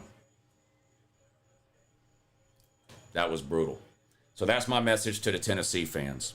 That was such a good Now to you fucking trolls that have been in here for 4 hours. 4 hours you dumb motherfuckers have been here in the waste of time routine, waiting for this moment. And again, it didn't turn out like you hoped. You went through, how many fucking, do I need to mail you? Do I need to mail you some of these? How many batteries? How many batteries did you dumb motherfuckers go through on your wireless keyboards with the type, you fucking trolls? 1,200 people in here, and every time Tennessee scored or took the lead, 1,500, 1,600, 2,100. You trolls took another giant fucking loss. I beat you again. I beat you again. You can type until your fingers bleed. I don't give a fuck. You lost again. And guess what? The next time I stream a Georgia game, your dumb ass will be right back in here listening to this same speech at the end of that game when Georgia wins again. Have a great fucking day.